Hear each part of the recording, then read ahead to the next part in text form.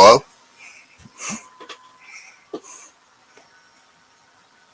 I found a pair of my kids' headphones and I'm seeing if they work. Uh,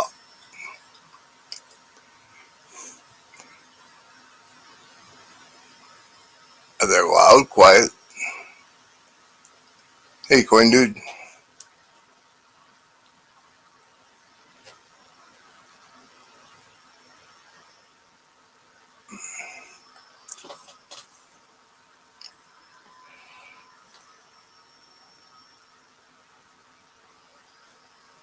They're loud. Mm-hmm.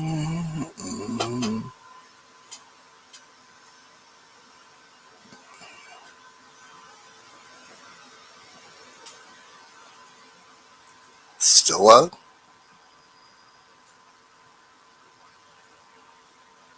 Hi, Mrs. Scratch and Go. Don't know how to adjust them. I'm alright.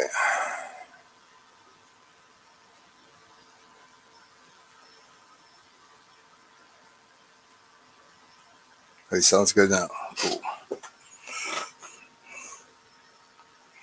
So, how is everybody tonight? Um,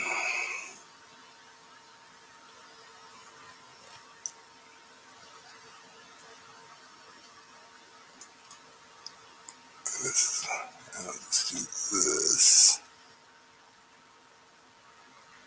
Oh, you turned yours down. I don't see. I never use headphones. Like I have used headphones, but not for this. Mm-hmm.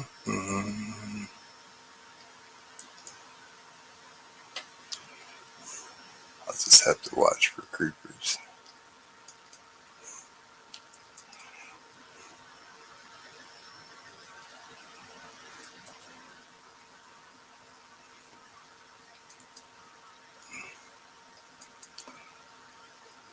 Was anybody at my Silver Squad for the chat race?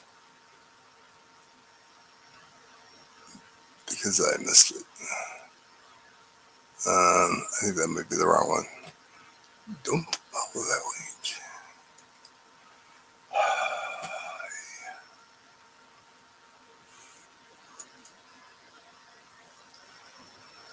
Hit it.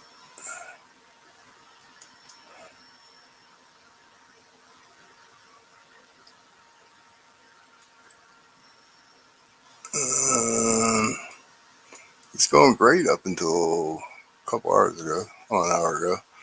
But it is what it is.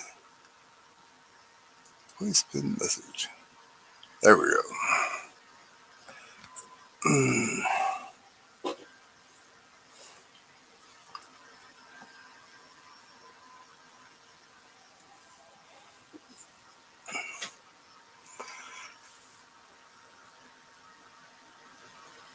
Anna, were you at DT's?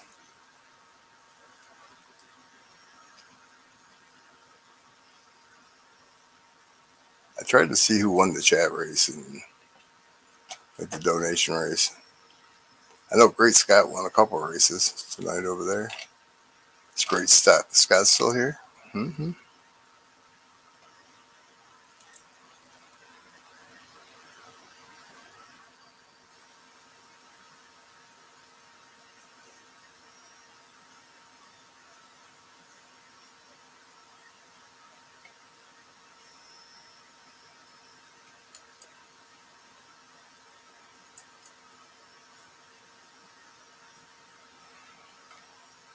Rafe, if you're not at work, the link's up at the top. If you want to come up.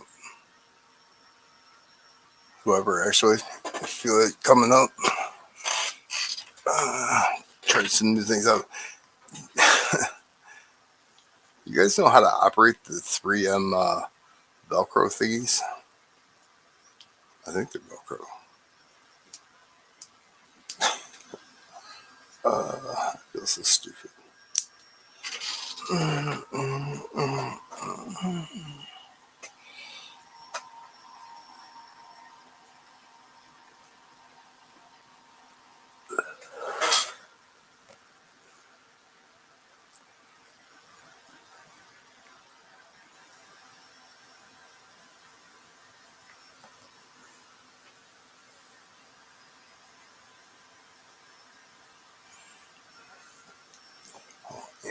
That doesn't help me at all.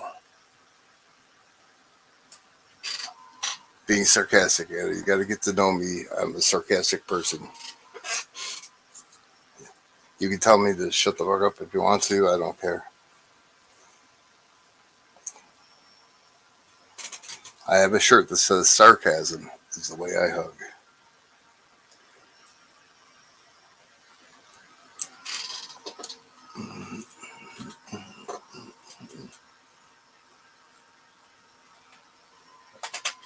It really is. Ask my kids. Don't ask them.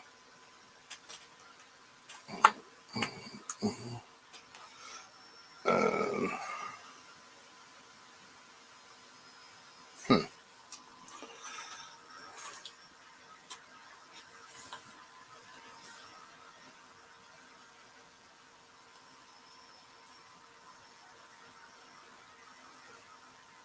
Exactly.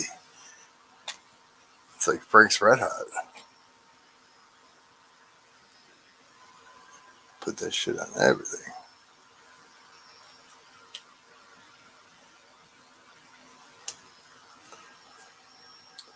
I just try to be funny. Try.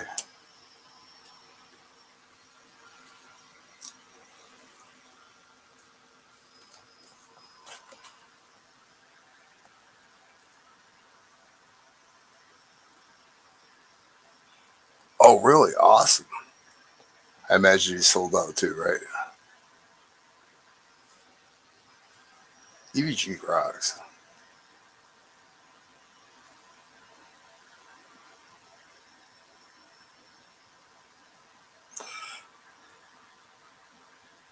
You have construction over here you need to do, Kiwi.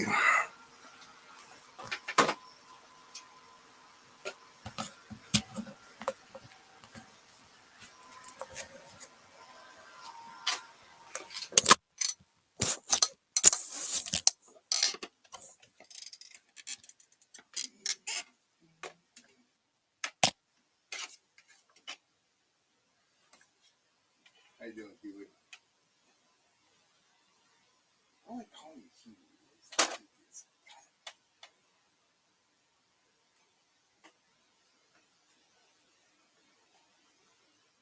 It's your loud crash. It's going to all against the wall.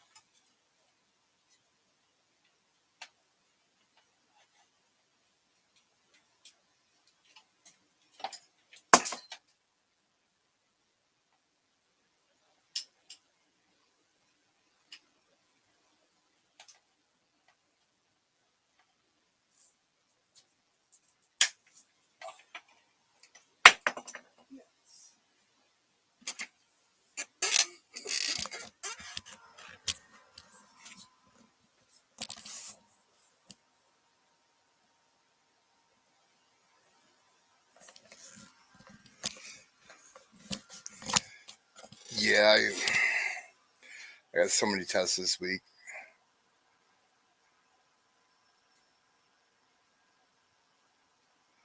Yeah, me too, Ray. I got MRI. I got to meet with I can't remember the name of the doctor. It's a diabetic doctor, cardiologist. I'm trying to remember what else. And then I got to figure out. Hey, Daryl, I didn't see you come in. I got to figure out the AccuRead or whatever name brand I end up with to test my blood. I hope to God it was kind of a fluky thing, but that's happened before, but I doubt it. But there's no diabetics in my family. That's what's bothering me. But I'll get it figured out. I'll kick its ass. One way or another. Either that or I'll kick my ass. Just can't have my blood as thick as syrup. That's all. But they're talking about putting a stent. What's up, Spud? um, Stent in the it's the artery on the side. I can't think of it. It's not the carotid. It starts with a C.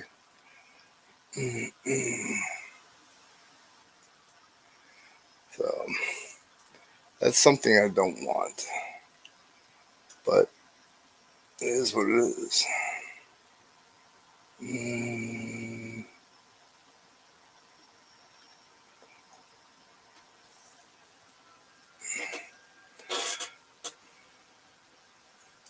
That's what I just found out the other day, or a couple hours ago, and it sucks.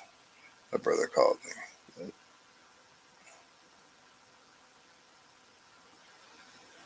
Cerebral artery, that's what it is. The ACA.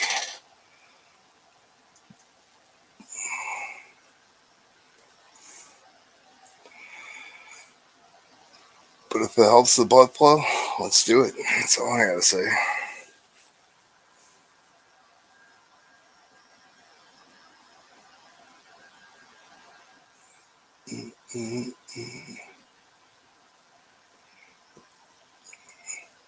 Obus, did you see? Hey, Chew, how are you?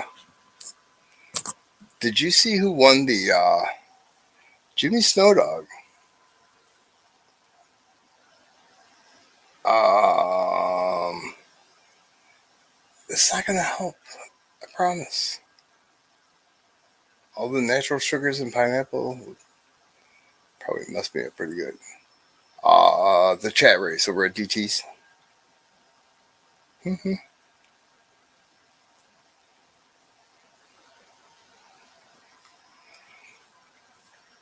The hospital I was in, they handed me, well, they gave me prescriptions and they said, take these once a day.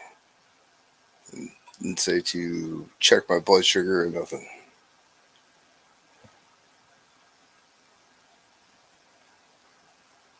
He won the chat race too, the 2017 set I think he was giving away. God, I wanted that thing. Hi, Cassie.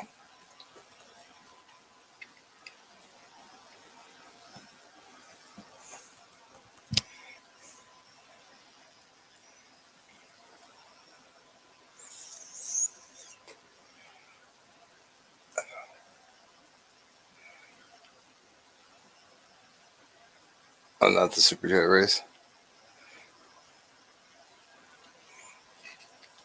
Because he has two more after the one tonight, and one's a 2021. He said that one was going to go on whatnot because it's high dollar.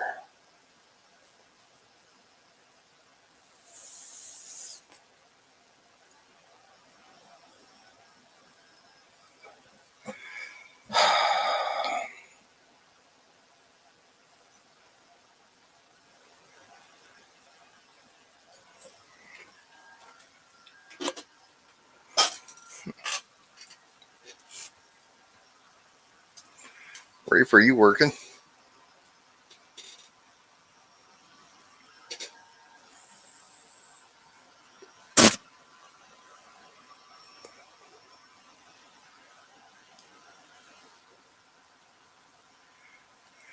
Um,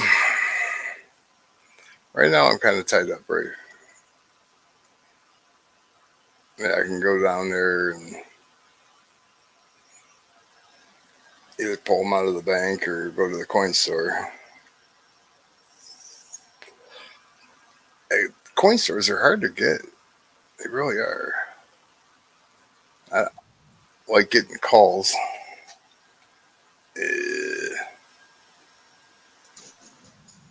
See how loud What you up, are. dude? Huh. Nothing. It's coming through my speakers. It's not echoing through my speakers, is it? No, it sounds good on my end.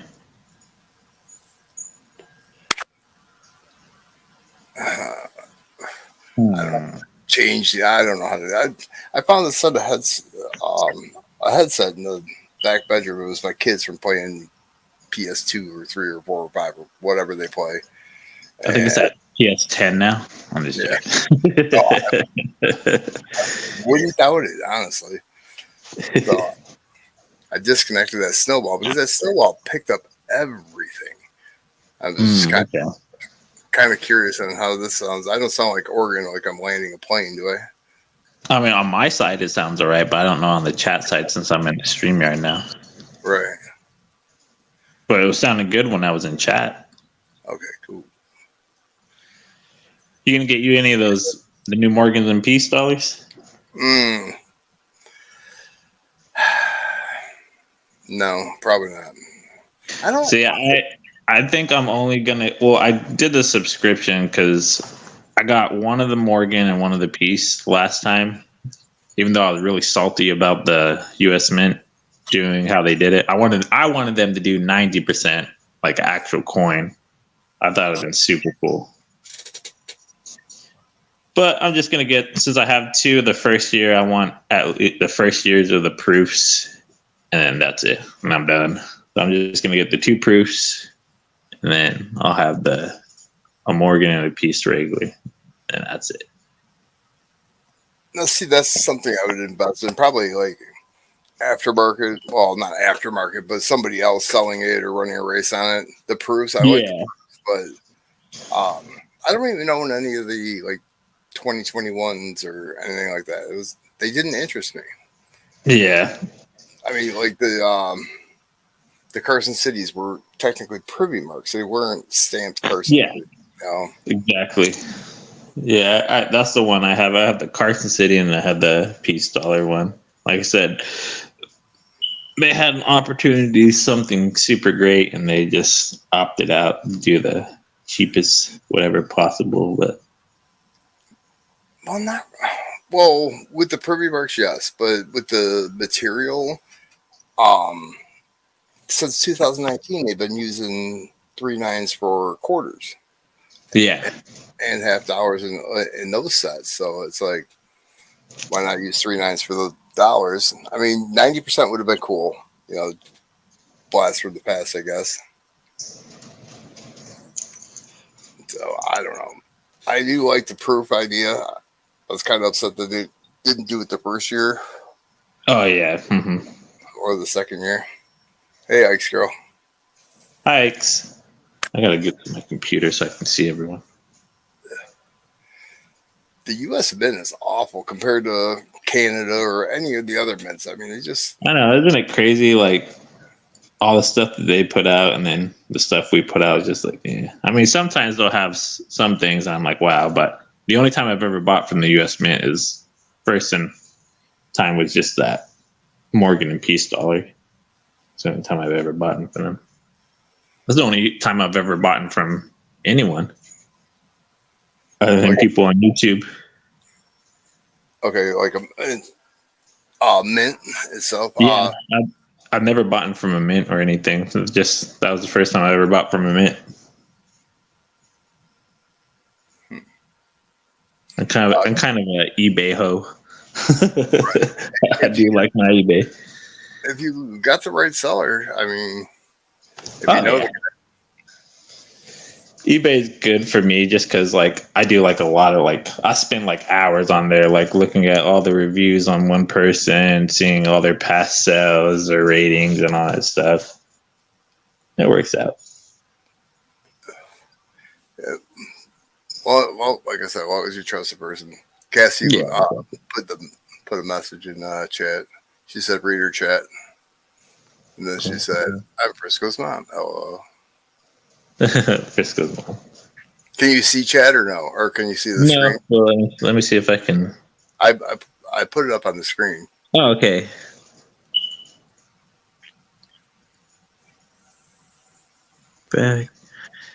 Yeah, exactly. Well, and the big thing is they were having when they last did it. It was just to do, from what I heard, to like get the production everything out. They were just hired just a bunch of people on just doing minimum wage, and they didn't care. So they were just kind of tossing shit and whatever. That's why quality was really bad, from what I heard. Really, I didn't know that at all. From what I heard, they hired on like a lot of temporary people, and it was just like the minimum wage job just to get everything out in production, and then it just people didn't give a shit. Luckily, mine came out good. I heard they're having trouble with getting planches. Yeah, I remember they had like a planchet shortage, but I think that was they had gotten past that, if I remember right. And now they have this with the whole thing. Since they had issues last time, they have like a subscription to where if you get a subscription, you can kind of pre-order it, and then you'll have your order ready whenever they start shipping out. Instead of having last time where the whole site just shut down. Right. Hey, I'm Gamo. I haven't seen you in a while, especially in my stream, anyways. Ice Girl, I pop up. I mean, it could be 3 o'clock in the morning, and I can pop up. It's not. I don't have a set schedule or a set time or anything. He But got if I'm those pizza hours. right, if I'm on, I appreciate the rate for sure. Read my chat. Scratch. This is scratch and go. Hey there, Ice Girl. Hello, Enforcer. I'm reading your chat.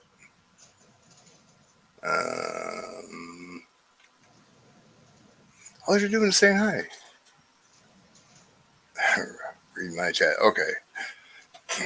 Tricked me in that one.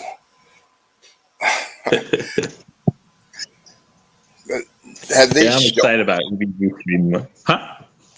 Have they shown? See, the only one that I would want is the proof peace dollar. Mm-hmm. Yeah, they show them. They look really nice. They look really nice, and then they're gonna do a set of reverse proof. It's be a Morgan and a peace dollar. It'll be a set together. You have to buy it together. You can't buy it separately.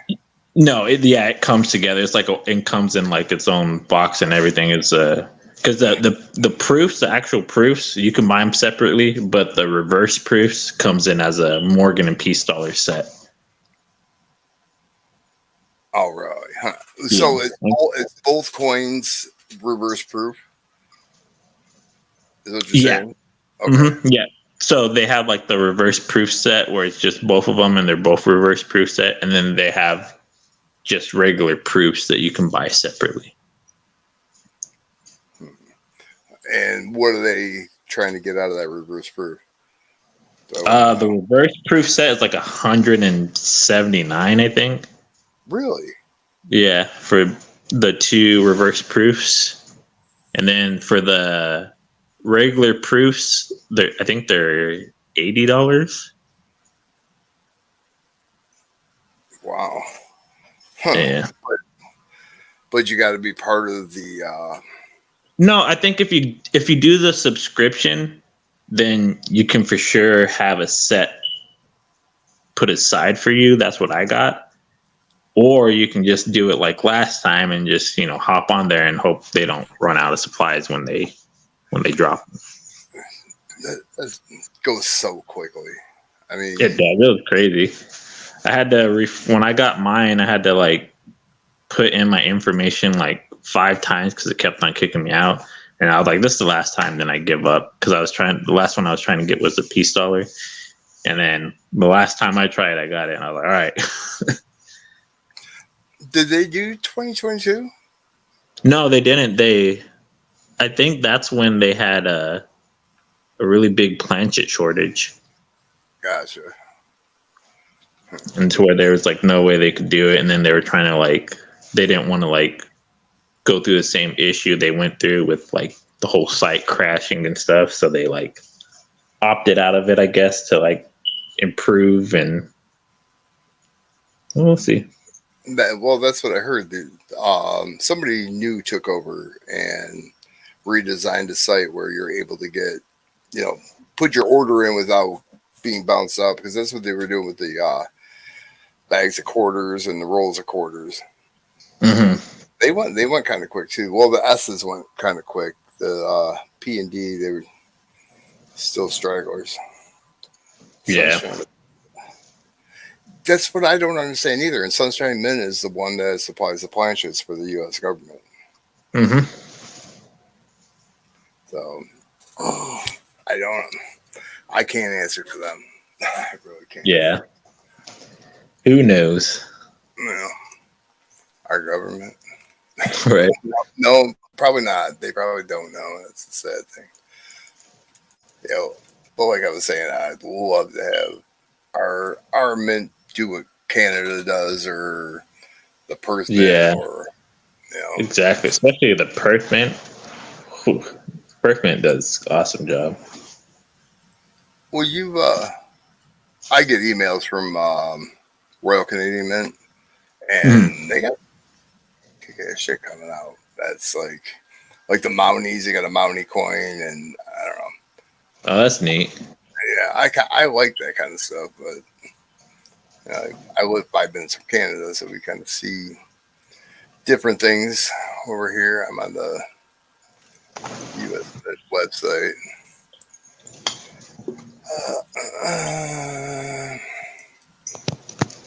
Yeah, I don't know. I The Privy Mark really turned me off of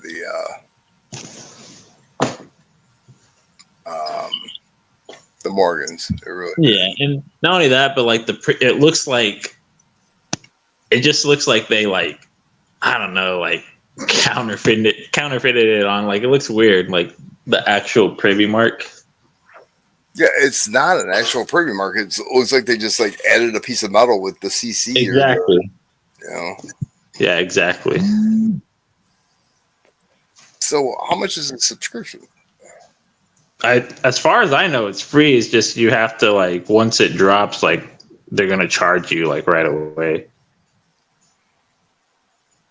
So like the Approximately, second like it's available, it like charges your account like right away,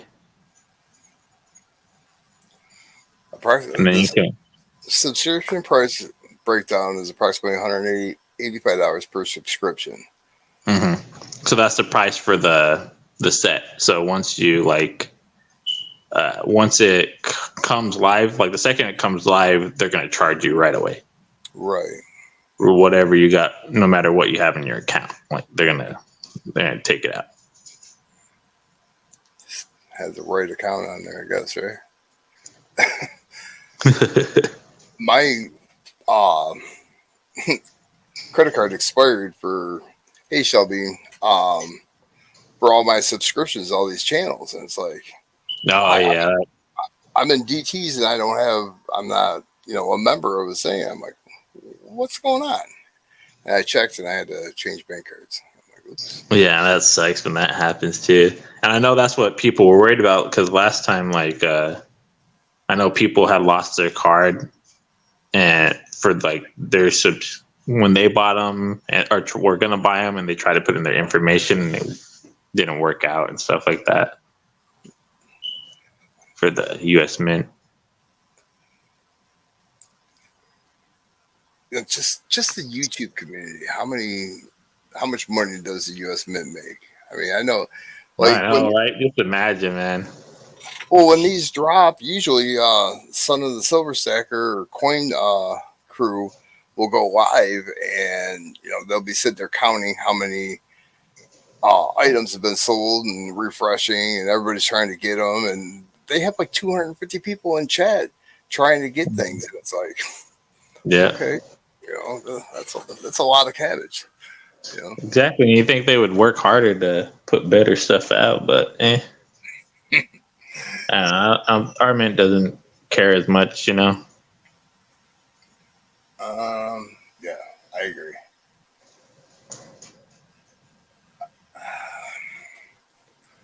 Yeah, why have the program? I really don't understand that. Yeah, But I mean, if it helps people get what they want, why not? Yeah, I was second place in the 10,000 Maple Leaf on DTs. I was so pissed. oh man, that sucks. You're second place. I mean, it was like neck and neck, like going across the finish line. That sucks. So the first place for losers. Yeah, I'm the first loser. These things are cool. The congratulations sets for graduation and Oh stuff yeah, like the that. graduation ones. Yeah, I like those. A mint that I've been collecting a lot is Rarities Mint. I really like them. I mean, they're no longer, they went out of business in the 90s, but I've been collecting a lot of stuff from them. I've never heard of them. Yeah, they do a really, really good job. They still have a site, or do you go aftermarket somewhere? I buy a lot of stuff off eBay and stuff. They do a lot of, they did like anniversary of Star Wars and I don't know, they just do a whole bunch of different things. Let me see if I can set my phone up and I'll show you a picture of show you some of the stuff that they did. See, this is what GT's been doing, the Super Chat race. Is the, yeah, his Super Chat races, yeah. Well, he's been doing these sets like this. Brad won one. I don't know who won. Oh, their sets are nice too. Those are good sets. Whoopsie. Brad won like 2016. Of course, Brad won. Oh, I know. He always wins. He's the mod father. He has to win. Huh. Get all the quarters. Wow, that's cool. That is cool. So it's like pretty much all denominations, and then the Silver Eagle. Is it like a satin finish or? Proof set. Oh, it's proof. Oh, that's neat. Oh, so it's the proof American Silver Eagle too. That's cool. And the $50, the dime, and all 5 quarters. You don't get a nickel or a 1 cent. Oh, you don't get one of those?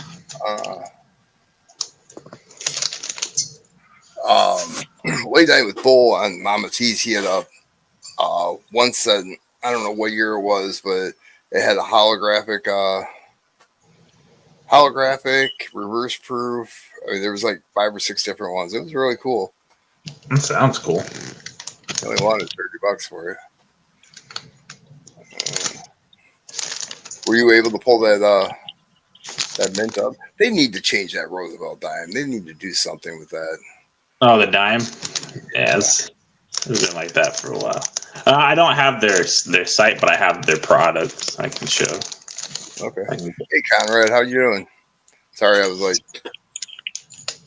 indulged in the U.S. Mint for some reason. I don't know why. We went down the rabbit hole. Mm-hmm. Quickly. See, paper dropping everything. Metals. Huh. $220 for that set. That's not really that bad. Yeah, I guess not too bad. Well, you got to figure there's over 2 ounces of proofs, and it's a complete set in a box. So I'd buy it. I think I'd rather get the reverse proof set though, for sure. Do you have a sticker? Because if you do, I need a sticker for the box. Yeah, I think I got a couple holographic ones left.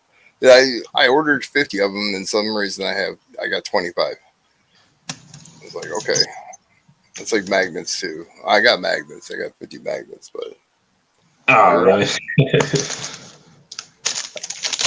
Come on, fucking thing. Yeah, so they did a lot of stuff like this. The rarities mint, like cases like this. They did really good work. See, it says rarities mint in the back of it. This one's Steamboat. Oh, no way. That's awesome. This is from 1988 when they made this one. And then the back's really nice too.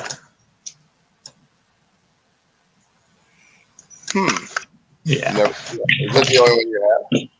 No, I have that one. This one right here is. No, that's for your own stack, right? Yeah, this is my little collection. This one's the Sorcerer from Fantasia. Same reverse. That's awesome. I like that proof. And then let's see. I forgot what this one was. I think this was Walt, Mickey and Walt, if I remember. Oh yeah, see. This is Mickey and Walt Disney. I like that. Yeah, they did a lot of stuff for let's see. They did this one too. Oh wait, no, that's environment. This one, they did this one. Brad actually has one of these for me. See if I can get the show.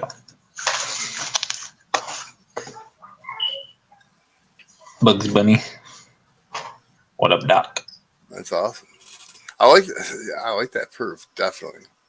Yeah, Because all the ones I had, they weren't proof. They were just BU, just regular coins. That's all they were. Jay catching silver.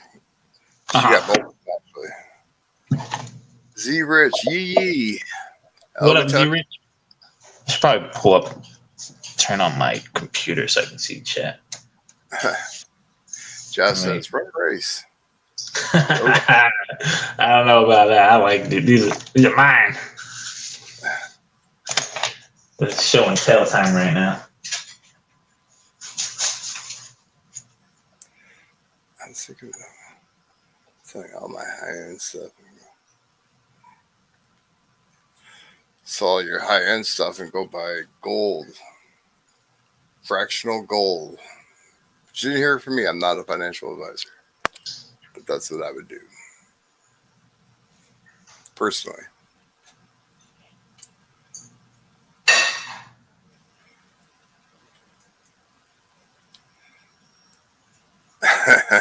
That Bugs needs to go to Kiwi. That Bugs is cool. I have Elmer Fudd too around here somewhere. Really? Oh, there he is. Let me grab him real quick. Sorry, Elmer Fudd.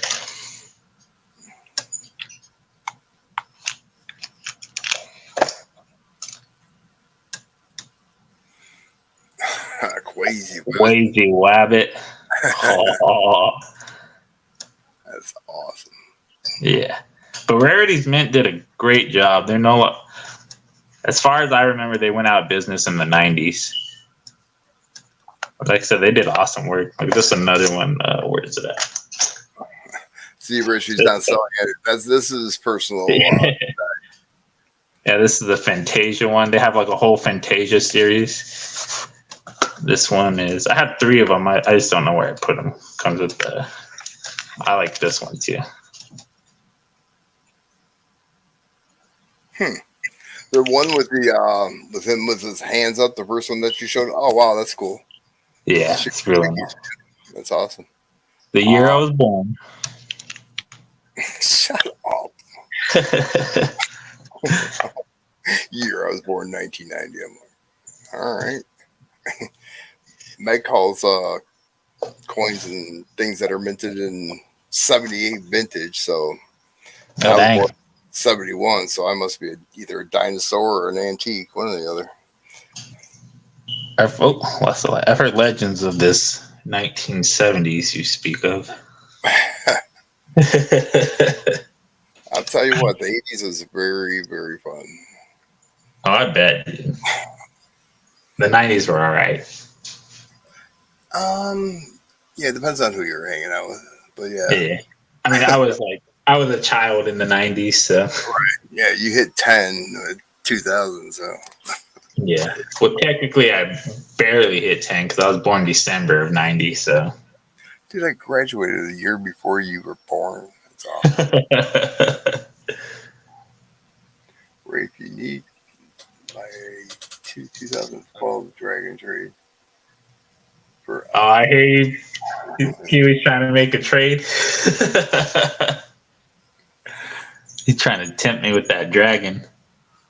I would love to have like Pluto. Pluto is my favorite. Yeah.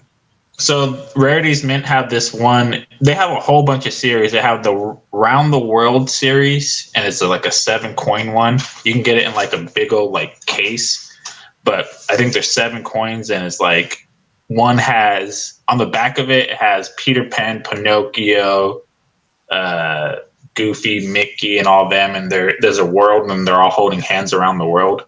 And then on the reverse, it's like one has Peter Pan, and a different one has Pluto and Goofy, and there's Mickey. It's cool. And then they have like a whole. They did a Star Wars one, and then they even do like 1 ounce proof golds of each ones and stuff. They do 5 ounces. Like all the ones that I showed y'all, they have like 5 ounce of each of them. Yeah, they did a lot of work, and then I just need to do some more research on them. There we go. There's the light. Varieties does an awesome job. I really like them.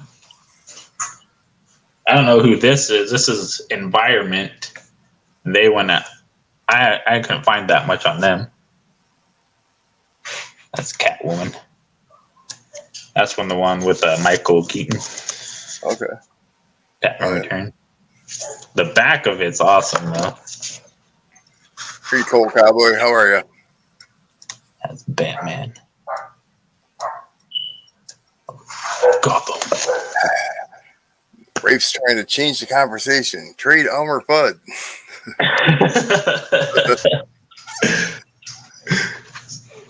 I have to pull up my chat so I can see.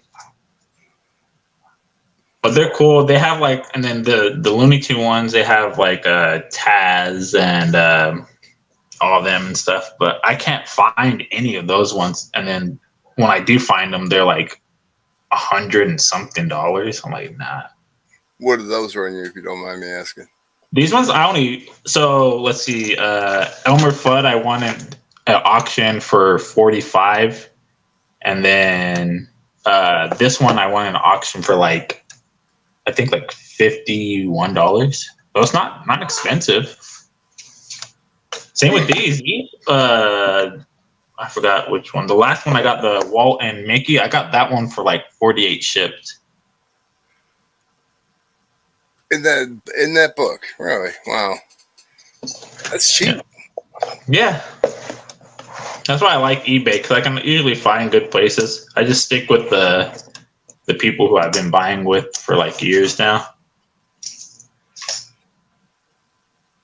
I do a lot of constitutional on eBay. Oh yeah, that's good. Like I said, you can find really good deals on eBay. You just like me, I will spend hours upon hours like on eBay, like looking over everything, like doing research, making sure like same like with this box, I did like all the research on all the paperwork they showed, making sure that it had all the right paperwork, and like looking at all the pictures, making sure like the number that they had on the coin matched up, and you just have to look at everything. Right, looking at the COAs and yeah, exactly. So like I bought one of the Batman ones. I'm not sure where I put it at, but I bought one of the Batman ones, and it was in one of the Batman Returns case, but it was Batman Begins, so it was in the wrong case, and I was like, well, lesson learned. Not from the same person though. No, right? it was from a different person. Gotcha. It was just it was me being too hasty, and I saw like, oh man, it's about the end. That's a good deal, and then I'm like, no, I'll look at it real quick, and then it was about the end. I'm like, screw it, and I just put it in the bid real quick. Right. I love it. I mean, it's the right coin. Love it. 20 times face is good, Black City, for constitutional. I don't buy like the junk silver. I seededs and cat busts and stuff like that. You can get, I mean, if you're there at the right time and nobody else is there, you can get good deals.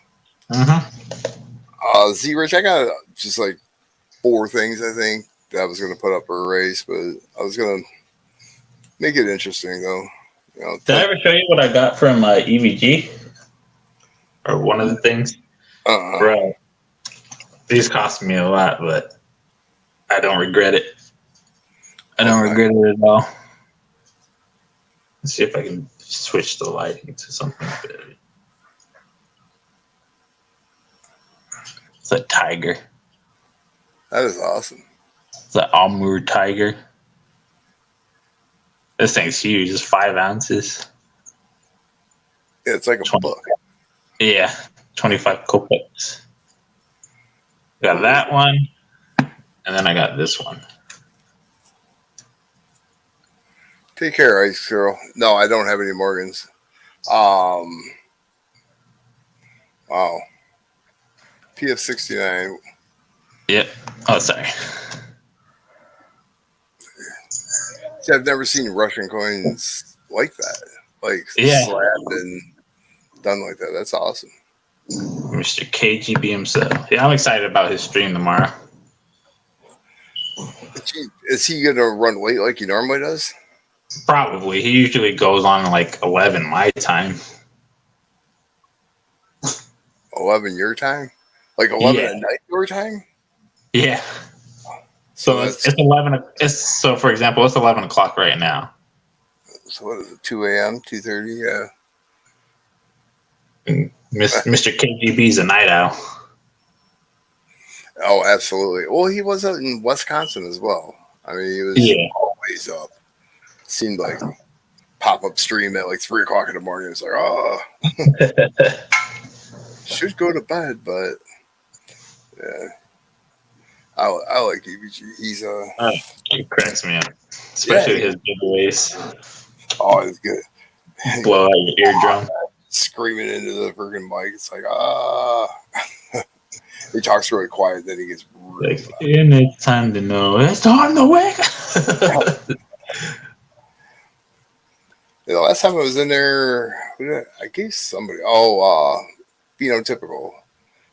It's like, I don't even remember what I had in my wallet. I think it was like a large cent, some kind of large cent from somewhere. Yeah.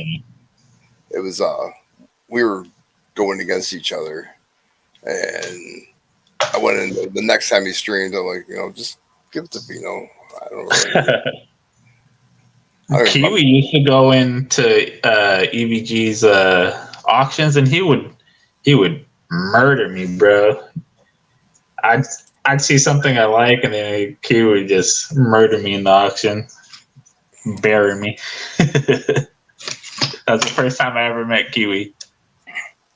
I met Kiwi and Shibby Robs. That's right. Got my battle scars from him.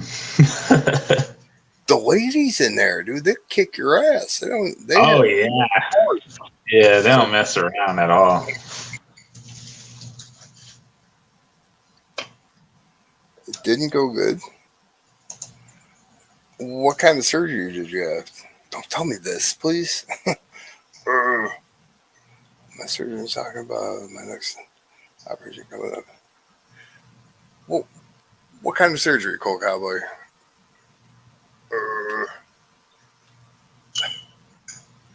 That makes me nervous. No, don't be. Haha, I kick your ass all the time, right? I got a 1 ounce Geiger. I got a Maple Leaf. I got a. Geiger is sweet. I still need a 1 ounce Geiger. Angel in the sheets and Double in the sheets. One of Brad's perverted coins. But like the first couple of races, and I got a Silvertown bar. First couple of races, like last place will get 2019 silver Lowell's silver proof coin, or you pick between that or the American Memorial. 3.9 fine. 2019, first year for it, actually. Just to juice it up a little bit.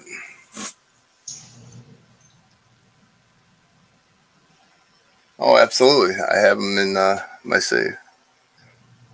It's where they belong. I still need, I think it's like 3.1 to equivalent, almost 9 grams. Yeah, the biggest piece of gold I have is a 1/10, and I won that from Guido stacking. I haven't been in there forever. Well, technically, I won it way back when Guido and Stormy both used to stream together.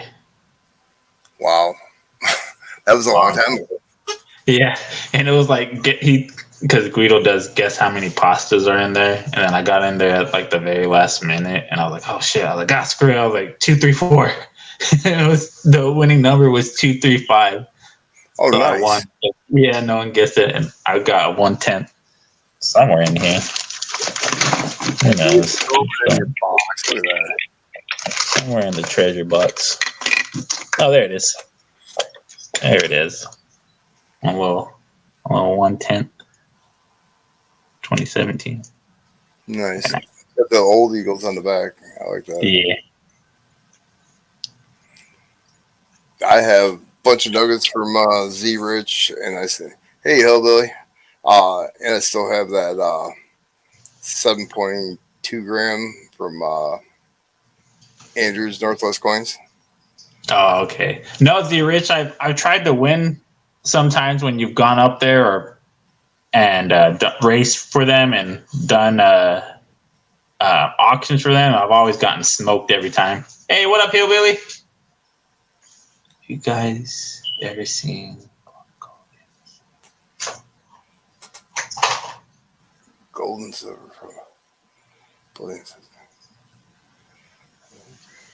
I've never bought. The only time I've ever bought from a site was the U.S. Mint. That one time, I buy everything off YouTube. I feel like I can try and find better deals. That and of course eBay.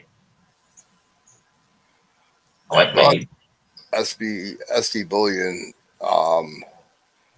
Silver Eagles. When the Type 2 first came out, I bought a couple of them.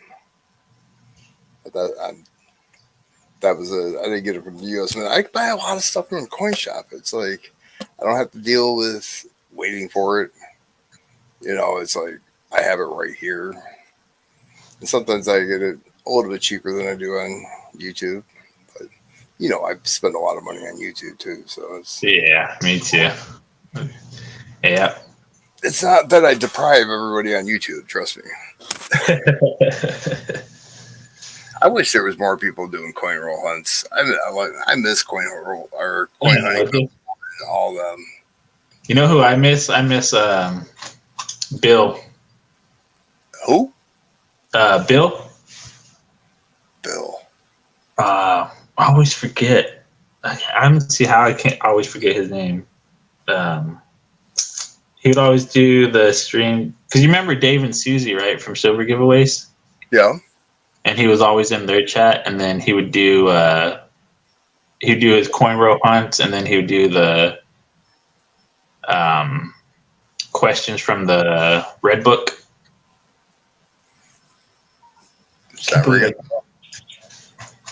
I can't believe it's so funny because the telemarketers would call, and then he would like cuss them out like live on stream. Like, go fuck yourself. It's like I figured out the people's name, Bonnie and Clyde. They were from like South Carolina, like just total hillbillies. I mean, they gave away a lot of stuff, but yeah, they went down quick. But they streamed every night. It was crazy. Shibby Rob used to have a good coin. He gave away like the Constitution. You'd get a silver round, but he would give you, Constitution like a secret dime or something on that order. And I like that kind of stuff. Yeah, like EVG, he would always have like cool.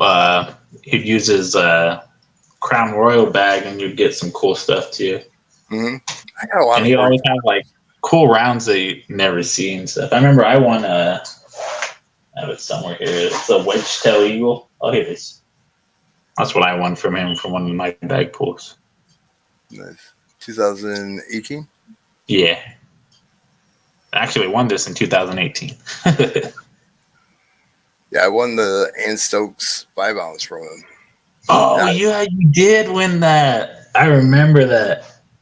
I ended up selling it to Baseman 64, and I can't find Ann Stokes silver anywhere. And I've searched and searched and searched. I've had perk searching, and nope. Yeah. He always does some good. He's close to 2K too. Like I said, he just hasn't seen that much like new people because he just streams randomly every now and again. EVG. Yeah, like the last Yeah. time he streamed was like a month ago, and then the time before that was like another month ago. But he has like, guy's like a busy man, you know. He has like all his rental properties, and then he had like a lot of stuff going on with his rental properties. He rents his RV, and someone like completely trashed his RV and stuff. Oh, really? Yeah, and I guess someone like the hurricane happened, and then his rental Airbnb got damaged, so he had to fix that. And poor guy. Well, I But know gold claims too. yeah, he Yeah. has the gold claim. He's in Florida now, and then he still has his gold claims over there. Now he Is he doesn't. still Now he doesn't have there? a Wisconsin accent. He has a Florida accent. He said.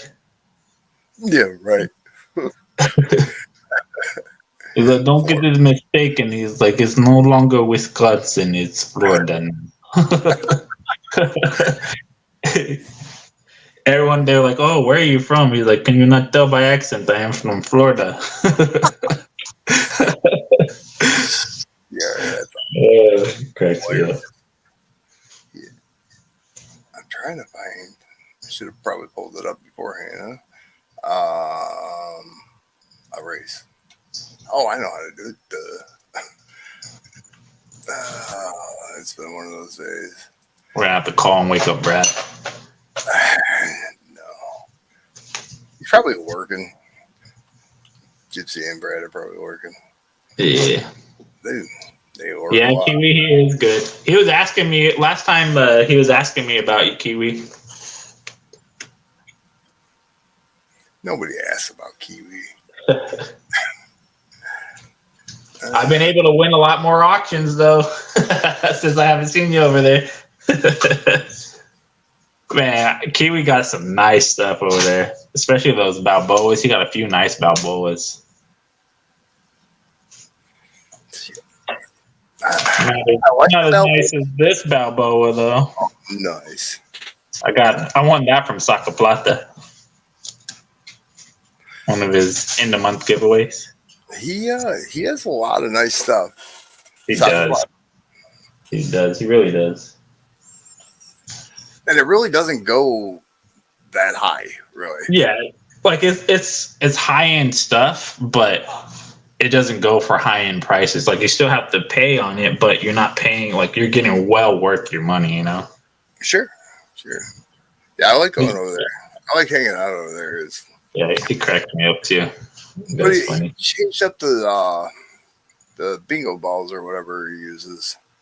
Yeah, he used to do them in the little barrel or in like a little bowl thing that he had, and everyone was getting upset about it or whatever. And then so he switched to like the little bingo where you have it in the little cage and twirl it. Really? Yeah. So now he like. From what I heard, people were saying because it was hard to see and they couldn't see the balls and stuff like that. So then now he just switched to that. But you're not supposed to see the balls. Until he pulls them out and shows you the number, you shouldn't. Yeah. Oh, that was me, Cassie. Yeah, I sent the Saca Plata stickers and then all the other stuff with a giveaway you and Josh got. Well, I think y'all won a race, and then I just threw a whole bunch of stuff in it. Did you get all those little magnets and all that kind of stuff? Yeah, I got the magnets. I got like, and here's like my treasure box full of stickers from just a whole bunch of channels and stuff. I have a whole bunch of Mickey Rock Banks, Johnny Highway, Saca Plata. Mickey Rock's everybody. Yeah. Spray Can, Mel's Coin Corners, Lady Bullion, Value Coins, the Flying Twinkie. I got a bunch. And then, of course, everyone who's already on the box.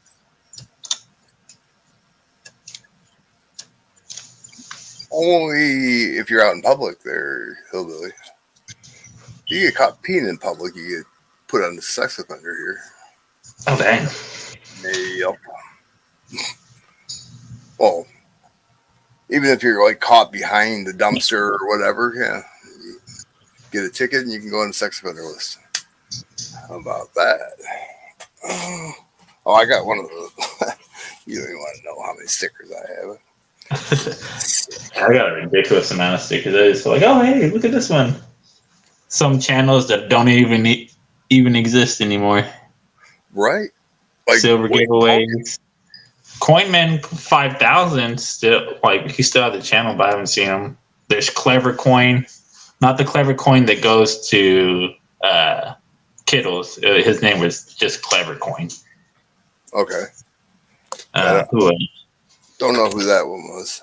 Yeah, he was cool. He was a good guy. There's just so many channels that we used Have to hang Coin out Hunting. at. Gone. Yeah. Lake House Beach right there when he was still on YouTube.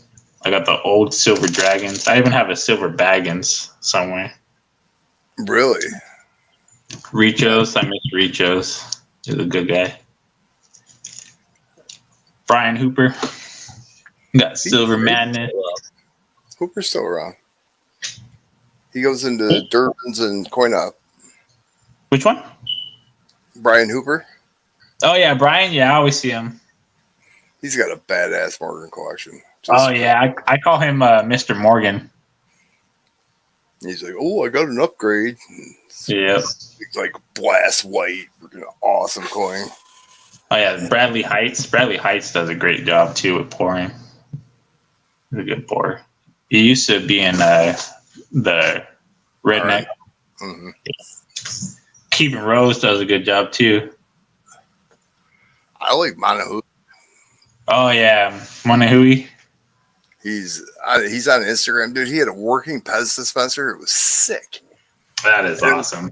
It was all silver. Oh no, it's Zrich 1990 at Gmail. Do you know this guy? I've never heard of him. No. What up, Rich? I need to make my way down there, Rich. You're not that far from me. No, we're not. Really not that far. Coin scan app. I use Coinoscope for my scanning coins that I don't know what they are. I use Coinoscope. Or for me, I like to just go to Numista too. Like Numista helps me out for the most part. I can figure out on there what I have. Numista? Yeah, Numista. You never heard of Numista? Mm-mm.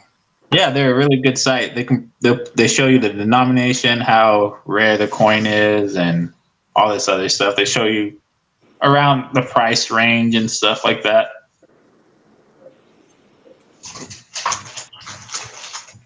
Hey, Kiwi, I have something from your area too. Look at that. What's in there? 1998 Pride in New Zealand proof coin set. Those specimens, Zrich? Dang it. Yeah. Nice. You can't really see how beautiful it is. What up, Silent Silver? Hey, Silent Silver. I'm on the StreamYard side, so I can't really see the pink waving face, blue smiling. Just I'll be right back. Some nice silver right there. I heard they say that there's like a lot of like gold and quartzite, and no one ever tries to look for it there.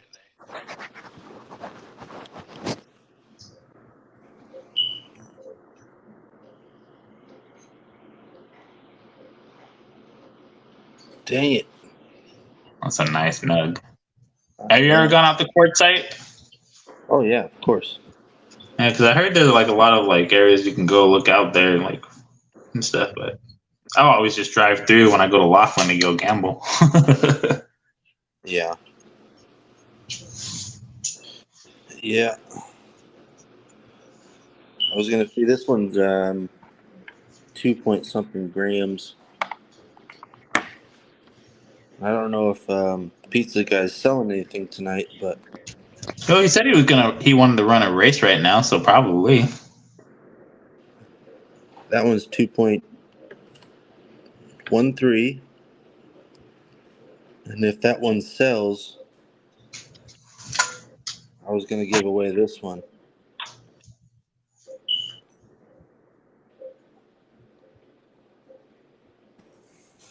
But Oh, that would be cool, Kiwi. That's my birth year too, so I do probably need that one. Shit, I don't know where my charger is. Good. I know, right? Yeah, Brad. I had two of the Bugs Bunny, and Brad won one of them. He got it locked away in his safe. What is it? I already let you outside. Why are you crying? Fell down. Oh, we lost him. Is the mean cat outside? Huh? Is it a cat? You know, my friend has a Chihuahua Beagle mix. It's like a smaller Beagle. I mean, it's crazy. It has all the Beagle markings, but it's just a little tiny ass dog. Yeah, you got to change the battery. Your smoke detector, right? Oh yeah, I know. I'm gonna go close the door. So stop drinking. I just take the smoke detectors out of my house. I don't need them. Let it burn. Yeah. I almost lost my shit with it last time because I need to go get the battery for it, but I was like trying to figure out how to turn it off, and I just almost like fucking ripped it out of the ceiling because I was losing my shit. I missed one Mr. Elmer, but on that set. No, that didn't work. I'm a rookie. There we go. He said to go check the price on the set, the 90 set. Oh, the 90s? I'll probably will go check it. I might jump down for a second to charge my phone a little bit. You know, I bought those. I have a fruit phone, and I bought the speed chargers. They're not bad, but they don't hold the charge like regular charging it.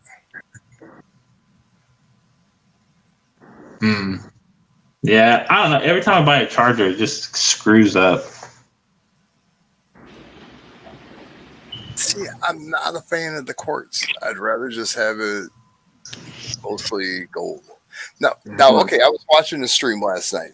These guys were talking about black sand. That's ore, isn't it? no, black sand is iron.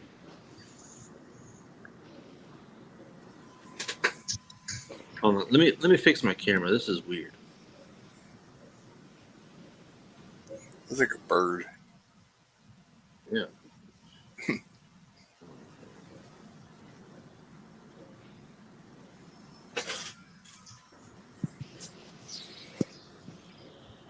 All right. Is that better? Yeah. I don't see much of a difference, but yeah. Oh, there you go. That thing looks like a bird. Oh, it does, Really? huh? Uh-huh. Little beak down here, and the eyes. Looks like a sparrow. Uh-huh. Oh, there you go. That looks great. Hope you had a good vacation here, Billy. You can see the gold all through it. Ooh, very nice. Very nice. Very nice.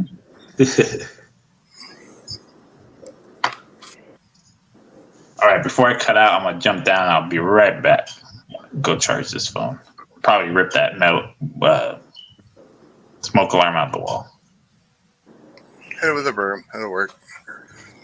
All right, be right back. Meow.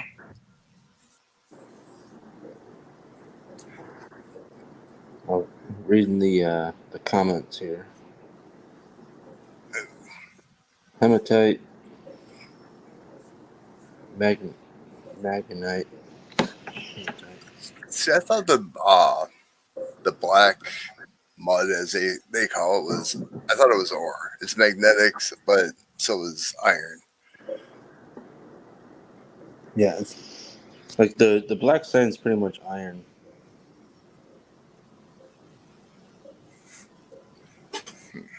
That's the other one they have.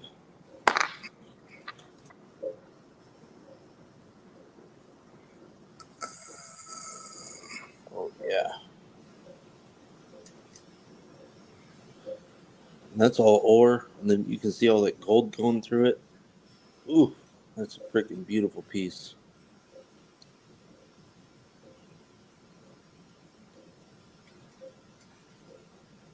Oh man.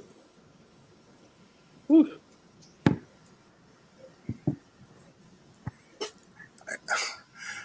I think I switched over to my headphones. I'm not sure. I can hear you. For the sound, I had it going through my regular speakers. Now it's going through the headphones. So Can you hear it's me just through your headphones? weird to me. I'm sorry. Can you hear me through your headphones? Oh yeah. Oh, there you go. Perfect. See, I like. You know what I like? I like the big chunks of gold.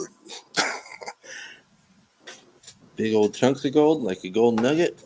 Yeah, well, not big old. Roger's been out of work for the last week, so Yeah. Let's see, where's my nuggets at? I got. Hmm. I'm hoping to go back on Thursday, at least inside. Oh, here they are.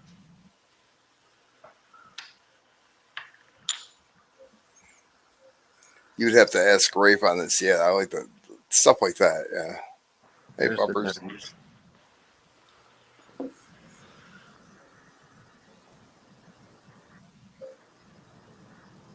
I heard that smoke detector fall off the wall. I did hear that, Rafe. Wow, that was awesome. And you find that shit in your backyard, huh? Well, close, Oh, anyways. yeah, kind of. Zeros, right?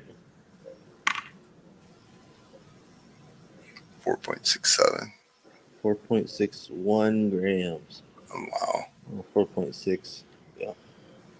That $200 piece. It's probably about 4. $400 piece? Yeah. Holy bananas.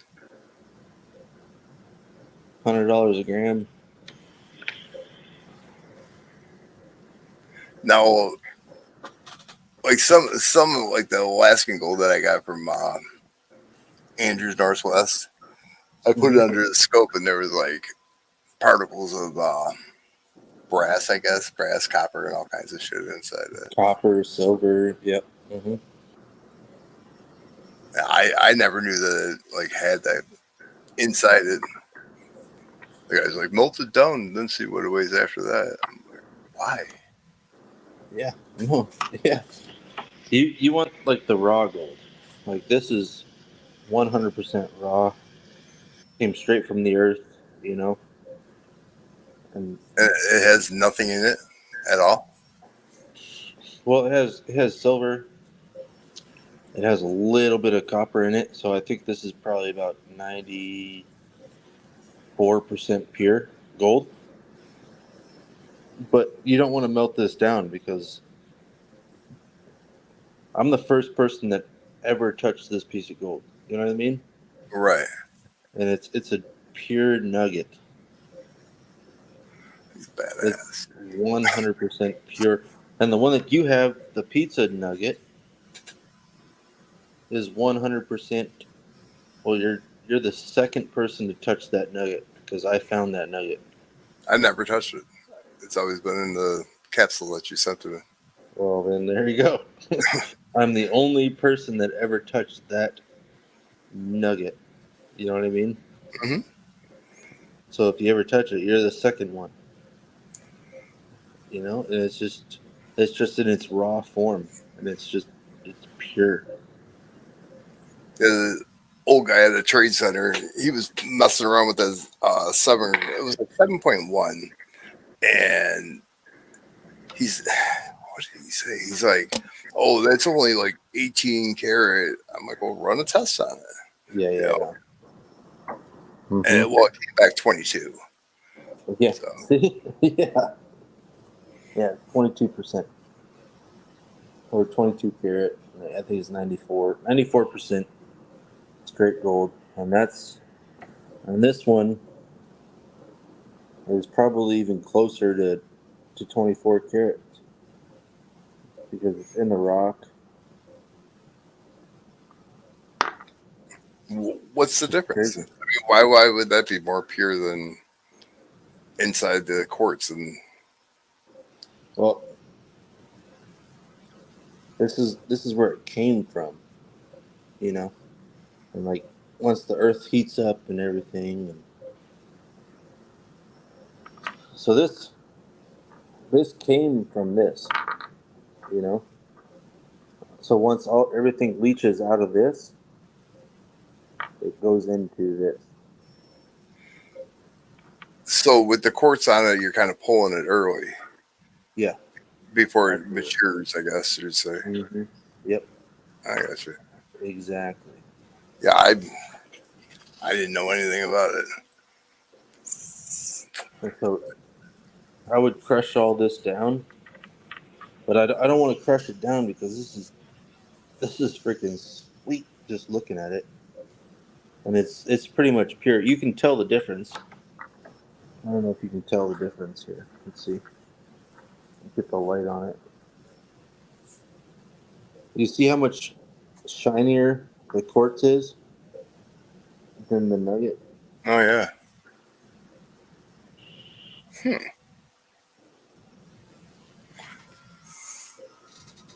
Oh, you can see it good there. How much more shinier the quartz is in there. And then this one, like even if you look at it like with your own eyeballs, it's just oh there you go. Let's see. Let's block some of the light. Yeah, just the Yeah. basic nuggets kind of dull compared to the shiny. You see how much shinier that is right there and up here, and then just the nuggets kind of just dull because it's mixed in with silver and copper and zinc and you know. How do you get the gold out of there? Hammer? Just blow it up, or How do I get what out of there? the gold out of the quartz, or you don't? The crusher. Yeah, Okay. you want like what is it called? It's called oh man, I'm having a brain fart right now. A pedestal? No, not a pedestal. What is it called? Like to display it? An easel? It's it's like a little bowl, and then you got a little shaft, and you hit it. A pulverizer, kind of. Yeah, but it's you get a hammer, and then you get. Oh my gosh, I'm having a freaking brain fart right now. It's so embarrassing. What is it called? It's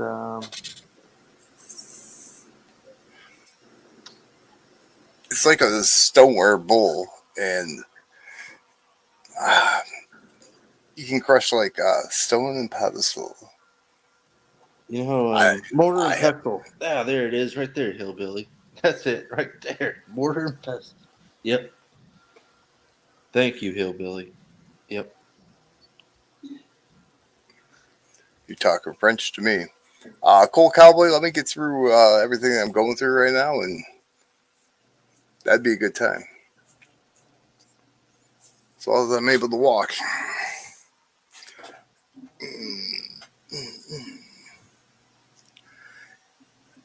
And kiwi for the right price, I will send it to you.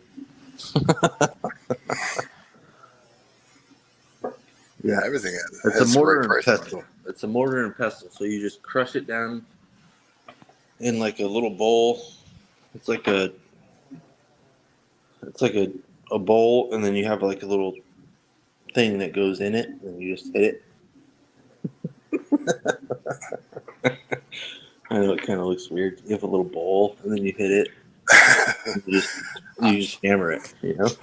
I, that's what she said. Yeah. Exactly.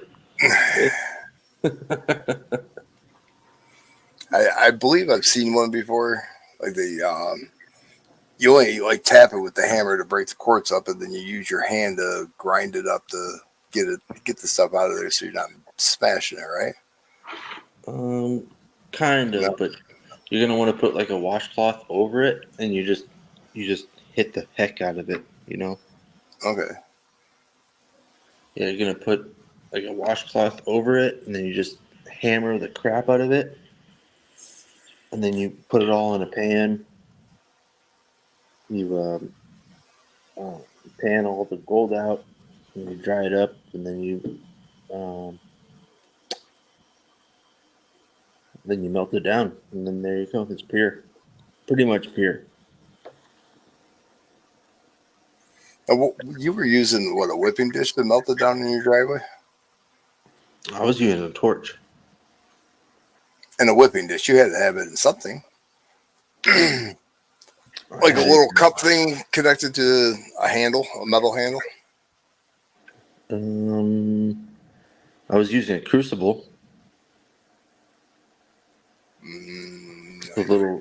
the little white dish. Yeah, that's a whipping dish. Yeah. I don't. Yeah, the little crucible. Yeah, and then I would melt it down, and then I would take the quartz out of it, and I would pour it into a little button, and that was it. Yeah, you glaze it with borax, right? Mm-hmm. You put borax in it. Yep. Yep. I think that's the hardest part about using them and getting it hot enough. Like in Michigan, I would have to build a hut for it to get the temperature hot enough to melt silver, anyways. Well, yeah, kind of, but the the um the torch got pretty hot, anyways. So you can Maybe probably that's do what it in it is, your. Cassie. Crushing up pills and putting in applesauce. Like the pharmacies use them almost. The same thing as the old school pharmacies used to do. I don't know The, anything about that. the mortar and pestle or whatever. Oh yeah, and then you crush it down. Mm-hmm. Druggist. Hillbilly's a druggist. Yeah, I'll be right back.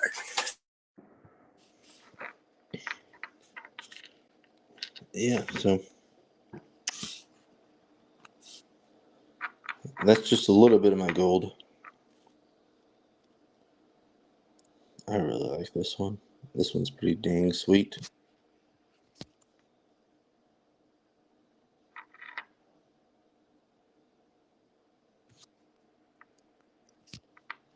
What do you guys think looks better?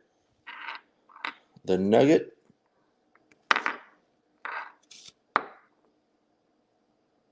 or the specimens?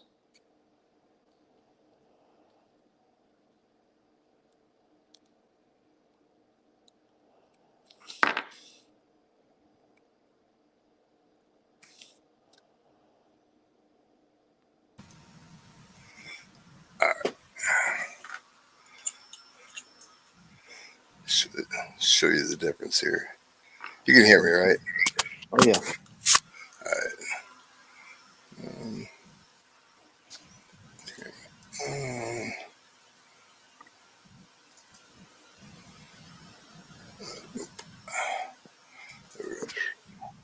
that's a whipping dish.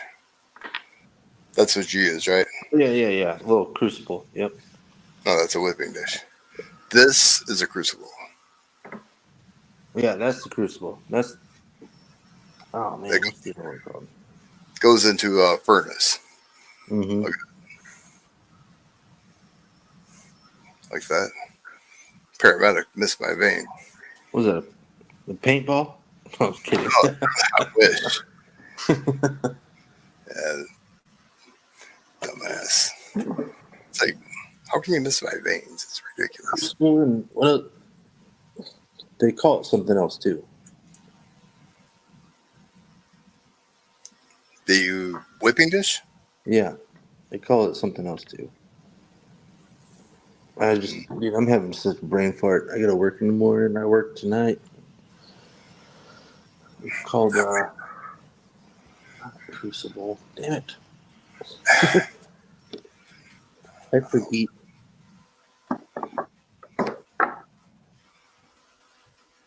If Big Red was here, he would know.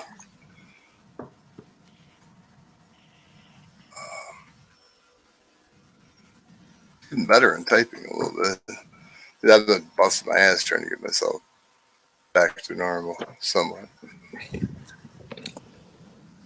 You will be, dude, for sure. They're talking about putting stent in my brain. I'm not very happy about that, but whatever. It's going to help me, I guess. Yeah. Yeah, I had a stroke last Sunday. So I was on a customer's Sunday. board. Not today, but Sunday. A week ago. Yeah. I couldn't Yeah, talk. dang. That's what happens when you don't take your medication, blood pressure medication. My my sugar was 422. It's supposed to be in between like 120 and 80. Mm. Yeah. You diabetic?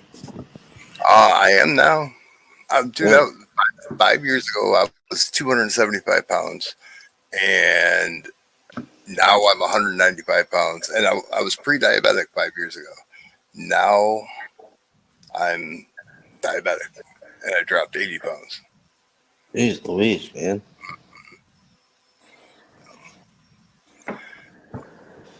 You'll be all right. You'll be all right. My cousin says, "Do I need to clean my black suit?" I said, "Don't put me in the ground yet. Come on." Don't do that. No. Hey, is that the Freedom Coins? Yeah, Freedom Coins. Yeah. Whatever happened to him? I love Freedom Coins, dude. Does short videos, but thanks, Conrad. He doesn't stream anymore. It's like Penny Dog doesn't stream. Him and Penny Dog were tight. Oh yeah. Yeah. That's crazy. Yeah. We're like the G's. Yeah, I mean, Rafe, I met at coin hunting couple. You know, and that You was met a lot. Rafe? Yeah, that's where I met him. He was in the community before I was. Yeah. Dang. So, yeah, been here a little while, anyways. I miss the coin roll hunting. You know, I used to get a lot of silver. I'd cross the country. Like, Yeah, I might have to get back into that and see if anybody wants to do some coin roll hunting with Z Rich. I'm just so busy, man. Like, damn. We just adopted, or we're in the process of adopting a 2-year-old that my wife's cousin got murdered, and his girlfriend. So now we're taking the kids. So it's like we have no time, you know. yeah, kids do that. That sucks. At least the kids are going to family. You know, it's not going to. Yeah, of course. Mm-hmm. It's They're not going to an adoption agency or something, but right, or to the state. That's crazy. We have an 11 and a 10-year-old, and now we have a little 2-year-old that we're adopting. So life is a little rough right now, but you know, we're getting through it. No big deal. Starting all over, you know. Mm-hmm. With a 2-year-old, I couldn't imagine. My youngest is 23, and yeah, I couldn't imagine. At least yours is still younger, you know, still a child, not going to the bar and drinking. Yeah, right.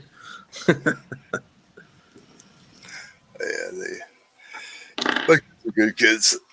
I raised them right, at least. That's good. That's awesome. Heck yeah. But I do have to go to work tomorrow. I have to be up early. So, pizza guy, always a pleasure. Yeah, you're always welcome up when I'm on. I want to see that pizza nugget next time I'm up here. Okay, yeah, I gotta get it out. But all right, buddy. All right, you take it easy. I appreciate you. You have a good night for sure. Everybody in chat, good night. All right, buddy. Take it easy. Later. All right.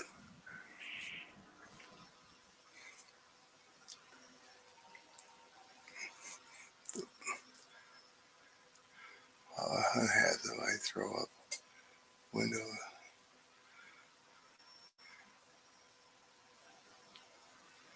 You should get donations for those halves. Yeah, I should have got this from DT.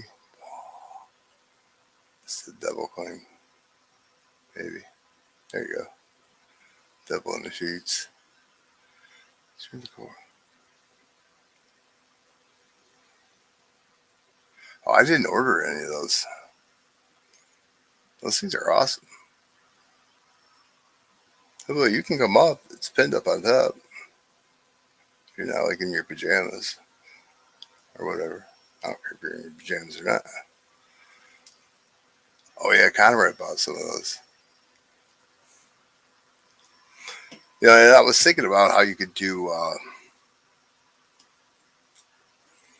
like the open end, and it wouldn't be that difficult because you just hold it with your finger.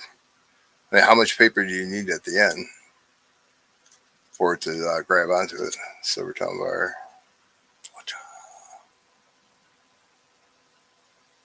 I could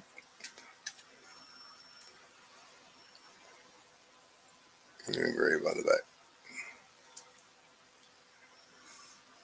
See, I miss that kind of stuff. Big Mill, JW. I mean, they were always after Rob Pine's treasures with the Geiger and the non-assay.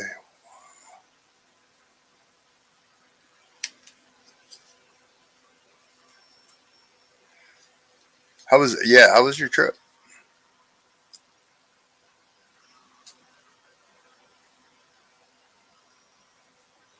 I don't even know where you went.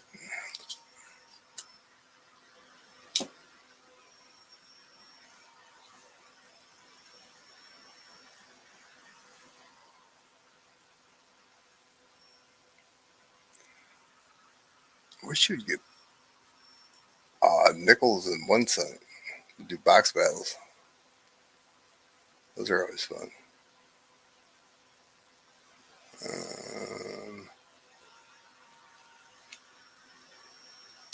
I don't know what year this is.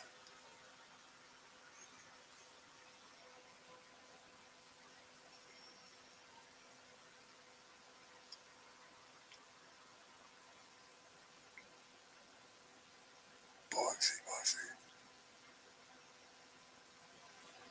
Where's Biloxi? Alabama, right?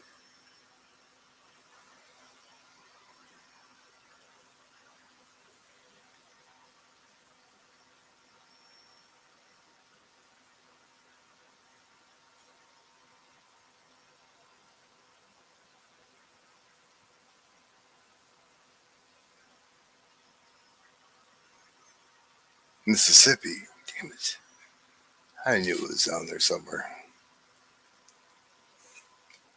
We got to chat 12.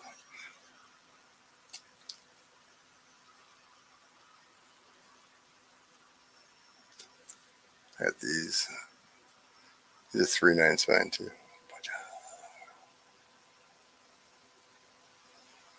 Thanks to our wonderful government. Conrad thinks they're corrupt.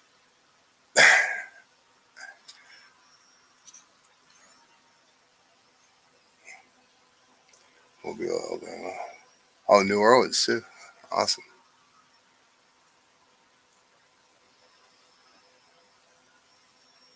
We drove down there when I was 21 for Mardi Gras. That was the worst time of my life. I was drunk for 3 days or 4 days straight.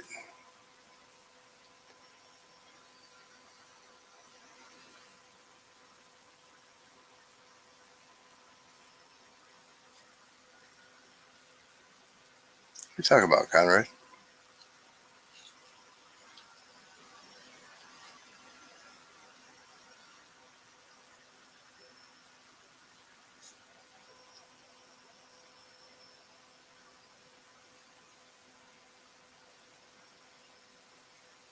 $20 ounces of silver and a gram of platinum. It's awesome. It's like Christmas and oh, I can't prove you wrong on that. Hell no. We all know that.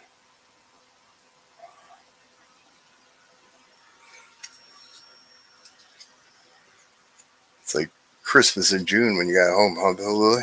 Like,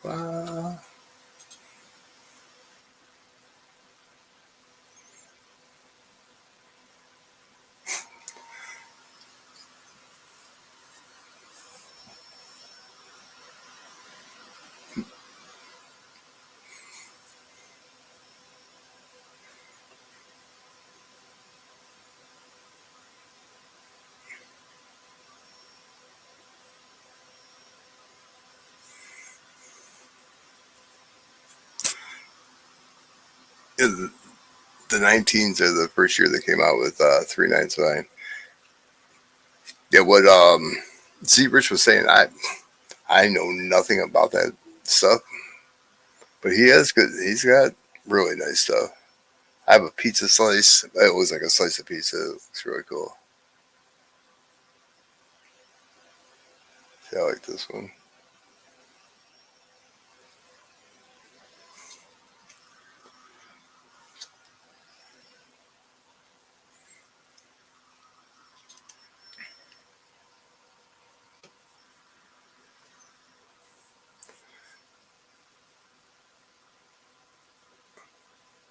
Thanks, Ding.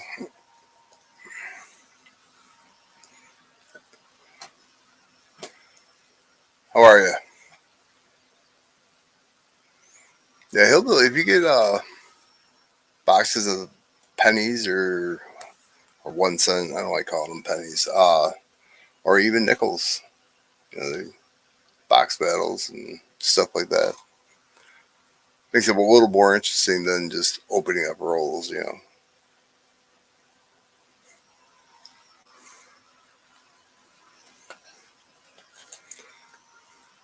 I was talking to Panucci last night. He said a lot of my sight problem could be with my blood pressure and all that kind of good stuff. Because I'm having a hell of a time seeing.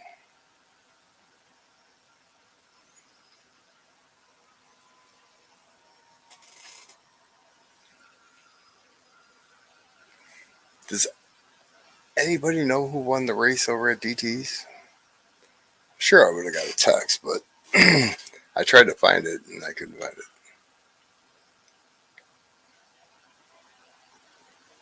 it. There we go. Yo, yo. Hey, I got to show you what I got while I was down there. Nice. I am a samurai. I mean, come on. You play one on YouTube.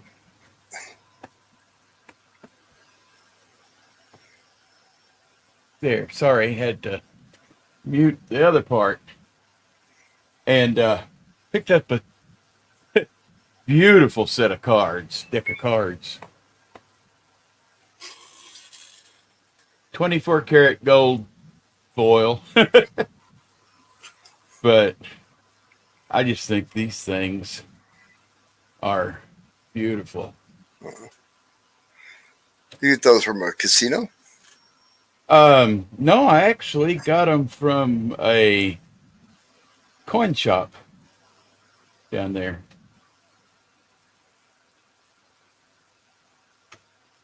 Did you find anything good at the coin shop besides the cards? He had some cool stuff, but he's wanting about 40% above what they really should be going for, even retail.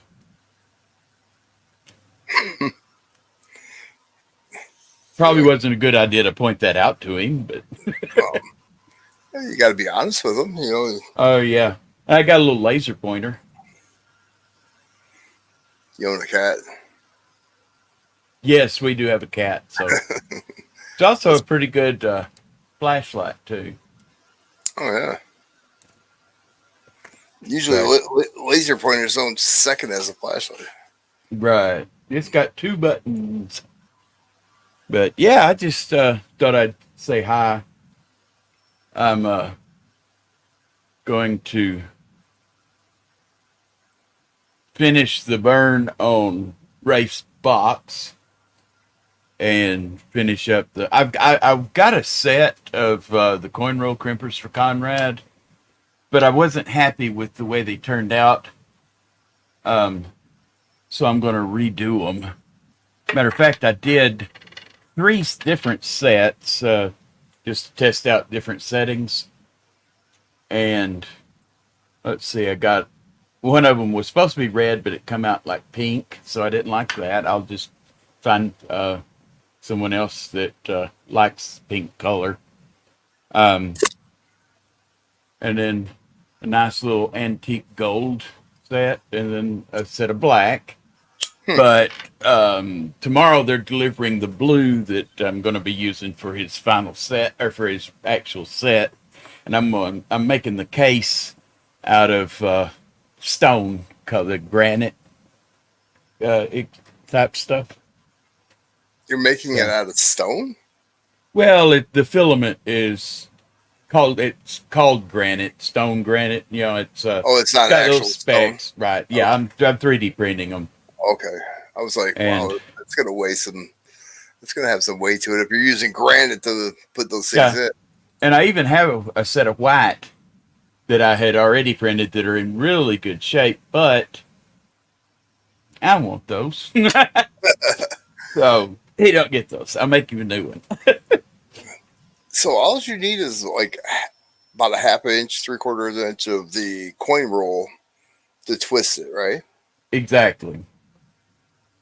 Yeah. And I did that one the other day live. Matter of fact, I still got the coin roll here that I did. I mean, and it's tight, really Well, tight. I was thinking how you could use like what you get from the bank, like the flat ones, instead of like getting the tubes like you Yeah. have. And I do that on some. Matter of fact, I should have some of those flat ones laying right here on my desk. The problem with these is once you basically have to get them all in there, and then you lift it up and you stick it and you crimp it on the bottom, and then you can turn it around and crimp the top. It's very possible to do it. I used to do it all the time, and then I realized that the preformed ones weren't that much more expensive than these flat ones. So once you figure out my time, whatever my time's worth, they're actually cheaper because I'm not wasting as much time. Okay, I appreciate that thing. Yeah, 'cause I was thinking about it. You 3/4 of an inch. You just hold your thumb there on the one side. Twist the thing on there, and then flip it over because it's already twisted. You made the tube. Right. Yeah, I overthink everything. I really do. Oh no, and it's doable because, like I said, that's what I used to do all the time. Um, Let me get my silly samurai sword out of the way because I also got this the other day and I filled up. I got a Dansko Lincoln Cent book, There you go. With Bruce. but yes, with proofs, including Awesome. proof only issues, and it has a lot of the ones in there. Like it's got the 1909 VDB, but it doesn't have the S, of course. But you can look through. I mean, it's got maybe one. I think there's like 15 that it doesn't have. It's got all of the steel cents. Doesn't have the 38D, but I think I've got one in my other books in there. And from 59 on, almost every one of them looks to be uncirculated. So You I had got that from Late Night with Bull. it was full like that? Yes. Wow. It was in one of his boxes that he shoves everything into. Right. Does and that I have the won it. 31S? Let's 31S see. is big date. Man. It's a 200 or 866,000 minute. Right. No. See, that's one of the ones that it doesn't have. Okay. And the 1914, S. right, do not have the 1914S or D. So, so the most common ones, I mean, the most rare ones, I should say, the least circulation are not in there, but that's Right. fine. Like I said, I think about half of the ones that are missing here I have in my Whitman books. So, because I've been collecting pennies and quarters and stuff like that since I was about 6 or 7 years old, and that was 50 years ago. So, Right. Well, you said your mom worked at a bank. oh yes. That's always helpful. That's for sure. Oh, and I tell you what, I've got something that I'm thinking about doing giveaways with that I've 3D printed. I took. It's basically, you've seen the tape guns that are just the big tape guns.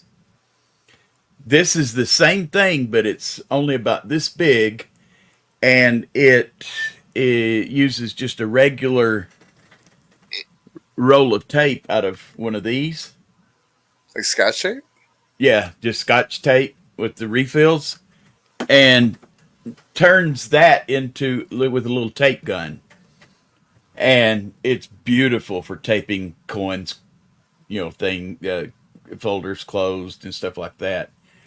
So I'm going to make up 5 or 6 of those and put my logo on it and start using them as some giveaways. So that Now, ought to are be, yeah, it'd be fun.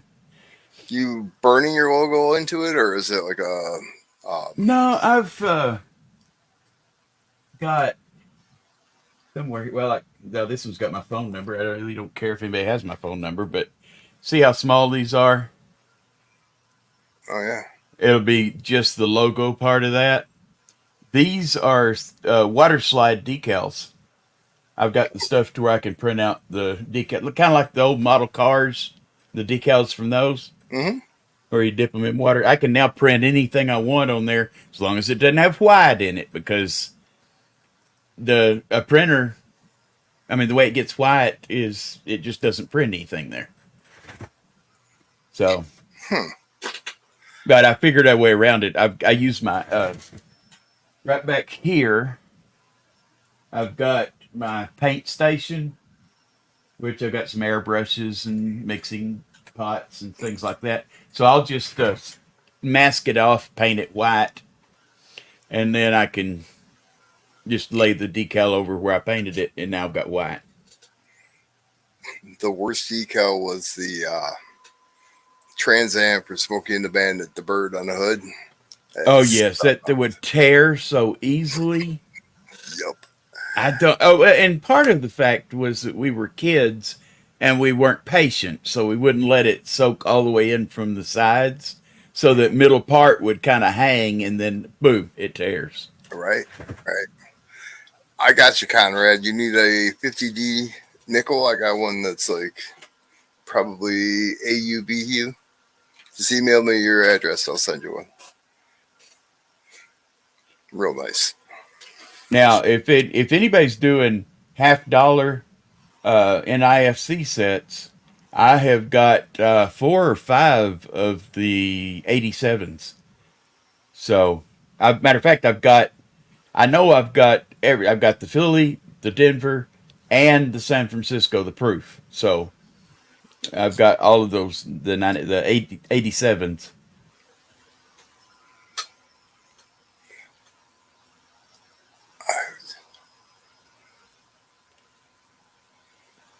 Oh, you already have to. But you're missing it. It says I'm only missing the 50D and the 1963. Oh, the one that you purchased was missing that.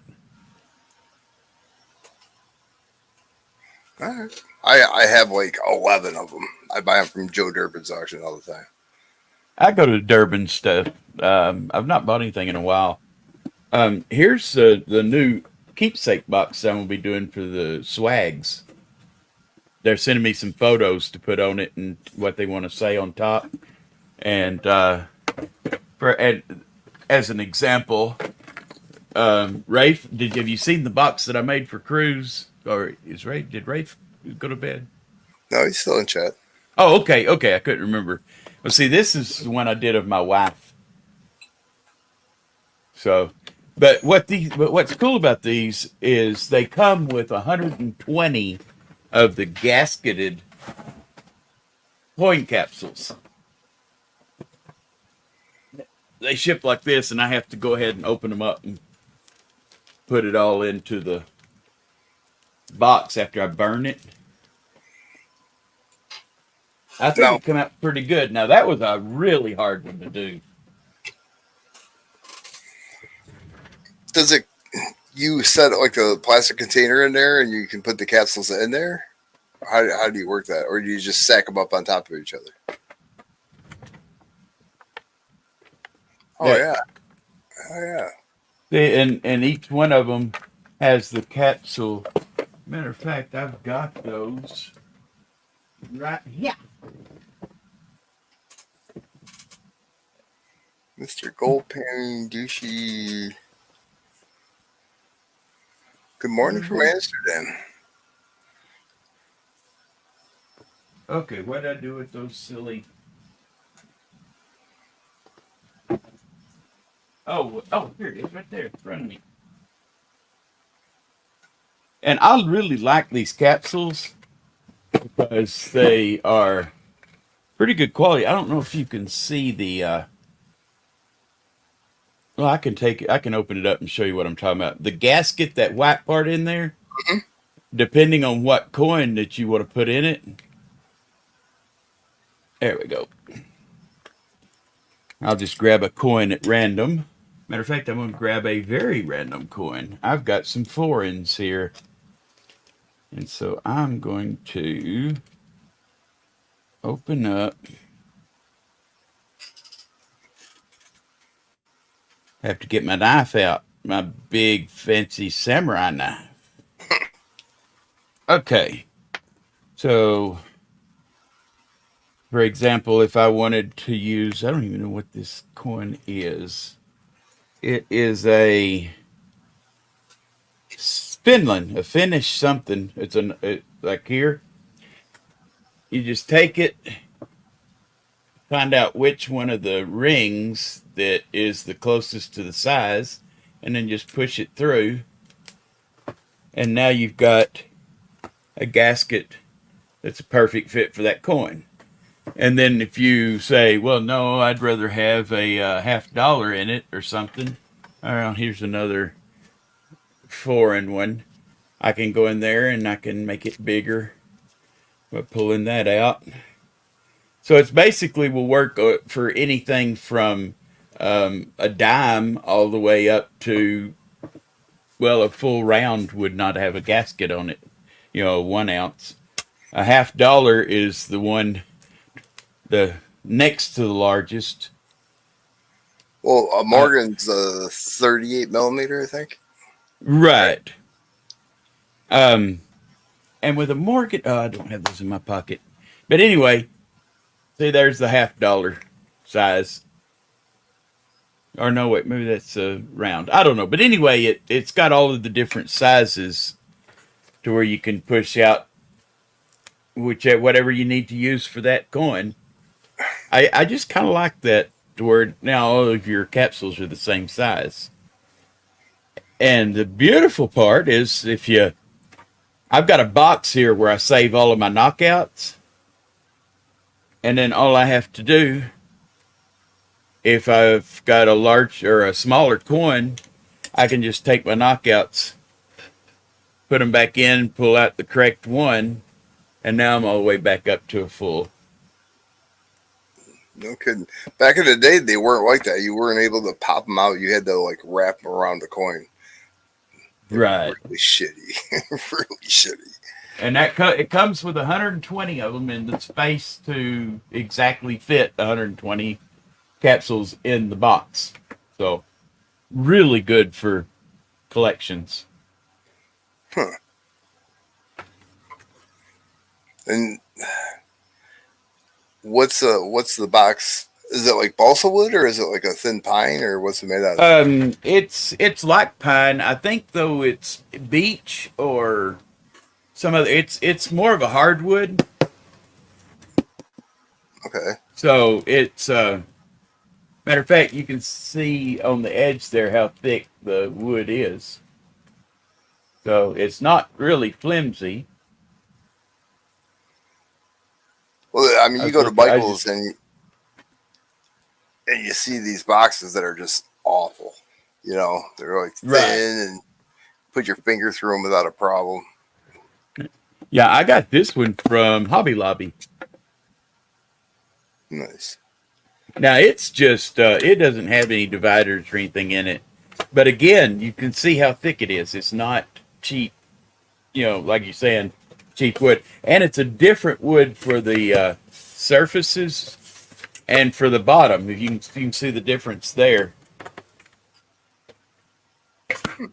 But I'm actually making something that I have no idea whatsoever if this is going to go over. But what I got, it's basically a TV tray or a lap tray, so that you can set and eat. And it's got a little lip all the way around it. And what I'm going to do is I'm going to burn, and here start with cents, and then nickels, dimes, quarters, and half dollars with the key dates, and then the most common errors and varieties for each type. But right here across the top is going to say the Hillbilly Lap Stacker.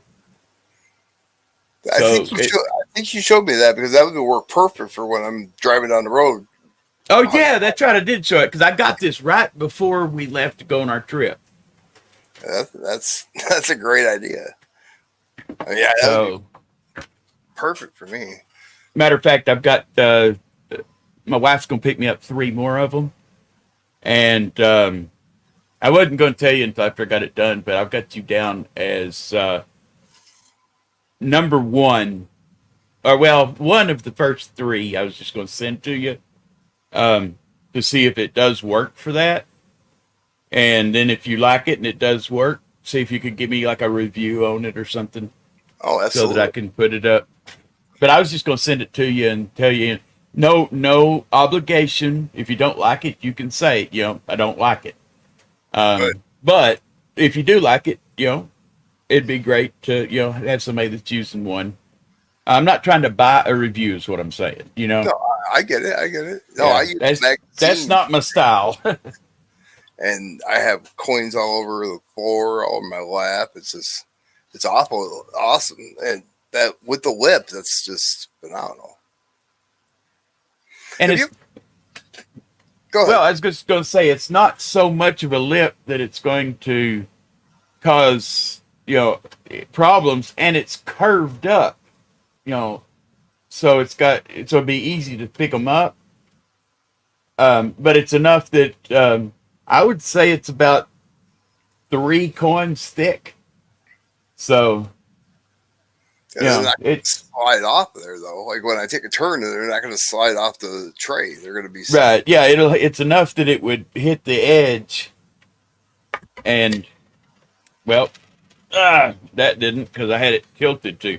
But when it gets to the edge there, it'll stop. I guess I ought to. Yeah, like that. It slides down it and then stops. Right. I search a lot of nickels when I'm driving. A lot of nickels. Oh, I love nickels. Oh, I know. That of course that video. There's a reason I like nickels.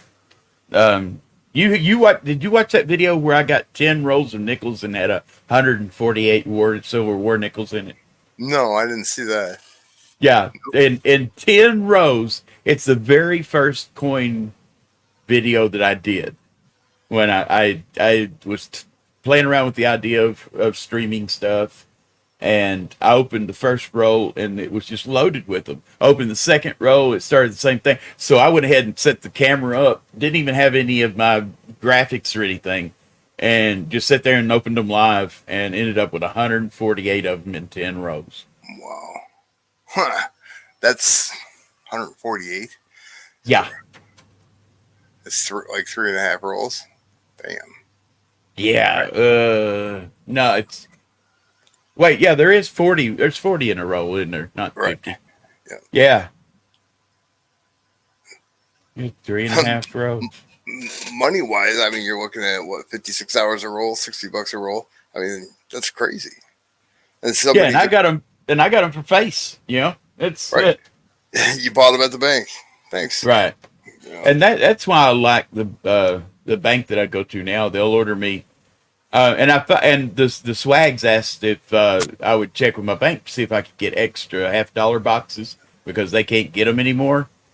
And they told me that they'd have to cap me at 6 boxes a week. and you only do 4, right? Or 2, right? Right, I only do 2, so I'd be able to get them, 4 boxes and send it to them. They'd have to send me the cash because I'm not going to do it. It's not. It's not even. I started to say on trust. It's not even on trust. I don't have the extra cash laying around, Yeah, that's liquid. $2,000. Yeah, to pull $2,000, and plus the shipping on 4 boxes of those is going to be outrageous. Well, you can only ship with the United States Post Office. You can only ship 70 pounds. Right. That's the max. And 5 boxes of 1 cent or pennies, whatever you want to call them, was over 70 pounds. So That's right. Yeah, I didn't think about that. I'd have to do it in separate shipments. yeah, it's. I don't know why they only go to 70 pounds. Everybody else goes, 150 pounds, 200 pounds, UPS, and all the other ones. But Did get one of my pride and joys in was waiting for me in the mail when I got in. I can't see what that is. Skull and crossbones? Yes, a 5-ounce skull and crossbones. I really need to put this over. Oh, there we go. Now I can see what I'm doing. Who the hell did you get that from? Did you buy that or did you win that? I won that. RC was doing, and kind of got a little irritated because I got in late and didn't know, because he does these little envelopes where you pick the number, Mm-hmm. and I'd done it before, and it had really cool stuff in it. It got a couple of 2 ounces and some other stuff. Well, this time I got it, and the first one come up, and it said grand prize entry. So I gave $50 and ended up with like a quartz crystal and an entry into a race for this thing. That was perks. Yeah. Oh, that's right. It's perks, not RC. It's perks. And so I'm like, I would never have paid $50 for a chance to win something. I thought, well, in for a penny, in for a pound. So what I did was every time I win from him, or no, he was doing bins. Every time it's his turn, I started getting more stuff. So I ended up with over half the spots in that race. Wow. Yeah, that's I didn't want to throw my money away, And so each one of those things had other stuff in it. So yeah, because I ended up with a 2-ounce Aztec and another 2-ounce that was a little bit different than anything I'd ever seen, because it's I've seen Rolos, which are kind of small. yeah, I can't remember what minute it is. Right, with this. Okay, so here's a Germania, well, the 2-headed chicken. The Lady Germania. Yeah, Lady Germania. And then this is the 2-ounce. It's got a line. Upside down. It's got a line on this side, and then on this side it's got. It's a Nui, but I'd never seen a Nui like it. and you see how thick That's it thick. is. Yeah, so it's chunky. So Yeah. I like it because it's different, you know. I've never But seen one of those. Reckless Metals is the Rolla. Thank you, Ray. yes, and I got rid of all of my Rolos. But before we went on our trip, I wanted some extra cash, so I took and sold every one of my rounds and bars that I had. I kept my constitutional, of course, and I sold like $3,500 worth of stuff. Ended up, I kept 5 rounds, and the 5 that I kept were things like the other leaf that I got. You saw that oak leaf, right? Mm-hmm. Well, I went ahead and sold one of them and kept this one. It's got Oh, the Swarovski crystals. yeah, the bedazzled leaf. Yes, Didn't JG Metals have those? yes, and I won 2 of them from him. Holy cow! So I kept one of them, and then I kept like my Bugs Bunny, the colorized Bugs Bunny, you know, in the big box. Yeah, I that's what I got for my kids for Easter. Yes, and what I'm doing is I'm keeping that and putting it in the safe for my granddaughter. She's 7. There you go. Of course, and I kept my chibi or what is it? Chibi, whatever it thing is, the Joker. Oh, you won the Joker coin? Okay, cool. That dude. Um, Excuse me. 'Cause basically, this local coin shop didn't really know how to value these things, so he offered me spot for them, and I'm like, yeah, right. I'm gonna jump right on that. And that's what I'm talking about with when shit hits the fan, all this premium stuff's going to be spot value because Exactly. So all I had was, matter of fact, I did not have a single non-colorized 1 ounce round left. They were all gone. So I got in to the Pirate, and then the 2 ounce Aztec, okay. that other thick, chunky 2 ounce right there. Okay, and then I had got 2 of the Hildies. So 2 of those. 2 of the Lady Germanias. Now this is all that came in the mail.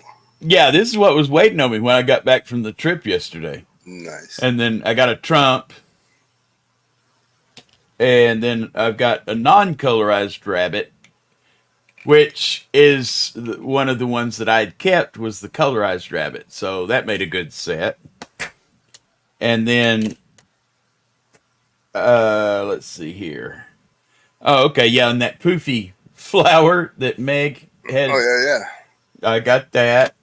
And then that one from Brad, it was the, I don't know, it's some kind of coalesce. It's got UFOs on it. Space, some kind of space coin. The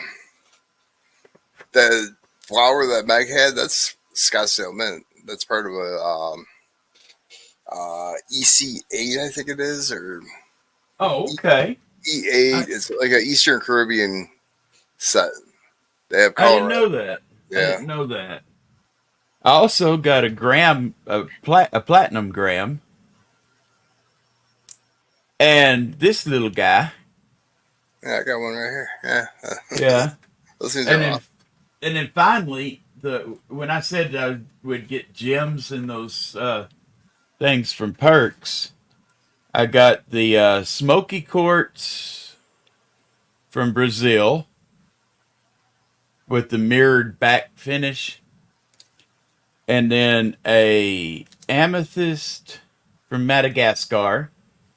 It's a nice, pretty purple, lavender, whatever. Mhm. And then the natural sunstone from Tanzania. Now, my wife makes jewelry, so she's going to get some rings with the correct size and going to mount these in rings. Okay. So, and use them for Christmas presents. Yeah, So, yeah, it's nice coming into all that. we did that in high school with Tiger's Eye. Oh, yeah. it was just like a shop project. But yeah, I won jewels, and I just told Perks to keep. I have no use for them. I'm not gonna build anything with them. So it's like better give them to like you or whoever than just have them Right. here and collect dust or you know my Yeah, kids come throw it out. that's one of the reasons that I do. If I win like a giveaway with a handful of constitutional or a single $50 or something like that, I just tell them to run it again because I've got so much of that stuff that. And after a half a century of collecting, it's very rare that I could win something that upgrades anything in my books. So. Right. Oh, a constitutional, I'll take all day long. I Well, I mean, used to be the same way, but when you've got, we figured it up. I think we've got 62, 63 pounds of constitutional that is not good enough to be anything but melt, but I still keep it. oh yeah, like, because when shit hits the fan, you got that fractional. That's Exactly. that's the way I look at it. That's why I stack that more than I stack like the bullion for sure. I do too. I don't really stack anything on bullion except the special ones, like that spirit. That's not going to go back out, I don't think. It might, but right now, I don't have any plans of putting that back out for a race. Yeah, I like that kind of stuff. The things that I like, I'll keep. But other than that, I just love that coin though. Even the reverse. or even a gift, I keep a lot of the gifts. Hold it back up real quick. Okay.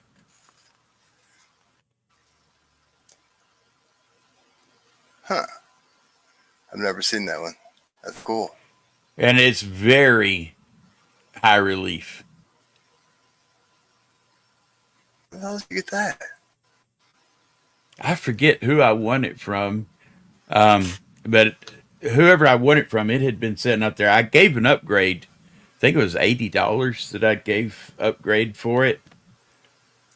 And once I got it and started looking up what people were selling it for, I was like, wow, I got a bargain with that. I couldn't believe people hadn't snatched it up. Yeah, I've never seen that. I didn't even see it on anybody's table. I can't remember. It was a few weeks ago.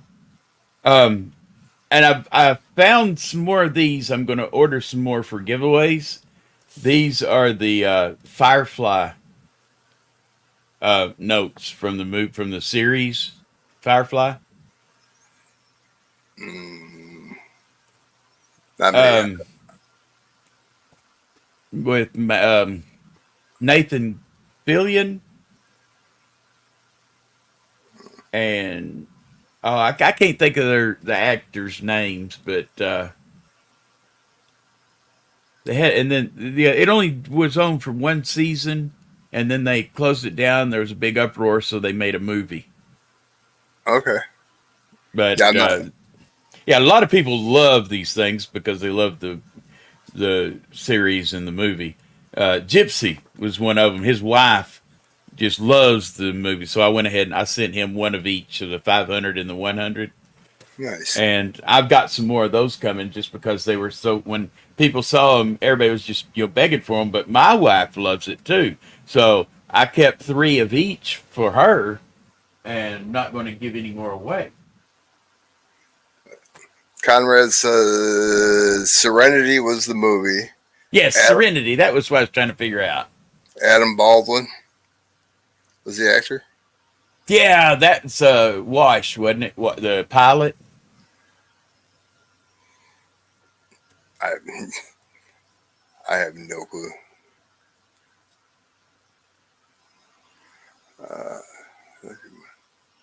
Got Dirk. My eyes. I'm just so tired from yesterday. We started out in Biloxi, where the hotel was, or the Airbnb, and went over to Mobile Bay, and then from there we came from Alabama, went back through Mississippi, went over to the uh, NASA's Space Museum, the Serenity Science Center, I think they're calling it now. Took the grandkids in there to see all of that. Then we went on down to New Orleans, crossed Lake Pontchartrain, back up through Mississippi, through the edge of Tennessee, then back to Arkansas. All yesterday. We drove about 750 miles yesterday. Wow. So yeah, I'm just beat today. Just been laying around. So That's a lot of driving. yeah, but we had fun. Oh, the deal we got on that Airbnb was awesome. We had reserved rooms at Holiday Inn Express down there, about a quarter mile from where we ended up staying. And I called to change our reservation, and they said, "Well, you have to call Expedia, and they can change it." So I called them. They said, "Well, you're set up to pay at the hotel, so you're going to have to call the hotel." Finally, I just told them just cancel it. So they canceled it, and we got on looking for an Airbnb. Get this: the rooms per night per room at the Holiday Inn Express was $187. So you figure that we had 2 rooms and 4 nights. You can see how much that's going to be. Yeah, you're looking at roughly $800, a little less than $800, right? With taxes and everything, the 2 rooms going to be $1,700 and something dollars. Right. Okay, this is a 2-story, 3-bedroom, 2.5 bath. One of those on stilts on the right across the highway from the beach, so we could sit on the deck and look at the ocean. There you go. $232 a night For the whole house. for the whole house. Yes. Wow. And the beautiful part, this was a brand new place. We were the first ones to rent it. Nice.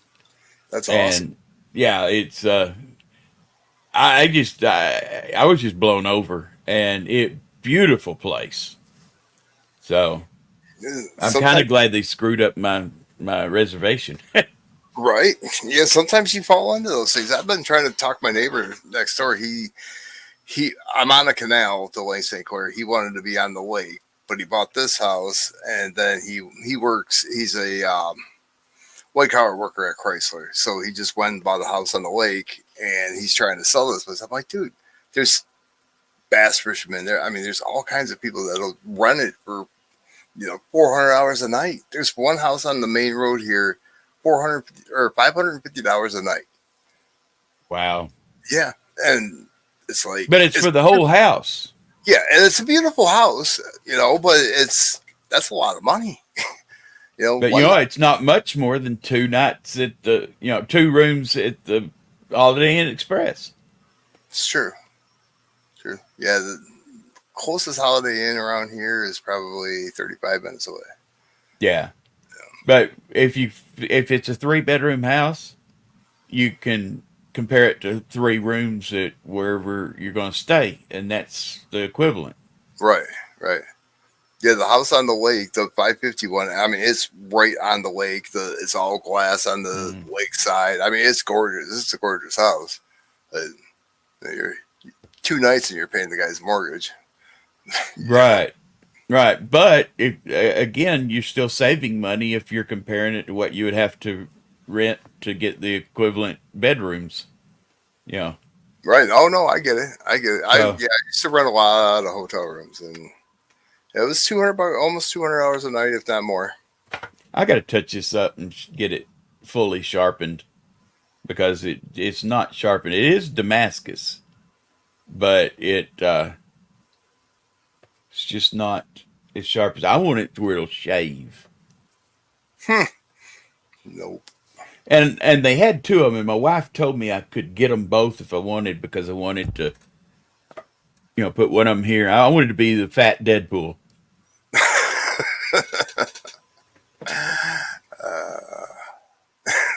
That would Hey, you got to have a little joy in life, Sure. Sure. I mean, and you can probably tell I pretty much have a good time whatever I do. absolutely. I'm also doing these little miniatures now, so I've got these primed, ready to paint. I got one that I'm just finishing up. What were those? Like, what kind of characters? Several Lizard people. lizard people. Yeah, matter of fact,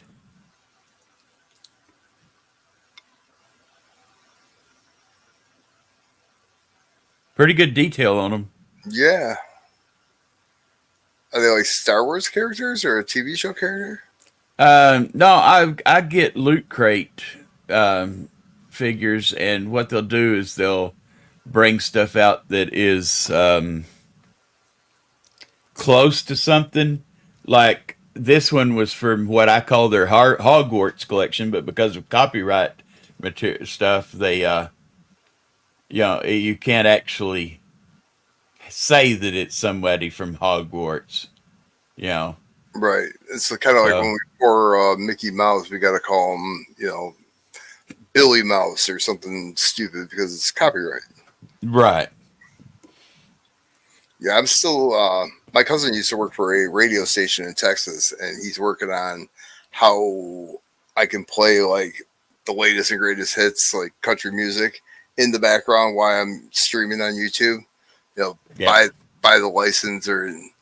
Um, But there's a thing that you can sign up for, and it's based on viewership. It's kind of the same type of system that radio stations use to, you know, get the licenses. And I've looked into that because, I play music. So, matter of fact, you can see part of my studio right there. right. I got stuff. Oh, those black people that that get boxes from me. I'm adding in some of these. They're called misfortune cookies. Misfortune cookies. Yeah, misfortune. Yeah, it's and they're hilarious. Um, it bites back. Nice. Like my son, the first one he opened. No, my wife, first one she opened said, "If only your teeth were as white as your legs." So I mean, some of them are pretty mean, but I just think they're hilarious. So I put them in there, and I love cinnamon, so I ordered a box of cinnamon candy. This thing came packed full of these little cinnamon puffs candy. Holy cow. So instead of buying peanuts or roll of bubble wrap, I'm just using that as packing material. Just shove them in there and close it down. That way, someone can enjoy the packing or the packing material. So, Wow. come on, focus. There we go. Yeah, I couldn't do that much cinnamon. Oh, and the reason I got these cards is I collect playing cards too. Okay. I've got two of the big tubs from Home Depot crammed full of them. I've got a couple of nudie decks that my granddad and his brother, when they were deployed in World War II, they stopped in at a shop and bought some nudie cards. These are those cards. So that's kind of cool. And since Perks and Adam, I think Adam does it. A lot of them are doing cards. Where you select a card and that is how you. So I got a little deck here. What I'm going to do is I'm going to pull it out and say, okay, now mainly I know that you're having problems seeing, so I got a deck here that. So Yeah, big old deck cards. RC was doing cards too. He had the kings Yes, going that's across right. Yes. Yep. Because I got two of them. I remember I got two of them. Right. So, yeah, I thought having the great old big cards would be, a little amusing. There was something else I was going to show you. Did you? Oh no, I was going to tell you. I've figured out a new way of doing the pins. The pins that I've been doing, have the little ring right in the middle, and that's where you turn it to open it up. Mm-hmm.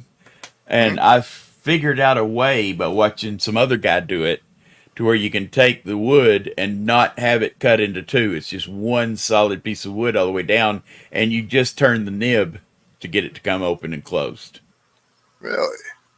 Right. So it keeps the wood. It makes it look a little more elegant because you don't have it broken up by something in the middle. Hmm. Hey Hoover, how are you?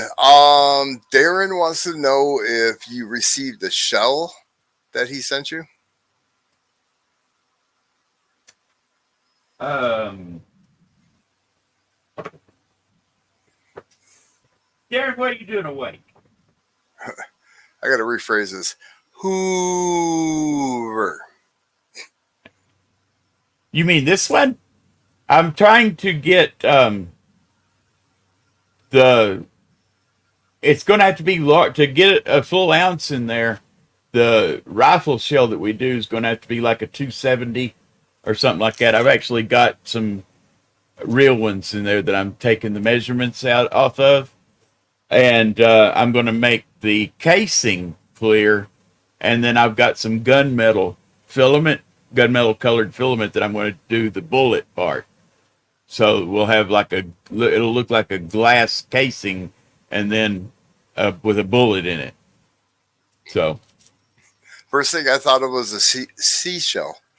When he said shell, I didn't no, think. it's a shell for a long distance wireless hole punch device. Right. Very long distance. Isn't that beautiful though? Oh yeah. That's not ever going to go up for a race either, because the guy that I got this from is really, really cool. You're not talking about Darren, are you? No, I don't No. want to talk about Darren because he'll get the big head. We'll never be able to live with him. I mean, Isn't that Daryl's problem? that's right. Daryl and Dale will have to deal with that, won't they? 30-30 big enough. Yeah, 30-30 might be. I just don't have any 30-30 rounds to take the measurements off of. And so I was going with stuff that I know looked the same. But the seven, whatever the ARs use is not big enough. Well, what are you doing with that? Putting like shot in it? Oh yeah, he's got an ounce of shot in there. So you can unscrew it, and it's see if I can do it without spilling it out. But it's got a full ounce in it. You can put more than that in there. I could get some more shot and fill it on up. But by doing it this way, I know I've got exactly an ounce in that. I think I could probably get maybe 1.5 to 1.75 ounces. Now, are you making those on your printer? Darren had someone else make this one, but I'm designing. Yes, I'm going to be making the ones here for him. I'm going to make like a dozen of them and send them to him empty, and that way he can just fill them up with what he wants. Okay. Those are kind of cool. Now, I will point out also that you can see the lines in here where it's a little bit harder to see the shot through them. But I'm going to be doing mine with clear resin printer. So when it's done, it's actually going to look clear like that. It'll actually look like glass instead of having the layer lines on it. Okay. Now, see, from my perspective, it kind of almost is like mother of pearl or like a frosted look to it. Right, and that's because if you look at it real close, you can see the layer lines in it. And what I'm going to do is make it to where it doesn't. See that? Yeah, okay. Focus. Yep, I see it. And when you do it on the let me see. I should. Oh, okay, yeah. This is a goldfish. Well, it's greenfish, but that we were trying to do. Now, you can still see the layer lines a little bit, but not near as much as you could on the other. And oh, it cracked. You're crazy. Somebody had designed this, and I was trying to optimize it for the. Here, let me harden this stuff, because this is the cool part about this. And I'm going to put this on the main camera. Okay, so it had a pocket in there that was not curing because, well, the UV light wasn't able to get into it all the way. So evidently somebody stepped on it and it cracked. Well, now it's got liquid stuff here so that it's coming out. I'll just take my UV flashlight, and now it's hard. What? See, that hardens it. What is it made out of? See the smoke coming off of it? Right. Yeah. Yeah. That's because it heats. That's the resin. That's how it hardens. It uses UV light to harden. But now there is no liquid at all in it. Now, when it's hardening, can you squeeze it together and put it back together? Oh yeah, I could if well, I've already got it. Yeah, but yes, I could have, squeezed it together, and then, matter of fact, that's how I glue some of them together, is by holding it. I could go over there and take me like a little toothpick or something and put it down through there, hold it together, and then put this right up there on it. Bond it And together. yeah, that's Me how too, you Conrad. repair this. Conrad says, "I'll be damned." Me too. Yeah, dental stuff, fingernails, yeah, same thing. Now I've seen like ladies put their fingernails underneath the blue light, but I just thought it was because of drying purposes. I don't know. That's crazy. Okay, here, I've got some of it that come out on my scope. So what I'm going to do is I'm going to take it, and see, I've got some of it. I'm just going to put it here to where it'll go back. And let's get a little bit more of that. Okay, now what I'm going to do is I'm going to hold it together. And let's see if that's enough to hold it.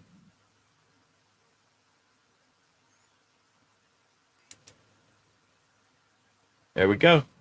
It's glued back together. That's crazy. Ray says it's classified information, Mr. Pizza. You need the right clearance for this information, okay? That's awesome. I never knew that. That's crazy. And you made that on a printer, like a 3D printer, right? Right. Just, what is it, a different style 3D printer compared to like using a filament, I guess? Right. It's got a vat of that stuff in it. And it's set on top of a felt sheet in a little bowl type deal. And it drops down to where however thick your layer is, it drops down that close to that. And then it shines up the outlayer, what you want cured for that layer. And then it comes up, breaks it off from the sheet, and then it goes back down for the next layer, shines it up, pops up, and it just keeps doing that for each layer. So,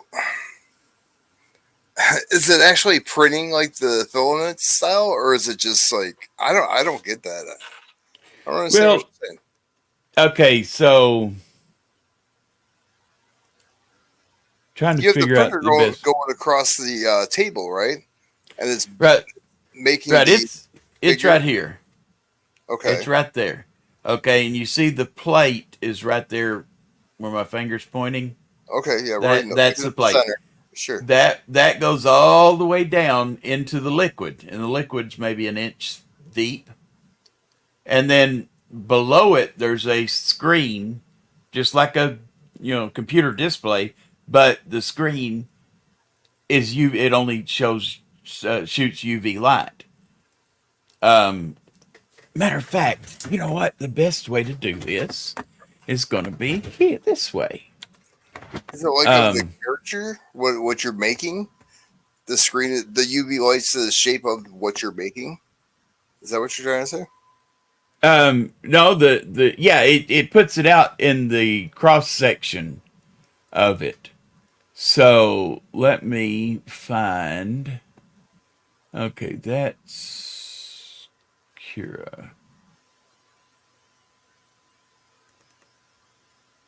Let me share this. Okay. It'll load up here in just a second.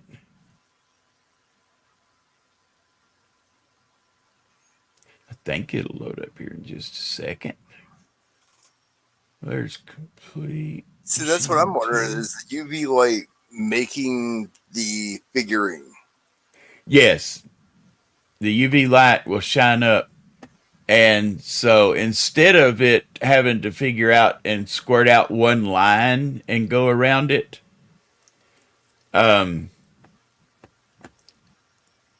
what it'll do, let me see if I've got one of these that I can open. Open recent. Yeah. Okay.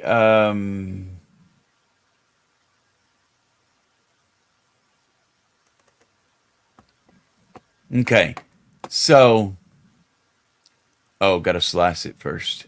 So we slice this. And now, when I go to preview, okay, each layer, since this one's solid, it's basically, well, it's not really solid. You see it's got the infill. So this layer here, the very first layer that it does is going to be one solid thing of light, or UV, that's the shape of that yellow part right there. Okay, then it'll pop up and then go back down for the next layer, and then it'll be the same thing.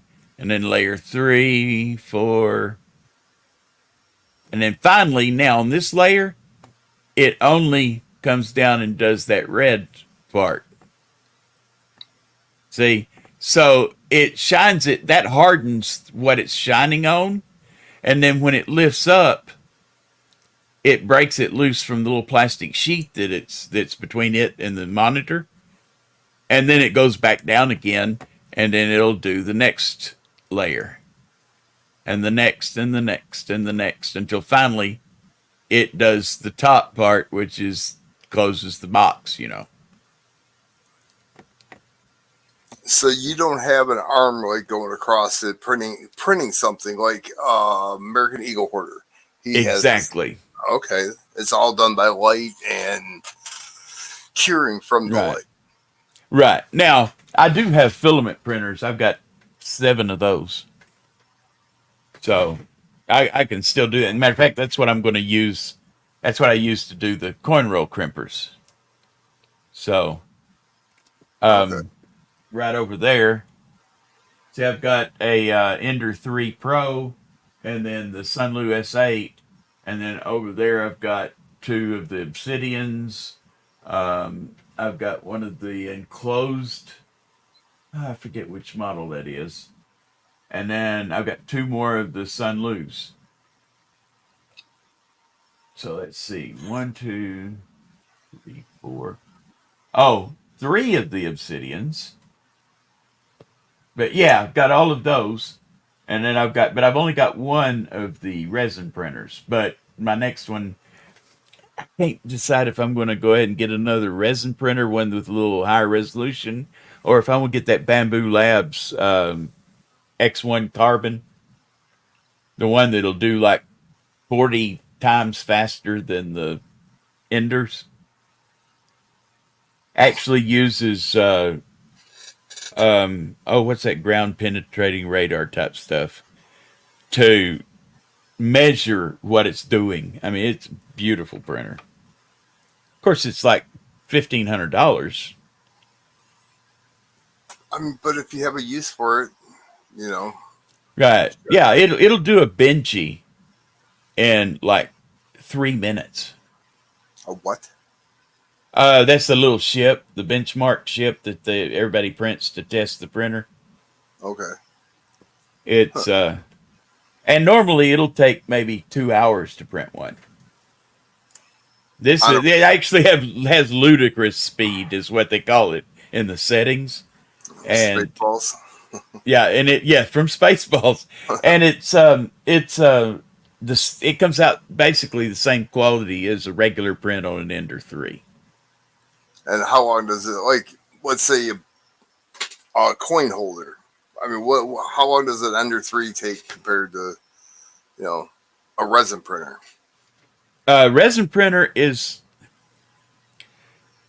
hard to compare a resin to an FDM.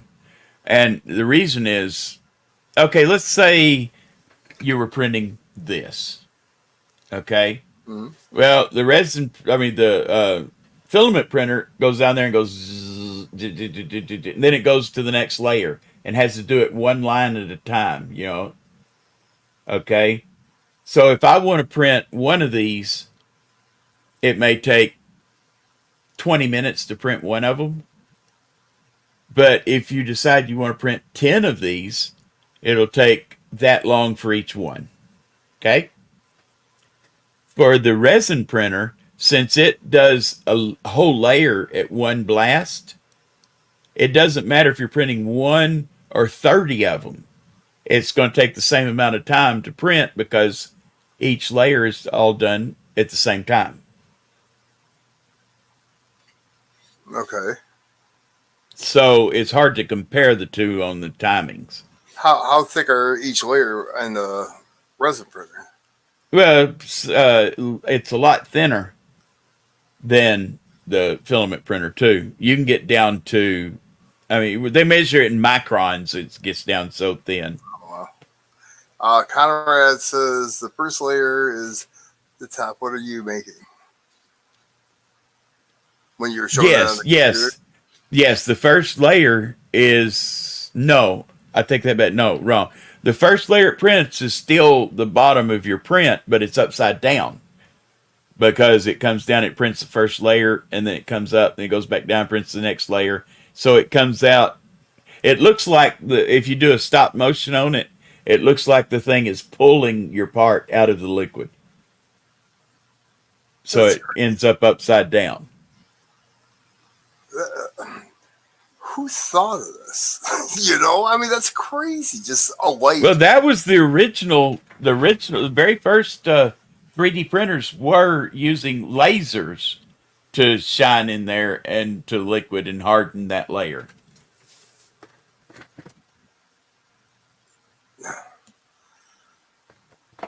Okay, this is a stress test that I use.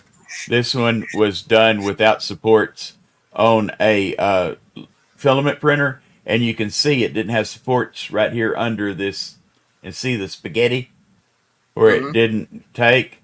I ran one of these, and I don't know where it's at. On the resin printer, came out perfect because of the way it does it. It prints this way, and it'll print this, and then that, and then that, and then that, and it doesn't require the same type of supports because it hardens everything at once. It doesn't have to start here and then extrude while it goes across a bridge. It just does the whole thing at once, and as long as it's connected to something up here, the problem gets to be where let's say you've got it this way, and it's printing, and this part right here is not supported by anything. Well, it printed on the layer, but when it comes up, it doesn't have any way to pull it loose. So it just stays there. That's crazy. Oh, hey, let's see. This is what the stuff looks like. And I didn't finish this out, but it's a little dragon I was doing. And the wings are actually, matter of fact, you can see on here that this come off the resin printer, so you can still see the layer lines on it. But look here where the wings attach. Let me get it focused. What you're seeing is not on that, it's actually inside it. It is focus. Those dots and lines are inside the outer surface of the body. It looks like glass there. So that's what the shell that we do for him is going to look like. It'll actually look like glass. I just wish there was a way I could show that a little bit better, to where you can see that that is actually not got layer lines. It looks smooth as glass. Oh, I know how we can do it. To the naked eye, it looks smooth as glass, right? Right, to the naked eye, it looks smooth as glass. So let's turn on some light here where you can see the reflection of the light back. Well, maybe that's not going to work. Okay, well. Rafe says people coming up with types of crazy tech, and old Rafe struggles making a sandwich unacceptable. He flips over. But yeah, I was experimenting with this one. And see, each one of those little dots is where one of my supports was touching.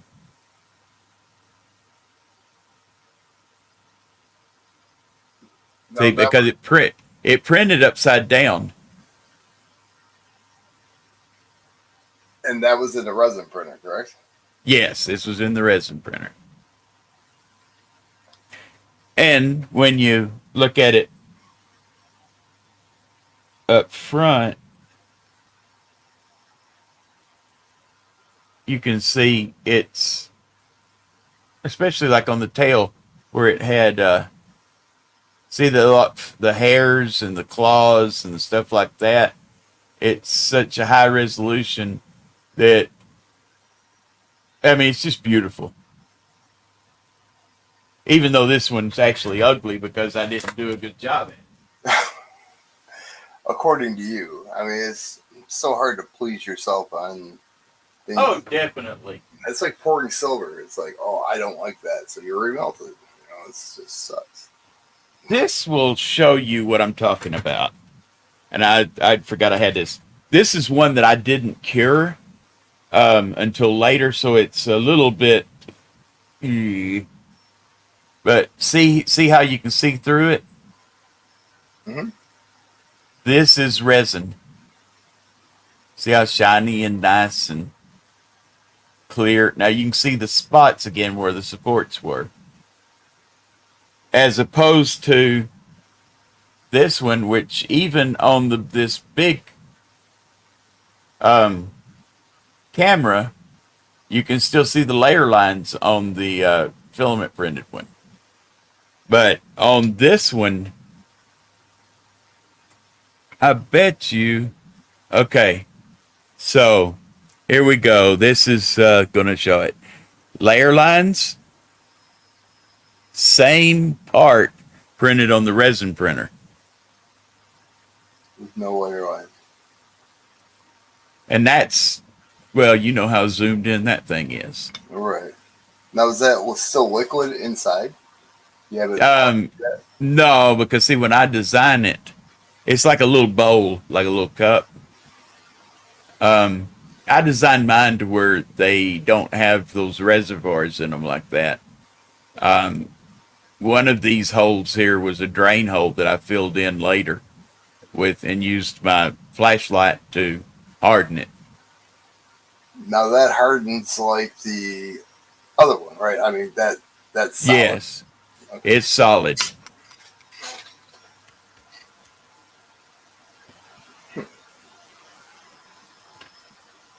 This is the same from the same batch, but it's the one that I was showing you. It looked kind of melted. Now it does have some oxidation in it. See that? And you can see a little bit. What I was doing, I actually turned it and was printing it at an angle.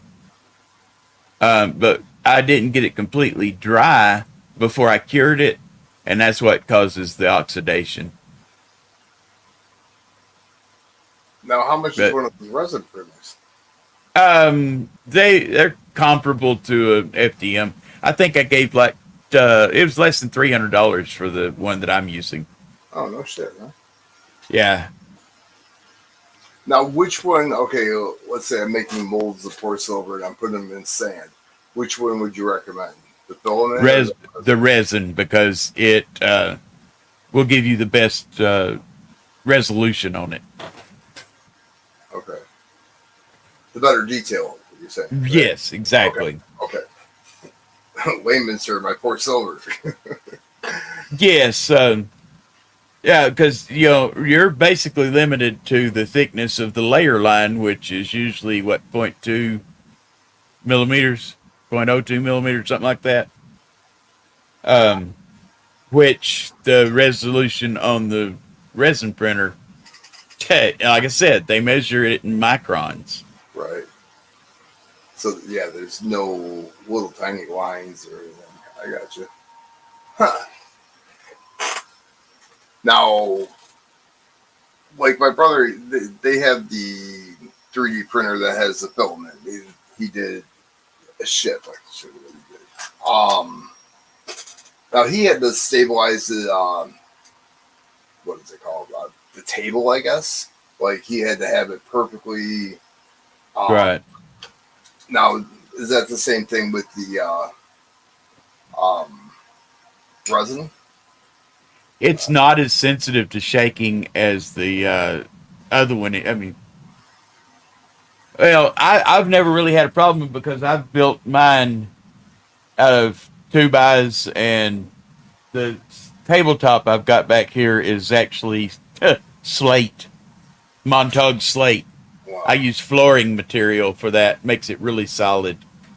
Plus, it's screwed to the wall, so you'd have to shake the whole house to get it to shake. Gotta have a hurricane. Yeah, see you can see the lines in the ship. I don't know if they're supposed to be there or what. I'm having a hell of a time with this thing. Oh, nice. I keep pulling sand. Right. Because it's got more surface area exposed to the sand, which causes it to attach itself to your ship when you go to pull it out. Let's see here. I made a Queen's Beast display case. Like a 2-ounce display case? Yes, it's designed specifically for. There we go. Let's go ahead and.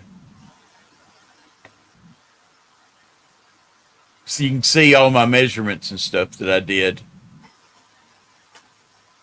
And what I did was I made multiple layers so that, and the guy covered it with felt, lined it with felt.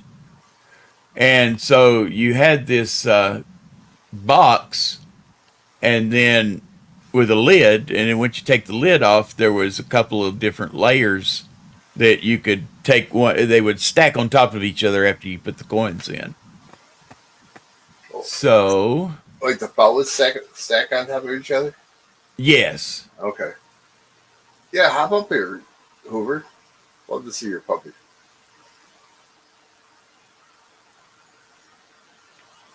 Let me see.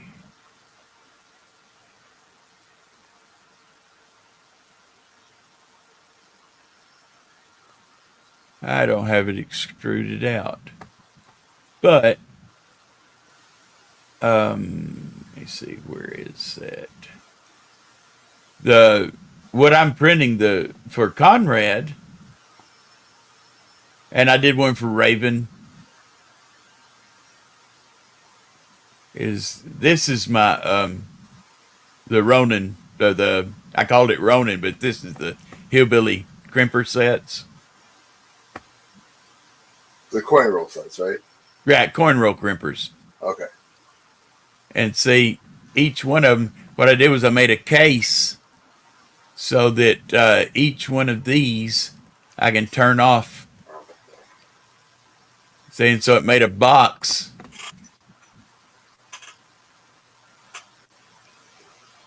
And then each one of the crimpers fits down into a particular place on the box. Oh, that's awesome. And as you can see, I can emboss your logo inside the 3 larger ones.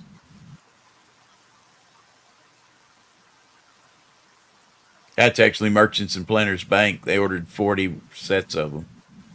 Did they really? Yeah. That's freaking cool. Yeah, I've got the banks love these things. Now, could And you put a logo on the top of the case? yes, and I've done that. But what I found out is, you notice I've got a circle here that embosses that in just a little bit right there. And it's the perfect size for Raven's logo or sticker. So he can take one of his round stickers and just stick it right in that hole there and have it basically branded for anybody. So anybody that has the same, has a round sticker, you can just center it in here. And I also make it without the indentation so that you can just put whatever shape or size sticker you want on it. That's awesome. I love, if I, matter of fact, you'll recognize these. Or you might. I don't know if you will or not. But I also did him one reeded. This is Silver Seeker's coin, challenge coin. And he, matter of fact, I've got one. Let's see here. I have a secret There it slab is. from like 2016. I gave him the STL file, and he got his own printer. So he was actually printing these and putting them in when you would win something in his auctions. Nice. So I designed that for him and gave it to him. Yeah.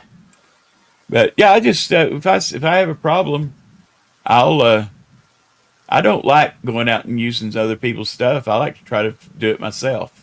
Right. Matter of fact, when you're talking about molds, this is my oldest son makes soap.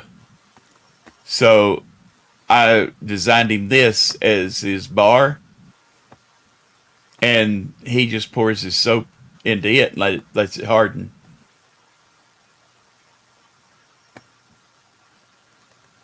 And here's the latest thing I did. It's a well, I got tired. I got a roll of labels for my label printer that was too big for the stuff for the holder that they sent me. So I designed my own using just these parts here. And so now I have, I guess I should have been sharing that.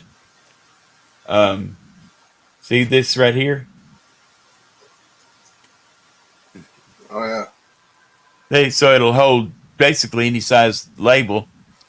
There's my printer that sits on a little tray right there and just feeds it. And here's where I designed the parts. So we've got that, and then the sides here with the little slots where I'd glue it. Even though I printed this on the filament printer, I went in and used some black resin to glue everything together. Okay. Yeah, it kind of looks like a body shop paper. Like you pull it, the tape comes along with it. You just rip the paper off, and yeah, it looks similar, but it's in a smaller version, of course. Right, and I also have a lot of labels like this that I can did different colored ones that I can stick in and print whatever I want, like little logos or whatever. Now, are those like heat? Yeah, yes, it's thermal printer, Okay. Yeah, but that's what I used to do all my shipping on there.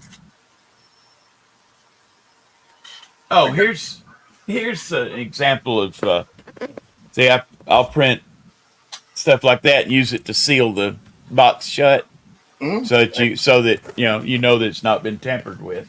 Yeah, I have one of your boxes with the with the sticker on it right there under my desk. Oh, okay, yeah, that's right. I forgot about that. Yeah. Well, I've got to get to bed because it's been a long week. Oh, yeah. And now I've got the bad part about going on vacation is catching up when you get back to work. Yeah, I agree. I mean, I've been on vacation since 2010, but it's all the money you spend and then all the money you missed out on when you're not at work. It's like, you think about it, it just sucks. Oh, yeah. But Yeah, we probably went through about $4,000 over the last week just in meals and gas and hotel and, and samurai swords and coin shop get pickups, and yeah, I get it. right. Get it, that's for sure. But yeah, thanks for educating me. I mean, that shit's awesome. I never knew that there was a printer that you could, a light just creates the image, like that. Yes. And what's cool is like I had that stuff on my scope where it leaked out. Well, all I did was took my flashlight, shone it on it, and then just peeled it off. Huh. Kind of So, that, huh? yeah, so you can actually see in there where the reservoir was. See that didn't harden. Mm-hmm. So, their design is too thin. That's why but you can see it's flexible. Now, can But you it make just got that too hard? thin. Can you make that like solid, or is it just broken? Yeah, just pieces are breaking off now. It's just too thin. Oh, I got you. Okay. Yeah, it's just designed. The design's too thin, and since it printed like this actually was freestanding here, so it would be really hard to make this any harder without making it thicker. But it's supposed to be working on a new design that has thicker fins, and then we're going to try printing it again. Cool. Well, thanks for the education. I mean, well, thanks for letting me. I like the fact that you have these late night deals up, and I think I'm gonna set up my stream tomorrow for 2:30 and just go ahead and get it scheduled in the morning so that everybody knows about it. But I'm actually gonna have one window that's showing the laser engraving while it happens, and then I'll have another camera set up over on the 3D printer showing the coin roll crimpers as they go, and then I'll be sitting here going through $50. And I may start doing, how Rob Finds Treasure does the $50 box battles or whatever, people. I know what you're talking about. I've heard people talk about it, but I've never seen what he was doing. Yeah. I may do something like that because basically you take, you got 50 rolls in that box. So we take 5 people and give each one of them one row. So 5 rows, 10 rolls. Got to enunciate. But each one of them gets that, and then whoever has the most points wins everything. Yeah. I mean, I don't see why not. I mean, it works for him. You just got to explain it to. Right. The difference is I'm not monetized. I've really not tried hard to grow my channel.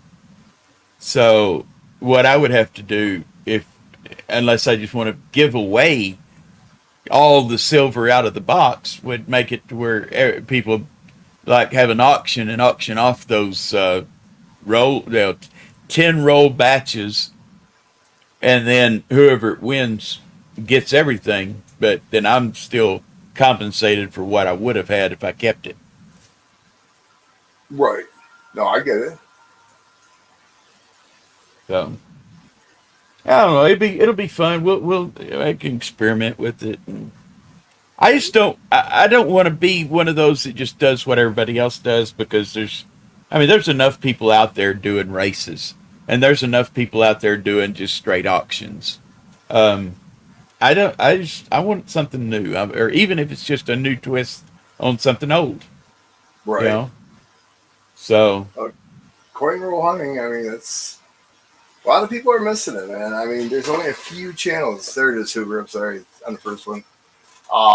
There's a lot of people missing it, and I don't know. I mean, the prices of silver are low, especially for what you get. right.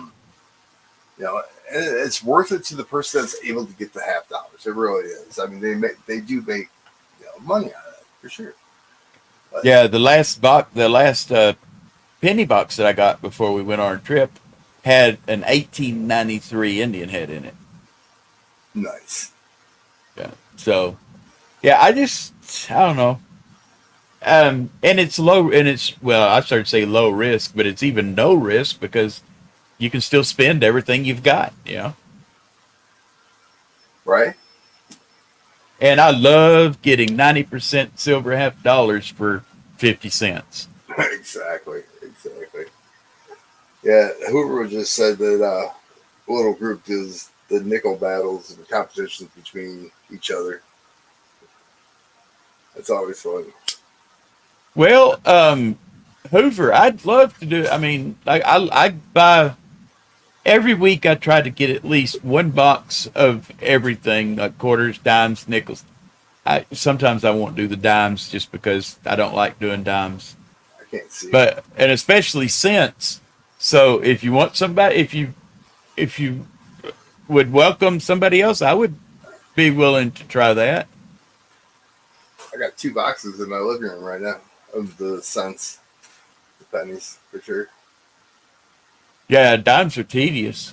So If you wanna send me an email, um,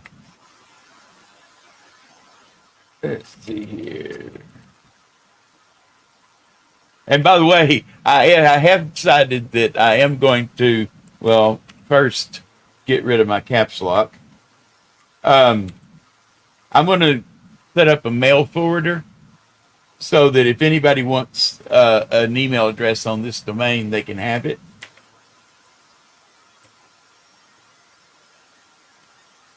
Because I love thisworldismine.com. I'm hillbilly at thisworldismine.com. yeah, you'll enjoy the people that are in this little group for sure. Now, I will warn you though, I'm old, I'm cranky, and I'm hard to get along with. no, he's not. He's a sarcastic asshole with a heart like I am.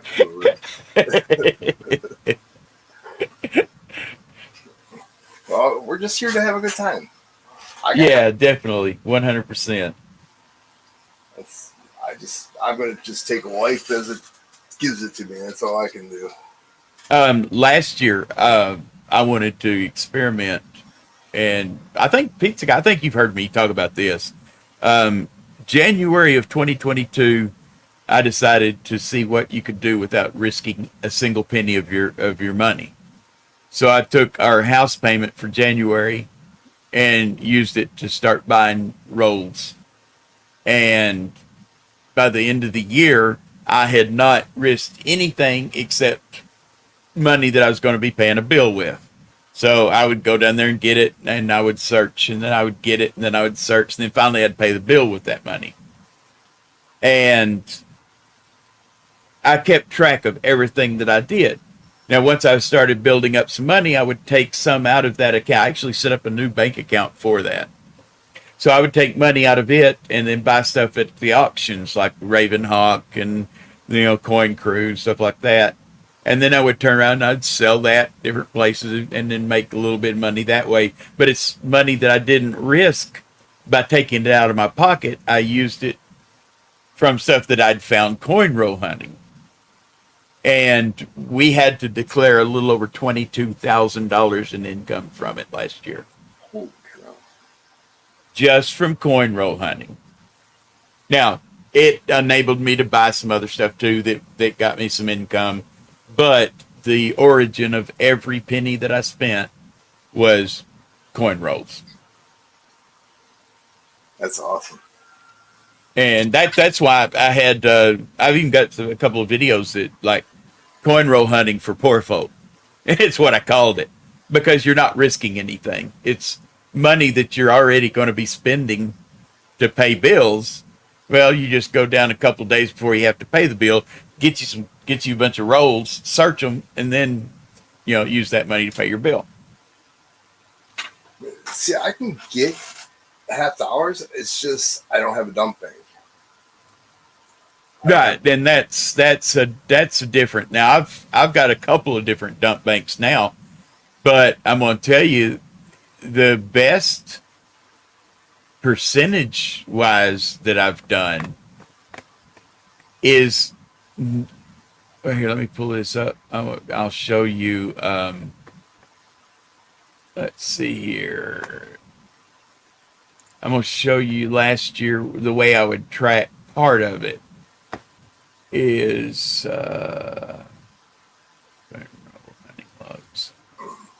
okay. Well, no, this is this year so far. Okay, I would go to here's the bank. So we have the seller, which is where I picked it up. Merchants and planners, and whether it's a Fed box or bankrolled or loose, I would keep a track of what type it is, what the location was, the type, how much I spent for that, how many coins I got. And then like here's non-silver, I would count foreigns, errors, proofs, NIFCs, miscellaneous fines, copper in ounces for my cents. And then here's the West Point quarters, buffaloes, Indian head, wheat pennies. And then on silver, we got foreign errors and all that. So then I've got your totals over here. And then the weighted rating, which is based on the quantity. So this number right here, at the very end, a 1.69. Like here's one that the number is 100. Okay, I picked up 7 $half at a bank, and of those 7 $half, there was one error. I don't remember what it was. I think it was DDR. And then there was one NIFC. But since there was only 7 coins there, that dramatically increased that rating. But if you'll notice, this first number actually shows a 7, which is probably 2 points for the error, or 2 points for the NIFC and 5 points for the error. So, and then over here, I can actually set what I want these points to be. See, errors are 5, or unless they're silver, they're 10. Proofs, so I set all these. And then these numbers, you can see this huge formula. Your point system. Hoover's Rude Chat says, "Oh my God, spreadsheet man, I love them already." Yes, I'm a Microsoft certified trainer, so I do pretty good at. Now here's 2022, and 2022 I did 177,899 coins. How many? 177,899. Jeez. Now you're counting like if you go into the bank and say you have any $half and they give you 440s, you're counting those as well, not just yes. Okay. Yes, and here let me find this one here because I look down through here and you see bank bag. That's from Centennial. Let's see here. There it is. Simmons bank bag. Look at this. Halves. They had $380, got 760 coins, and there were 10 or that's okay. Had different totals back then, so I changed my formula some. Those bank bags have consistently given me more silver than boxes. Here's that one right there, the nickels. Okay, all of these were in the first bundle. I got 2 bundles, so I got $20 worth. But all of these war nickels were in one particular bundle. So I wish I had actually put these in as 2 different entries, but there's 148 silver nickels in there. Evidently I started this before or after I did this. First bank bag I ever did was at Simmons Bank. It had $600 and something worth of $half in it, and I ended up with like 170 something silver halves, mixed of both 90 and 40 percenters. That's crazy. But it only works if it's public machines. Okay, so the Simmons banks around here, when you walk in, you can just dump your coins into their machine yourself, and then once the bag gets full, an employee comes out there, pops it out, seals it, and sends it back with the armored car company. Now, if it's one of those banks that the coin machine is behind their counter and you give them the bag and they put it in there, I've never found a silver in any of those. So I've quit getting those. You think the employees It's the ones that they can't filter through themselves. Gotcha. Yeah, I don't even know of a bank that actually has a coin, like a public counter at all. Not Yeah, mine. I've got several of them around here that do. So I'm lucky. But this also gives me my running totals at the top. So I found at the last half of the year, you can see I didn't do as many, but I did find 39 90 percenters, 162 40 percenters, 1 silver foreign, and then NIFCs 157. This year so far, I have found 30 90 percenters, 61 40 percenters, 3 proofs. 1 error is all I found in the halves.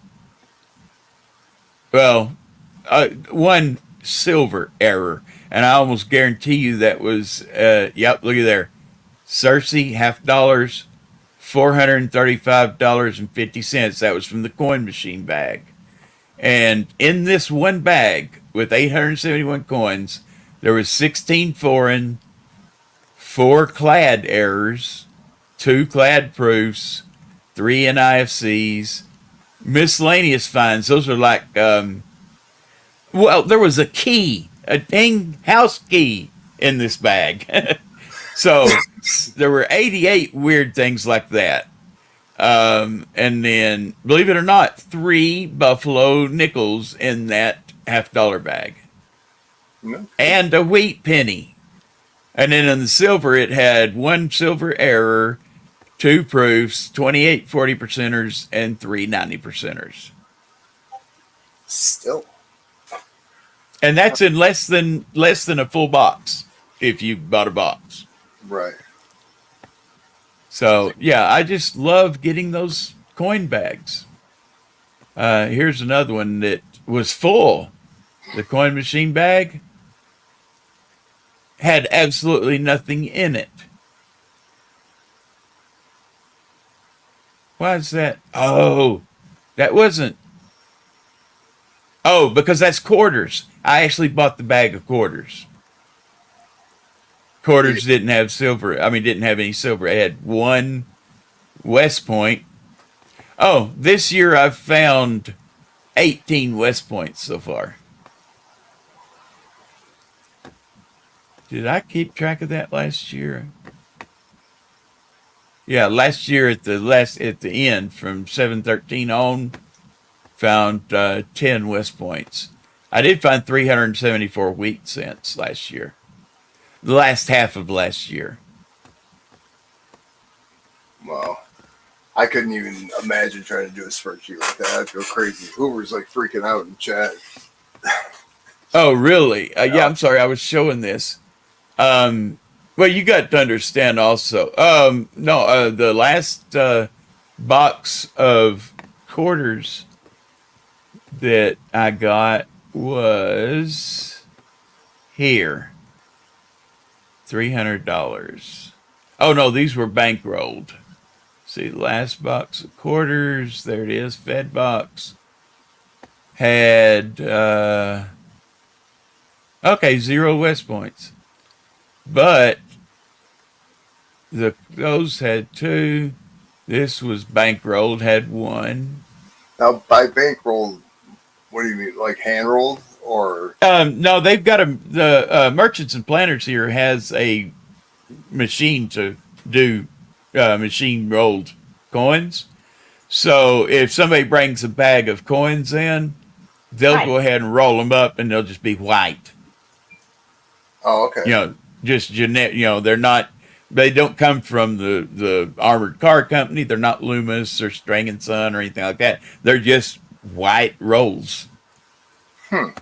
And anytime somebody brings in a large collection, a large dump, they give me a call and say, "Hey, we just got in like $600 worth of quarters and $400 worth of ads. Do you want them?"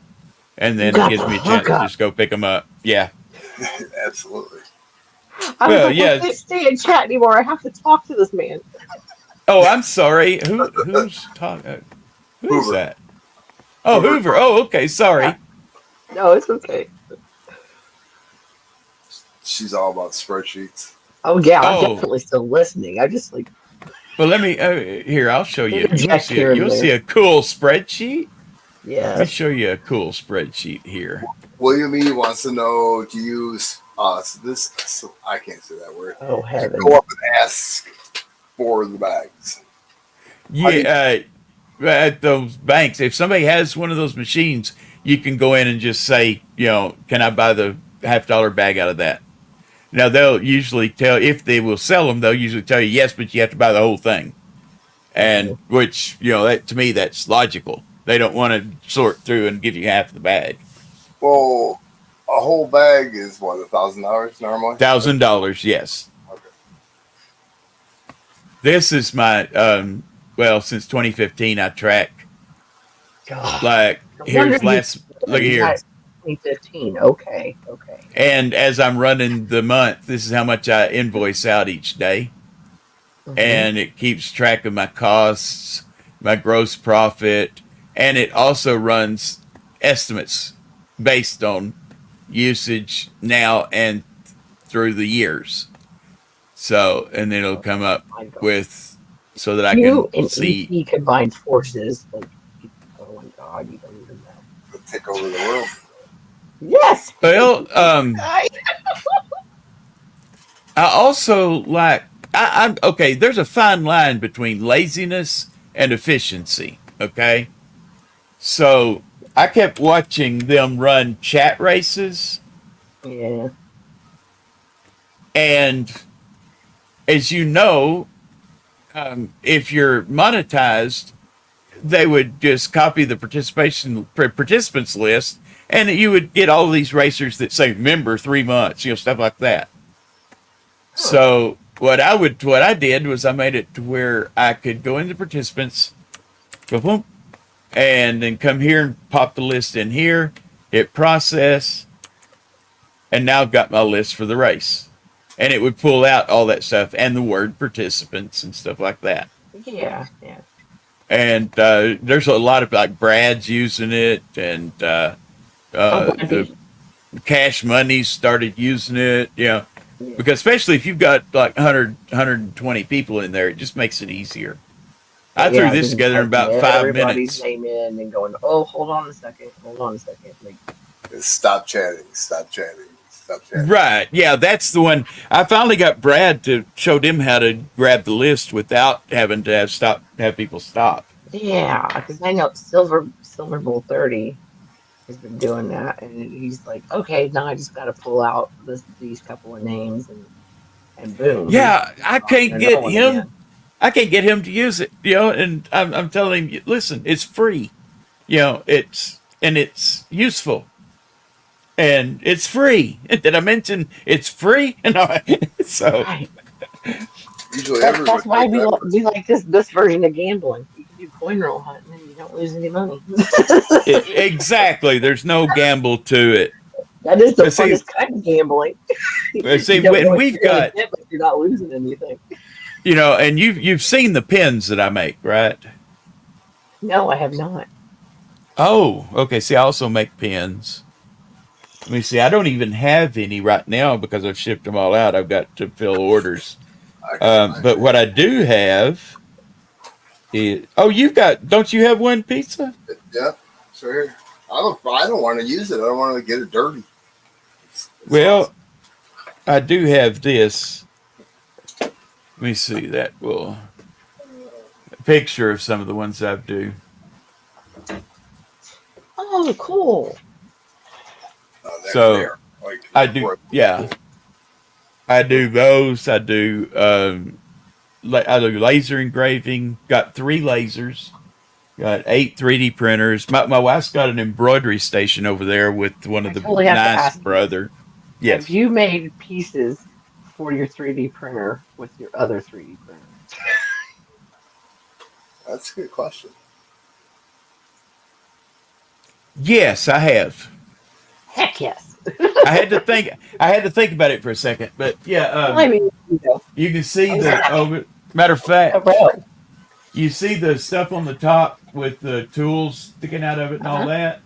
Uh-huh. I printed those to where I can put all my tools there, Nice. and the things on the wall, the holders for the filament on the wall. I printed Spools. those out. Yeah, so I didn't have to use the spool holders that came with it. I wanted them more out of the Yeah. way. I love you.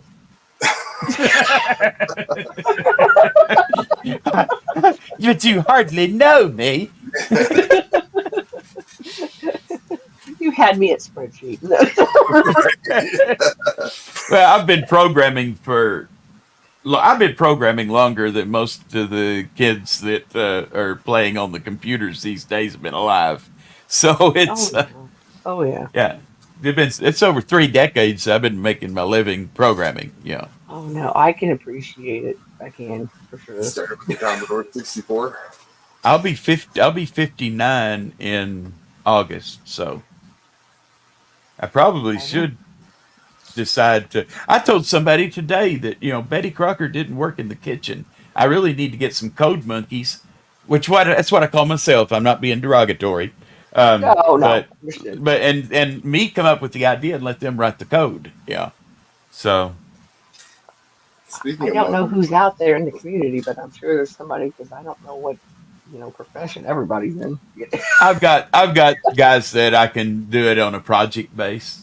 You know. You you look So at know, you. work You're like I already got people.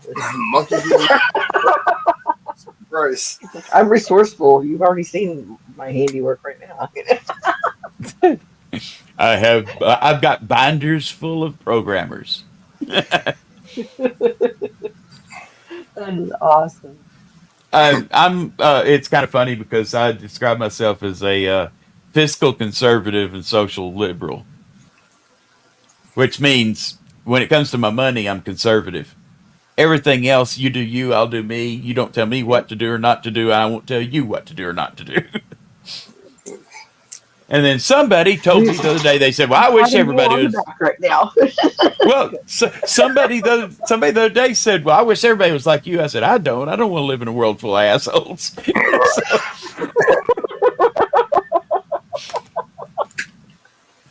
So, Oh yes, if we do Nickelbox battle, you are so invited. Yeah, we'll have a good time. Well, that's what I said when PC guy when I was like our little group, which he knows. Like I'm talking about, like a lot of us that went to Ohio Coin Show that hang out and used to do penny boxes and nickel box together. Uh, Like we just cut up and goof off, but actually still get stuff done.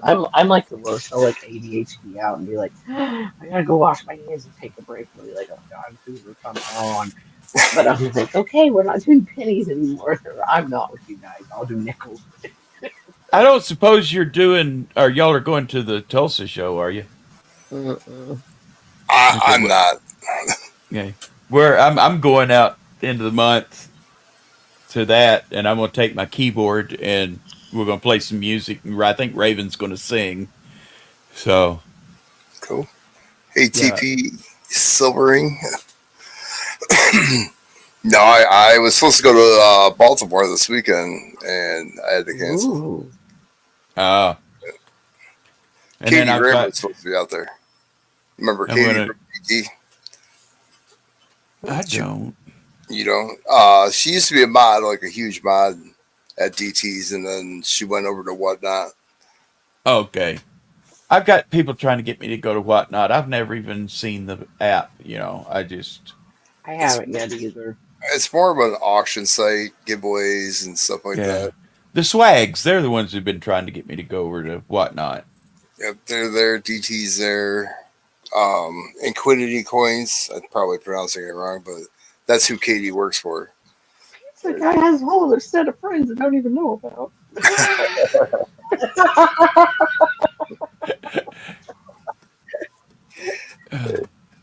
I No, got to settings, playback speed 2.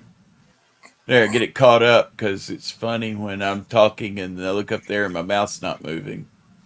or your mouth's moving and you hear the voice like What that before. idiot saying now? Oh, sorry, Oh. Zach. I also got 3D or metal detectors, and I've got my Part 107 drone license, and I've got a music studio. And yeah, my Yeah, wife that's told why I was me. like, you just have the whole, you're running the gamut over there. I'm like, Yeah, he's Yeah, I I told my could play wife the the other piano day. a little bit, I told my wife the other day that something I was wanted to start pouring silver, and she said, "What's that take?" I said, "Well, I need to get a forge. I need to get some tools." She said, "You can't afford a forge and a divorce." And so, so yeah, I've got to cut down on some of my hobbies. She did get me a T-shirt while we were on our trip that says, "There's a fine line between hobby and mental illness." So that's coin people. yeah, exactly, exactly. My favorite T-shirt though says, "Paint chips make me thirsty." Oh God. nice. So, Hillbilly. That's pretty I good. yes. I hunt quarters doing laundry. I And know he was saying critters. I was like, last year alone, I found 8 W quarters out of vending machines and the laundromat.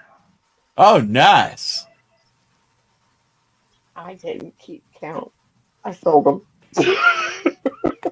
You sold them.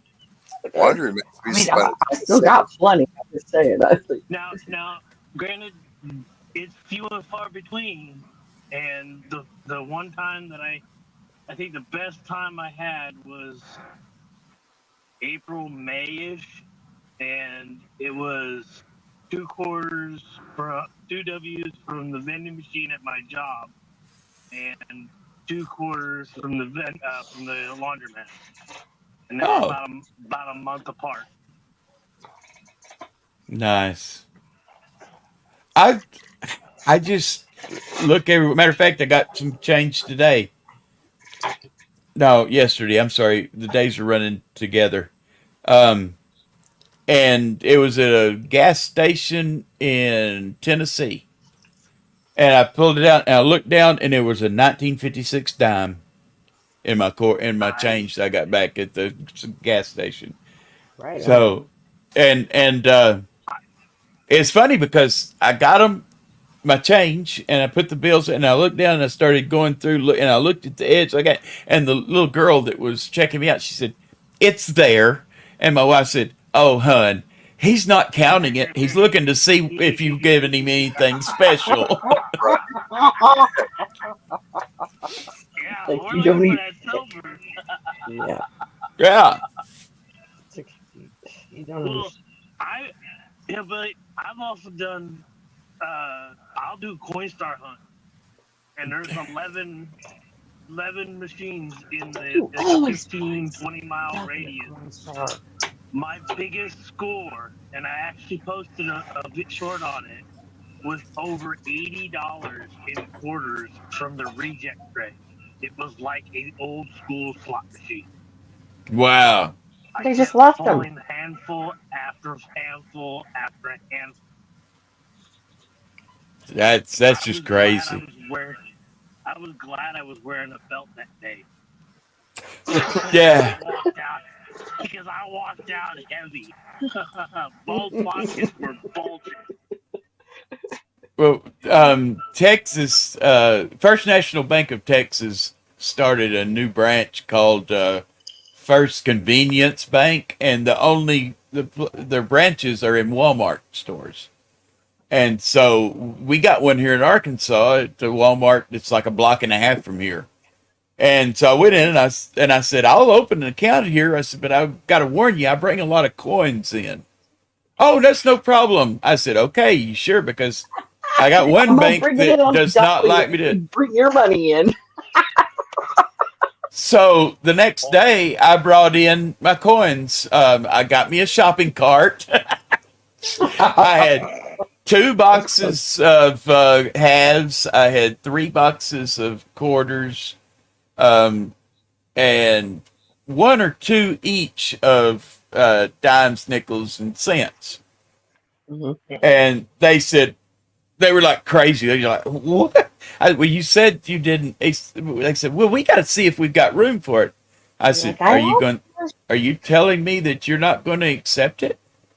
"Oh no, we'll take it." Don't you know? Because I'd already complained that I actually had a bank that would not let me deposit $50 into my account.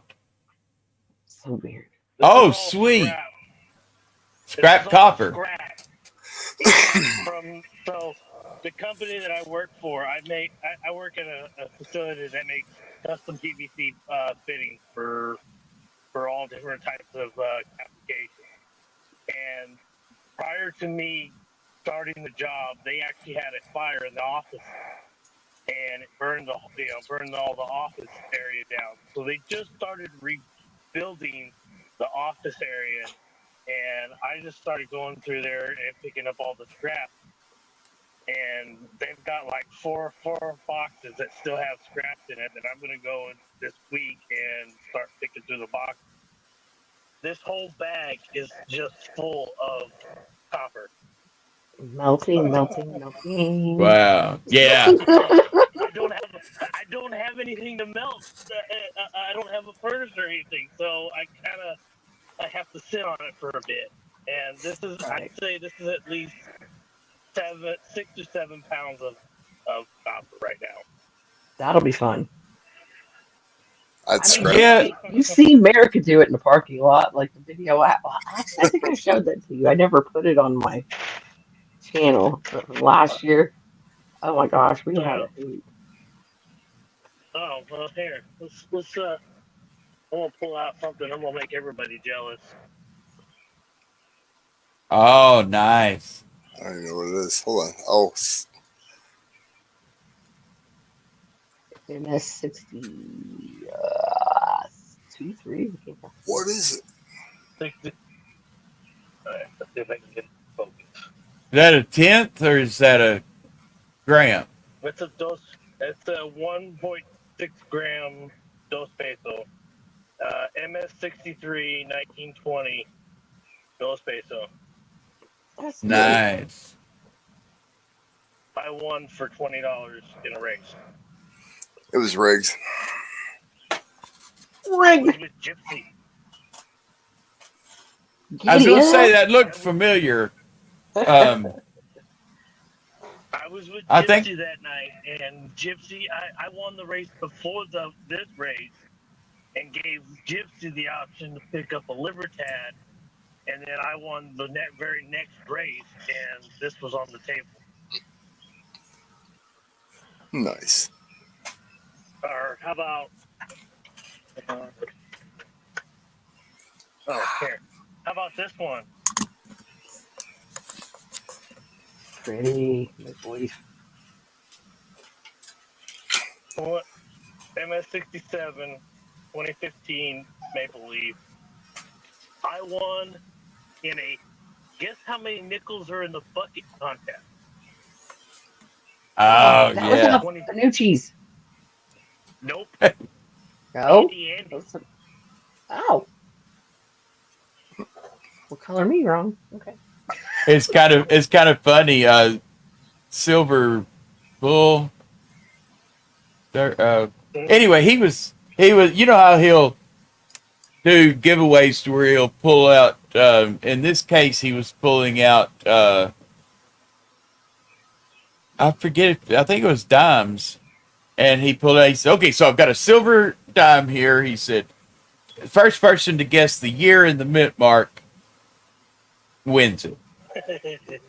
I said, 34p. And he went, "How the hell did you know what that was?"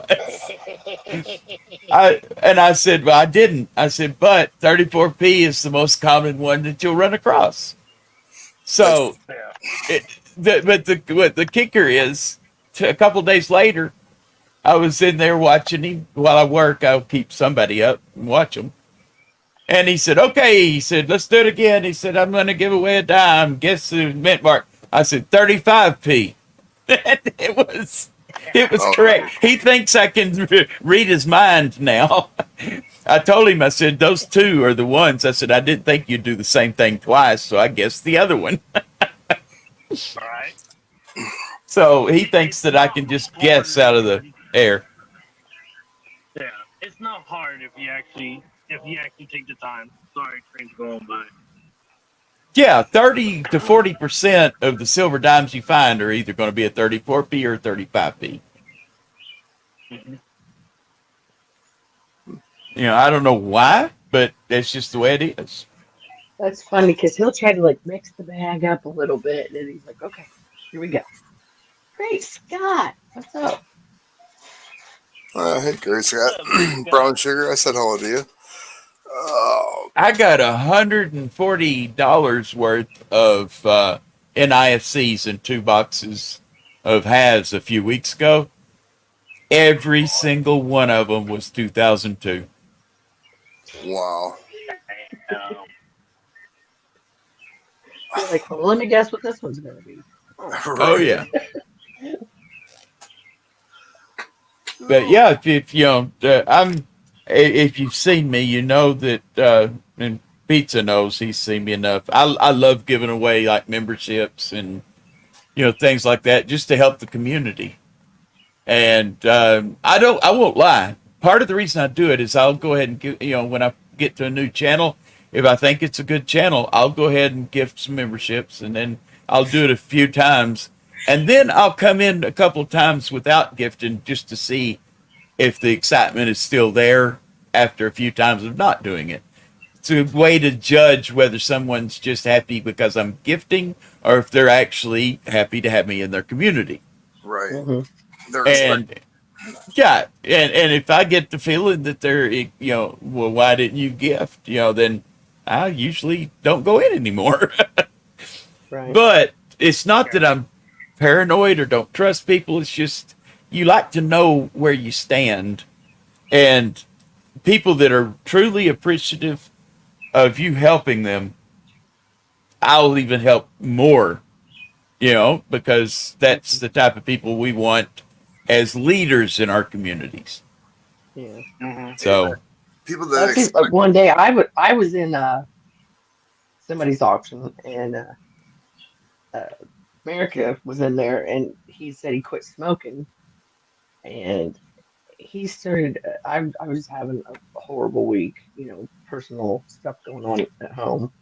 And I mean, I told him, I was like, I'm glad this isn't a panel and I'm out in chat. I was like, because you got me bawling like a baby right now. I was like, I needed somebody to, like, just make me feel better this week. And I was just like, he he got me.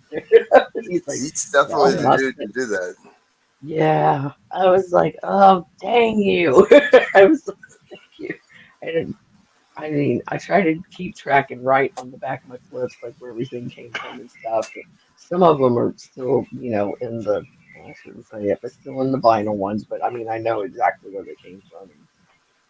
Yeah. And it meant a lot. I could tell you the person that cheers me up the most is Darren. I mean, that guy is so upbeat, and Shh, he's in he. chat. I don't care if he's in chat. Don't blow his head up, Goober, I'm not going to. dude. I mean, somebody that can stay that upbeat and be that ugly. I mean, come on, that you got to have strength of character, and no. Hey, Hey, we bonded over dogs, so Darren's a good Darren's a You know good you're friend. friends. Exactly. You know when you're a good friend when you can yuck it up with them and they know you're just joking. Well, yeah, and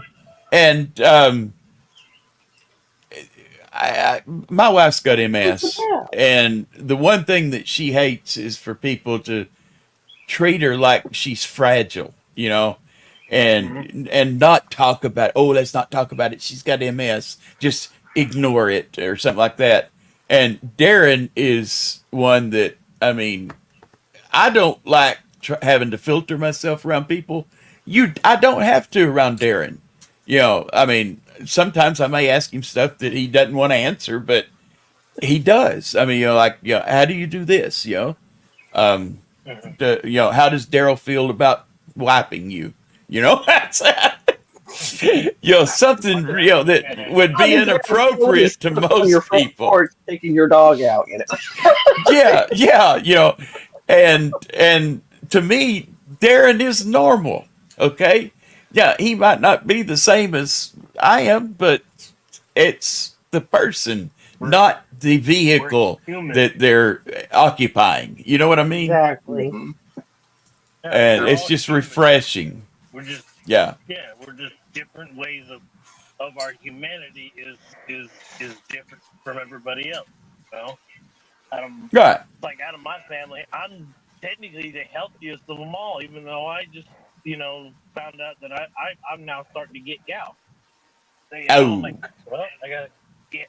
It's because I drink so much soda. So much soda. Yeah. Traeger. Hey, my youngest son is 33. He'll be 34 next week. And he quit counting kidney stones at 30. Oh, that one that you showed. Oh, buddy. Nasty. Yeah, I showed a picture of one he passed a couple of weeks ago. I'd be like, you But don't get any tea, you don't get any Mountain Dew, just stop. he passed his first one when he was 17. Oh, goodness. Damn. Yeah. Goodness. So, but yeah, and if I hear a funny joke about somebody in a wheelchair, I don't want to have to worry about who I'm going to tell it to. I'm just going to tell it if it's funny, and I guarantee if it's funny, Darren will laugh with me. Won't you, Darren? Oh, hell yeah. Mother upping stones are no joke. Conrad. Oh yeah. Not I've only had myself. one in my I life. haven't had 'em. I'm in my 40s and I haven't had them. So Well, I heard sugar um, down. I'm lucky. it's not I had stones, one, but I didn't know it. So that'd be kind of weird. I heard a funny one the other day. It wasn't about stones though. It was like the deal just said 7 out of 10 people suffer from diarrhea, and below it said the other 3 evidently enjoy it. So, I for some reason thought that was the funniest thing that day I'd heard. What's the it's worst fucking- trick to play on a blind man? That was weird. What? I didn't hear you. What's the worst trick to play on a blind man? Is that the one with leaving the plunger in the commode? Oh, Mm-hmm. That's a Helen Keller joke. Yeah, that's Helen Keller about her going insane trying to read the stucco wall. this is wrong, dude. But and the most inappropriate Helen Keller joke I ever heard was, why did Helen Keller's dog commit suicide? You would too if your name was.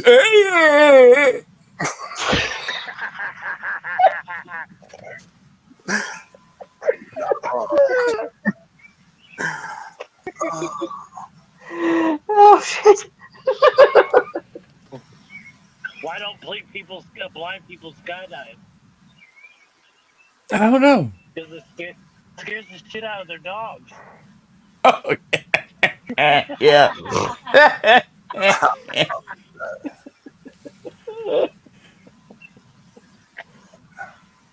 Yeah, there was one that the punchline was because her dog was blind too. Oh, jeez. He said, "Why does Helen Keller masturbate with only one hand?" So she can moan with the other. She's like, "Wait for it, I'm still typing." Oh,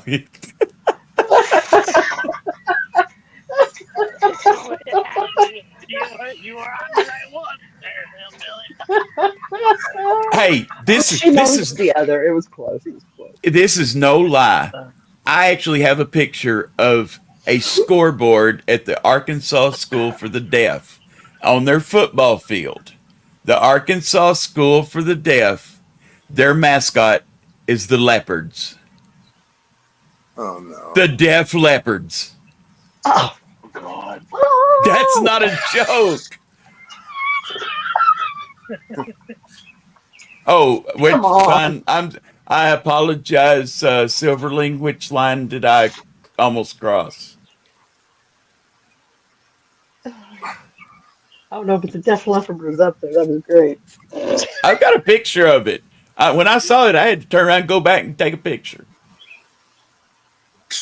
Some stuff that's like that, you're like, it's right there. Yeah, I've got we got a relative that works there. They're also a client of ours for our with our background company. So, TP, which one did I get almost across the line? And I will tone it down. It's fine. Yeah, I mean it's Or joke. I think he'll fit right in, don't He you? wears glasses. So technically he's a blind man. You take those things off and he can't see. Oh yeah, I'm legally blind without them. I mean, or at least that's what the eye doctor said. Same with me. If I take my contact off, I'm not seeing any. I can see the world, but everything is a blur. Oh no, I'm gonna have to take the alarm clock with the big numbers and go. Past 3 feet. Yeah, I mean I've it's. had to readjust my coin searching because it's hard to look at the mint mark now with the contacts that I wear. Oh yeah. Yeah, I have to sit there and You're like, oh. I'll actually put my glasses up like this while I'm working, while I'm looking through them, so that when I need to look up at the screen and scope, I can just do that, and I'm back down to where I can see far away. Then I'll lift them back up. Yeah, because I can't do both. He's pulling the welder's shield. I'm sorry, TP, but I'm going to have to admit that my first reaction was, if the line is too fine, I won't be able to see it. So, yes. Because, but then I thought, well, maybe that's the line that I'm getting too close to. But that's okay. I may be blind, but I'm also fat. So, hey, yeah, I had a guy try to do a yo mama joke on me. And he goes, "Yeah, your mama's so fat," and I instantly snapped right back. I said, "Yeah, she makes a pumpkin look like a pea." Oh, you put that in our group chat earlier, and I about fell out of the chair. I was like, "That's a mess." Yeah, well, my mom was a heavy woman, so technically, Sat on a quarter and squished a usually booger out of Washington's nose. Oh no, Never heard that one. no, me either. Yeah, there's Oh, so many of those. I know the one I heard earlier. My friend said I wanted to send this meme, but I didn't know who I could send it to that wouldn't take it the wrong way. And he said, I pulled this one out today "Your when mom is so from slow. the laundromat. It took her 9 months to get the joke."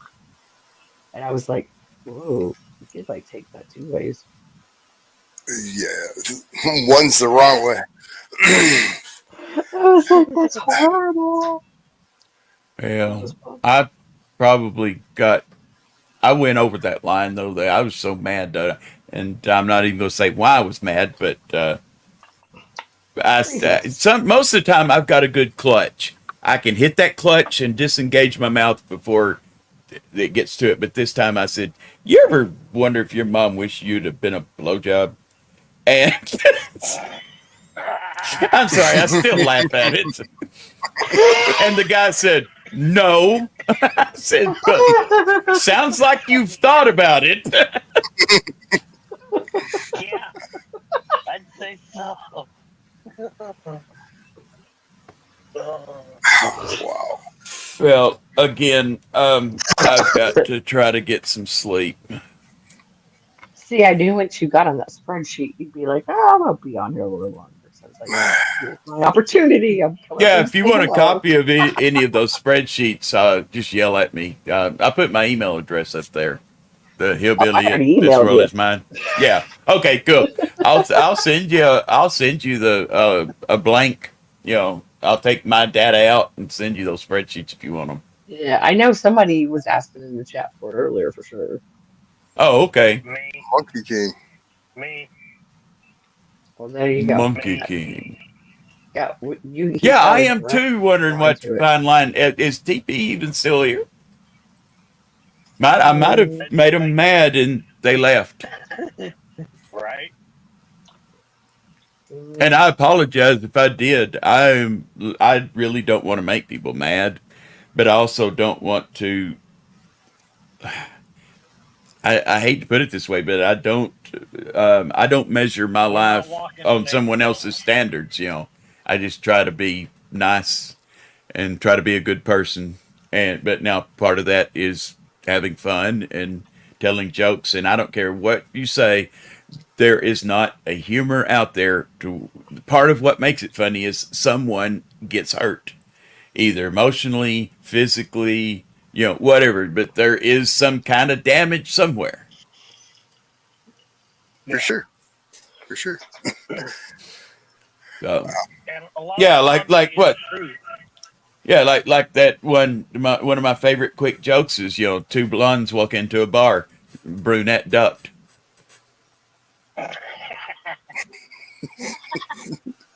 And it's just simple, but somebody got hurt. Joe, two people got hurt actually. The math is there. That's right, two of them. Yes.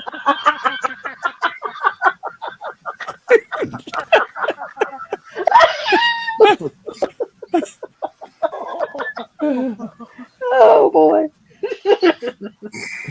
As you can tell, I don't believe in safe spaces. No, our brains work this way. This is our safe space. Right? Darren, you're right. I wouldn't be me, and I wouldn't respect myself if I didn't live the way I do. So, yeah, safe space. That's where Bring all those the coloring weirdos that books your are. parents always told you about. Yeah, exactly. Yeah, I know how I was when I was a teenager. Still holding the Yeah. coins doing this. We all did it. No comment. Oh, well, mine was a learned behavior, but I kept it up, so I can't I say plead the anything. fifth. I played the fifth of Evan Williams. I mean, of Amendment, Fifth Amendment. That's it. Anyway, All Four on the right. floor and a fifth under the seat. That's the. I had that T-shirt Do too. you live in Illinois?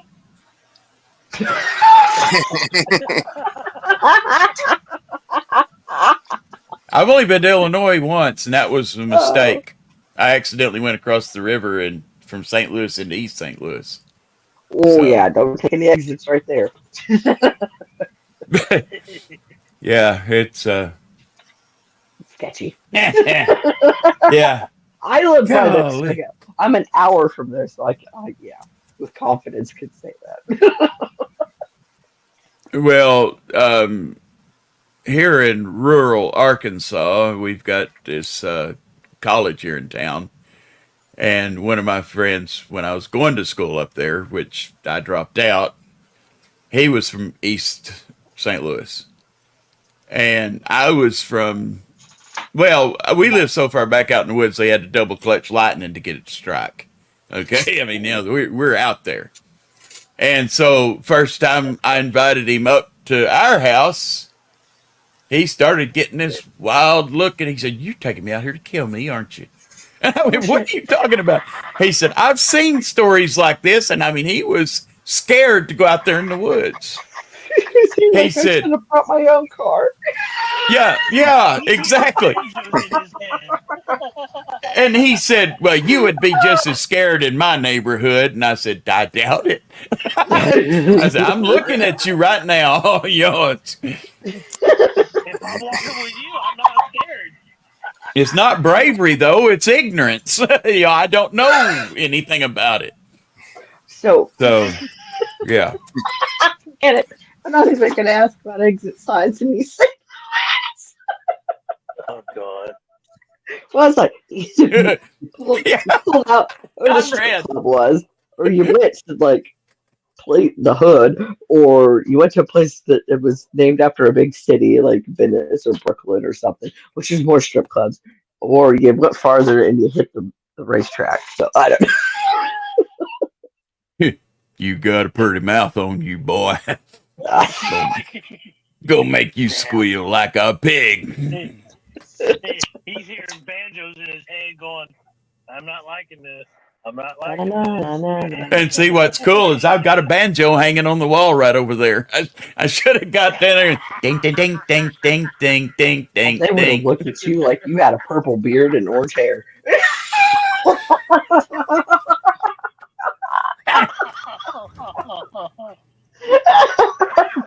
Don't mess with him. Something's wrong. And I could say it's a regional thing. I got one for Hillbilly before you leave. Hey, That coin right there, that's my avatar right now, Oh, here we go. yes, I found on a coin star. own it.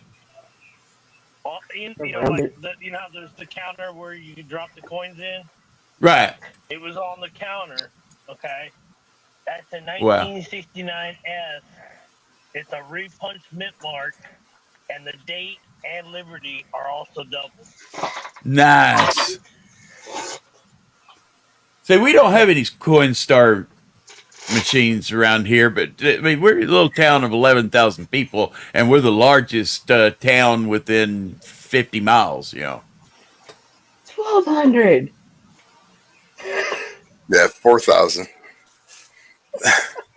Yeah, but how close is a large? I mean, are you close to a large area though? I mean, like, yeah, I've had people tell me, 5 miles well, up we the live in road. a town of 400 people, but it's the outskirts of Sacramento. It's Yes. I'm 40 minutes 25 from minutes away. Vancouver, and I'm 2 hours north of Seattle. I've not been to that part of Canada. I did a lot of work in Toronto. Well, That's, that place I'm was on the weird. western side of the U.S.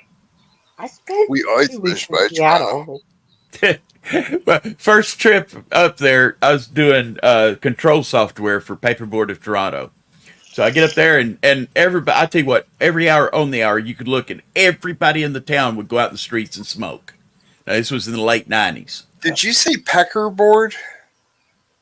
Paperboard. They made boxes and stuff like that. Gotcha. But it was funny. This guy walks up to me and he says, "So you're from Arkansas, eh?" And I went, "Yeah." "So I guess you think guns don't kill people." I said, "Oh no, guns can kill people." I said, "You got to hold them by the barrel and beat the shit out of them." I said, "It's a lot easier to turn it around and just shoot them and let the bullet kill them." He never said another word to me in the 20 times that I went up there. Would not speak, would not even look at me. And I was just joking around. So So, you don't get my humor. Okay, now we understand each other. Sorry. Brown Sugar, my business partner with the background company lives in Huntington up on Long Island. So, and I tell you what, best Italian place I've ever eaten at, El Marco's in downtown Huntington, is awesome. Oh man, that stuff. If you get it on your forehead, your tongue will beat your brains out trying to get to it. I mean, oh, it's good. Yep. Totally cool people like because we always end up talking about food. Not Darren, and I should be because I've got so much I got to do, and I know I keep saying I got to go, but this time I'm going to have to. Pizza, thanks for letting me come play. Oh, thanks for educating us. That was fun. I don't know how much it of an was so nice to education meet you. it was. You too, and I told Pizza the other day when I did this, I plan on doing it a lot more. Just this last week I was traveling and on vacation with my family. So Yeah, I was in another conversation, but I heard you talking about the place you were the first ones that got to stay. I don't know if it was Airbnb or a Verbo or something, but oh yeah. I was like, Hey, Happy possibly listening. Chappy. Look, there's a Happy Chappy. hey, see, Oh, happy happy- chappy. Oh, you want to see how messy this place is here? Oh, Here we go. Ta-da! Oh, look, an eyeball. Oh, wish I had Happy Chappy. My client would like to know when your monthly mail out day is. With our other conversations, I thought that was going a different direction. could have. He's only 5. I'm old. No, he's only 5. Still? He was 5 3 years ago. Yeah. He's been 5 since I've known I'm him. 11. You're 11. Yeah. But yeah, that's got him up in arms. He's like, I don't know what the day is. And I was like, just ask him then. He's a character, though. Oh yes. Actually, didn't get to talk to him tonight. It's kind of slow. Hey, well, I'll leave you with this. Remember, you can pick your nose and you can pick your friends. But you can't roll your friends up in a ball and thump them. Later. No, that makes him disappear. Later, Billy. Have a good night. Or morning. All right.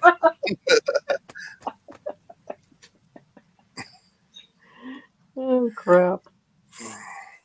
Already mailed it. Oh, Great thank Scott's still goodness.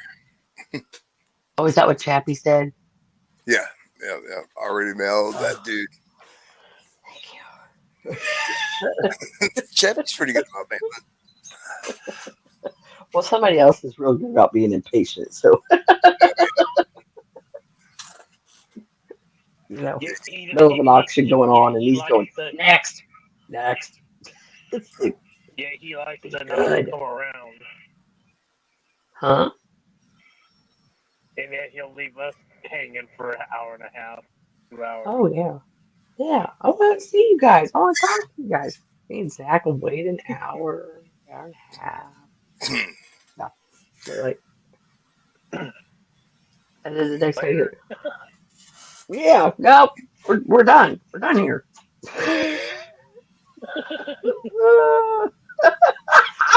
Oh, Chappy. No. No, once you get to know him better, That's just his person. Yeah, he's a lovable. He's lovable in his own way. He's lovable with a broken filter. So I apologize on his behalf. But yeah, it'll get easier. You'll figure it out, Chappie. Yeah. Well, maybe So, not. He is is an that Ohio State fan. So, I is that a No, V over S over no, D? he's an Indiana Fishing dude. guy? don't know. No. Mm-mm. S over S? What can't you, or what can you spell with OSU, Chappie?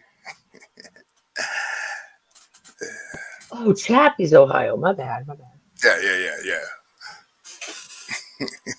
I see a S over S to the north. West, actually. Pardon me. I failed. I failed.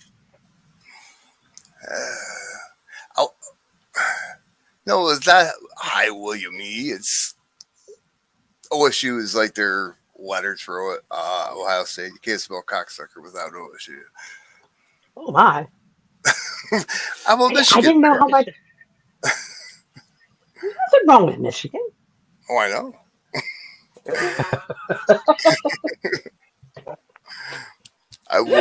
We'll rip on each other all the time. Oh, It's because his yes. football team plays in a toilet bowl. They call it a horseshoe, but we call it a Horse toilet bowl. ball. I got you. Yeah. I I just hope he didn't wake up cranky today. got you. Hey, are you gonna go to Ohio this year? We'll see. I had a I feel stroke you. last Sunday. I had a stroke, and I don't know where I'm going to be. Oh shit, that's right. You did say that. I'm sorry. So I was I don't know. wondering why They you were start in the running together, and hospital. you're like, I saw the hospital screen. Yeah, dude. I was so bored. I was in a hallway for 2 days. A hallway. oh, Yeah. that sucks. Damn. I was my ex-wife's sitting there. She's like, "What are you doing?" I said, "Nothing." Said, "Don't put me on camera." I said, "Oh, don't worry about it. I don't even want to be on camera. I don't want to be here." But yeah, I got so many tests this week. I want to be there. You know, I want to be there, but we'll see what happens. That's all I can say. Hey, You right? know, if they, I mean, I can Yeah, drive, but they don't want me to the work first yet. year we all met was the best year. That was the best. Oh yeah. Wow. Well, the second year was See what really. he says you belong in the hallway. Not next to the COVID patient though. Oh It, hell no. Well, there. it was ridiculous. Um, when my son graduated 5 years ago, I weighed 275, pre-diabetic. I weigh 195 now, and I have diabetes somehow. The hospital gave me 2 pills and said, "We're going to write you a script for this. Take 1 tablet of each per day." And that's all they told me. They didn't educate me. Nobody in my family has diabetes. So I don't know anything about it. What did they tell you? Do nothing. Nothing. They did Wow. an MRI. Or no, not an MRI. They did a CAT scan and they did a echocardiogram and Hmm. checked my blood sugar. My blood sugar was at 422. It was like my blood was like syrup, like pouring out antibiotic syrup. Well, if they didn't give you insulin injections to do, I would guess you're type 2, not type 1. And they probably gave you metformin, Jardiance, and I don't know what else, but yeah. It's something that starts with an F. I don't. I have no idea. The the second one you said starts with a G. I Jardiance. know they. Yeah, they gave me that, but I can't do needles. I hate freaking needles. Hate them. No. Oh, yeah. I can't Yeah, well, stab myself. Scott's type 2. He takes metformin, Jardiance, and he has a shot he takes every other week that you keep in the fridge and you know, like it already. It's kind of like when you get your, your little blood test thing with the. It just does it real quick. They didn't even tell It's me to get that. a glucose Seriously, meter. no, they hit my finger twice. Once in the ambulance and once. Yeah, that's it, Darren. Once in the ambulance, once at the hospital. Outside. Yeah. Um, Sorry, I know what that is. but I mean, it's messed up. I mean, I don't know. I got to see my family physician on Thursday. I'm trying to get in for an MRI, which as of right now is the 30th of June. I got to see a diabetic doctor. I can't remember what my brother called it. And I got to find a cardiologist because my cardiologist sucks. But yeah, that's what the EMS gave me. They missed my vein. Then shot saline That's into why. my. That's why I don't like needles. That freaks me out. Oh, it freaks me out. I I just hate them. Like I just crawled into myself. I mean, It's like So when they're never. like trying to even start IV and they poke you about 5 times, they're like, "Oh, well, I'm getting there," and I'm turning 5 shades of green. Trying to, and I'm looking the other way, going, "I'm not watching what you're doing. Not Yeah, you're watching about what you're ready doing." to kick them in the head because your Yeah, feet are or throw up on them, one or the other. I'm like, so I woke up one day and my right foot and ankle were just completely swollen and sore.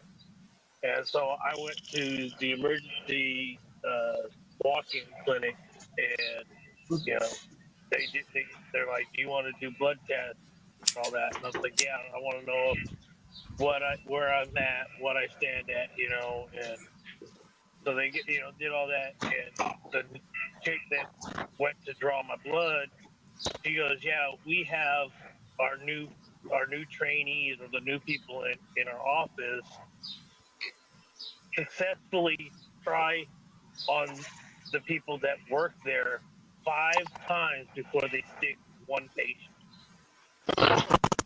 hell no. Nope.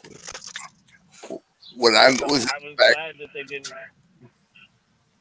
They blew one of my veins out, my good arm. Like, my veins stick out. When I was in the back of the ambulance, the driver made the bruise on my arm. And the other guy, he's like, "Do you want to refuse the IV?" And he's shaking his when he's asking me this. He's shaking his head yes for me to say I want to refuse it until I got to the hospital. I'm like, "Yeah, I'll refuse it." It's crazy. And then they took me to the hack hospital, and they wouldn't take me for insurance purposes. They wouldn't take me. They wouldn't pass another stroke center. So I had to go to that one stroke center. I could have got back into the ambulance and drove down to downtown Detroit, but that's where my brother works down in downtown Detroit. So he's a cardiac care well, nurse. it's like with my grandmother before she passed. Her doctors put her on an experimental pill, and she never told me to call the ambulance. Like it was either I took her or she took herself. And one night she called me into the bedroom. She's like, "Call the ambulance." I'm like, "You sure?" She goes, "Yeah." They put her on the machine, and her heart rate was 188 over 101, and she was in her 70s. Holy cow! I Her was like, blood pressure. "Yeah, yeah." And so they're like, "So what hospital do you want to go to?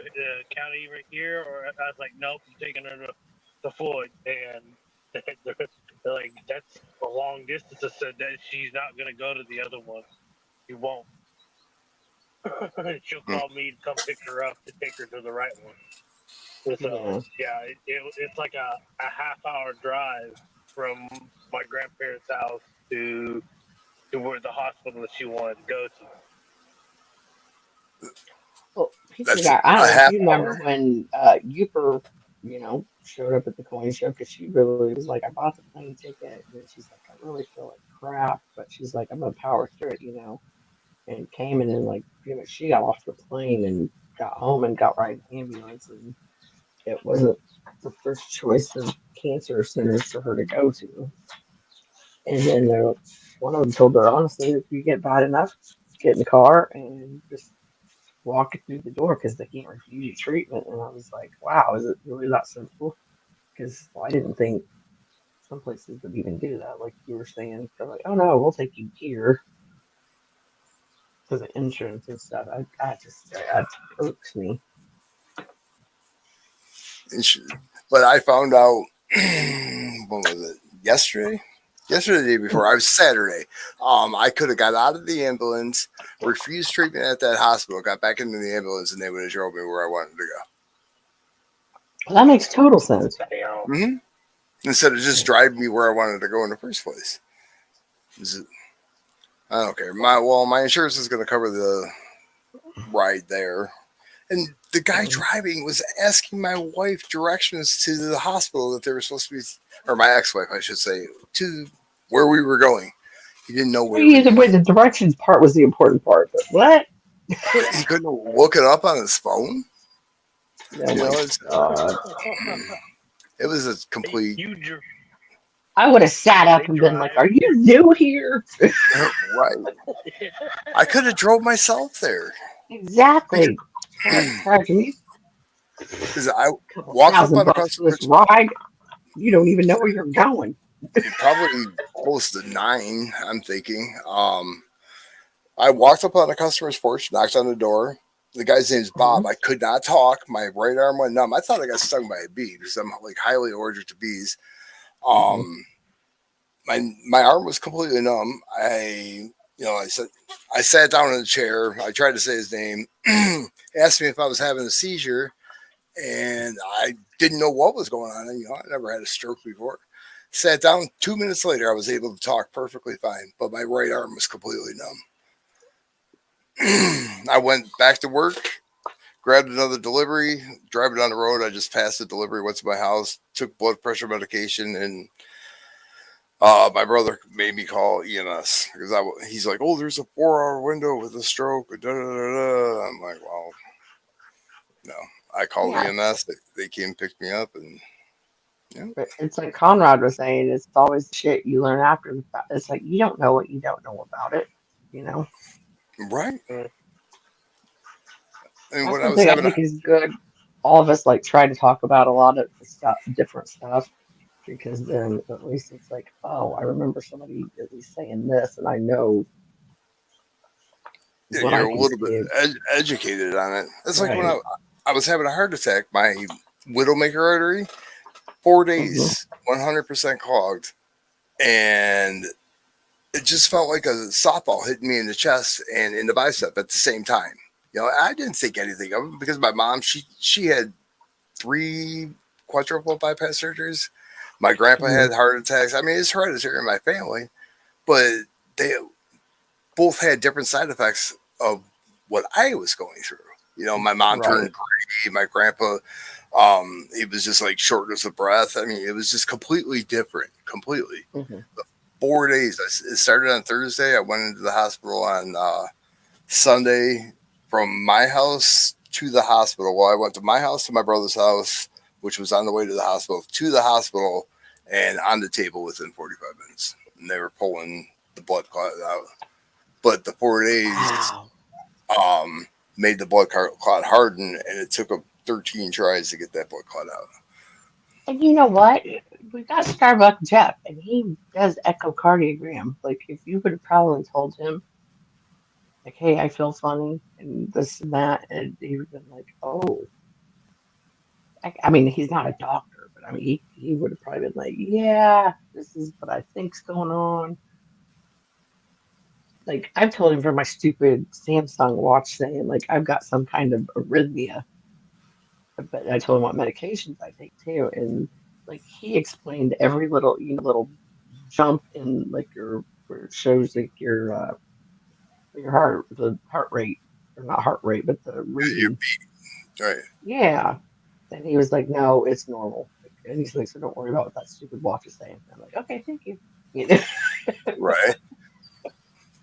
That's what's so good about being on here, knowing so many people. It's like, I know somebody that knows somebody or has been through this. And it's like, okay.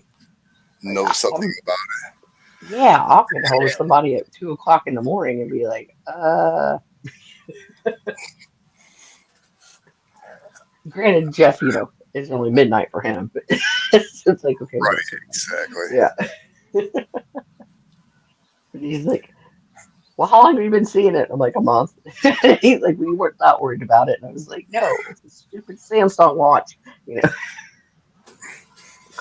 And they it's say yeah. 98% of people don't make it through the Widowmaker blockage. When I got out of the hospital, I looked up the stats, and 98% of people die from that. My heart attack that I was having. It was messed Yeah, up. clots are no joke. So worried about one in my brain. Well, I can't think of the artery. One of the arteries, like on the side of the brain. It's not the carotid. It starts with a C. No, But my right side. Now, your right side of your brain controls the left side of your carotid. body, vice versa. The right side is pretty much seized up, clogged up, and the left side I have 30% of blockage. But my right side is messed up. How is that possible? Because it's supposed to be your left side that controls your right side of your body, right? And it's 30%, and the other side is pretty much locked up. Cerebral thing. Talking about that's the artery, cerebral artery. It's fucked up, like very. I just Googled it, so you know how Google is, but yeah. Right. Oh, they're talking about putting a stent, like cleaning that out, and putting a stent in my cerebral artery on the right side, and possibly in my carotid. Best of luck with that, Darren. Yeah, I don't. You guys helped to figure out what's going on with his dad. Yeah, you get him somewhere to get him checked out for sure. It's better safe than sorry with anything blood wise or heart wise, all that, just in general. Don't want to be stubborn.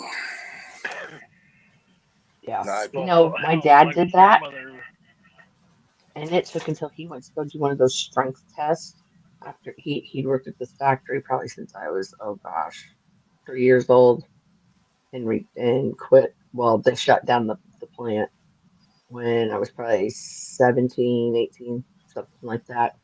And he was going for an interview for Union Pacific and was doing that grip test. And they were like, whoa, like, I can't remember which side, but they're like, it's really weak compared to the other. And they, told him, I suggest you go to the doctor and go get checked out. Well, come to find out, he had, just a series of events. I'm shorthanding it. He had a bad mitral valve. It wasn't shutting all the way, when blood was pumping through it, and ended up having to have it replaced. And he wasn't even, he was probably right around 50, something when that happened. But he would have went, who knows how long, had he not, went for that interview and been at the same job, and who knows where we'd be right now. It's just wild. right. Things happen for a reason, that's for sure. Yep, that's what I said. I was like,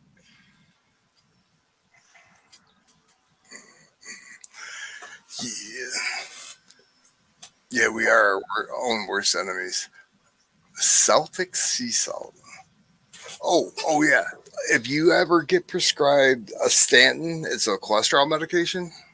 The ending of each medication is statin. There's like 4 or 5, 6 different ones.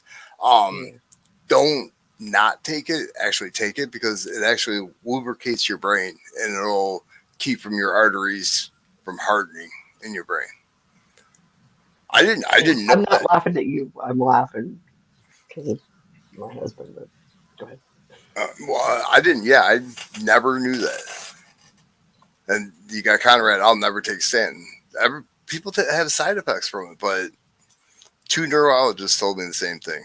And the one in Henry Ford is like top neurologist in the state or whatever. I don't know. But he only has one stethoscope. It was messed up. One stethoscope?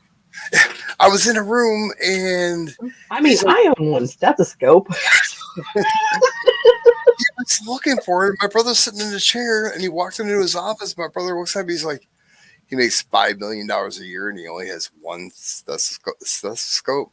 So I don't Mine's know. cute. And I got an expensive one too. It's gold plated. No, no, no, no. No, my mom had my initials etched on it, so nobody could take it. Nice. I Are guess you in? mine. You're not in the medical field, are you? What do you do? No, I don't do anything. Yeah, that's what I thought.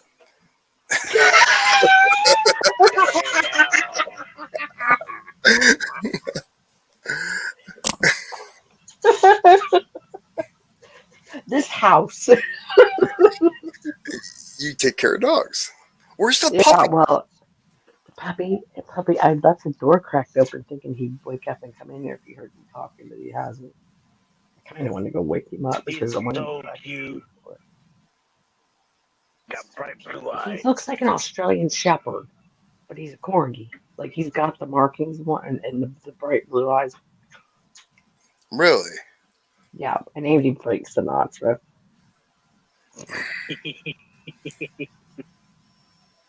We got Johnny Cash. You Oh, we named him had Yeah. Johnny Frank, Cash. didn't you? His Yep. name's Frank. Yeah. Okay. Yeah. Everybody like my husband's side family's all like, oh, call him Frankie. And Scott called him Frank today. And he looked right at him and I was like I was like, haha. He paid attention when you said Frank. And I haven't been calling him Frank. So I was like, that's funny. So we're going with Frank now. I like the video where Ollie was on the floor and Frank was on the couch, and Ollie's like, "Don't you dare drop that on me." Yeah. Ollie was like, I don't want none of your mess. Get out of here. They love each other though. Oh my gosh. Scott caught this picture of them the other day before he went to work. And he sent it to me later that day. And I was like, oh my God. Because I was like, that's too cute. I Ollie. want to know why you won't take Stanton, Conrad. Come on. Ollie Cough it up. had his head on the dog. Oh, jeez. Oh, Yes. And I was like, they do love they're each other. buddies. They are. I'm like, that's the little brother Ollie wanted in the first place, not Triumph when we brought him home on Ollie's birthday. And then, Triumph kept getting bigger and bigger. And then he would try to sit on Ollie because he didn't want Ollie to fight him. Because he's like, I don't want to fight you. We'll just sit on you. Dude, the video with Triumph whining because God's holding Frankie. I was like, wow, what a big baby. He did that the whole day. We had to put the baby gate up from the living room because he squealed, and we call him the Dolphins. He's like, the whole day. We were like, and my mom He's brought him like, I'm here at not like the baby, no. 11:30 in the morning. I was like, oh my God. You said like 11:30, which usually means for her it's gonna be 1 p.m. But my stepdad was driving, so she could hold the puppy, and yeah. So they were.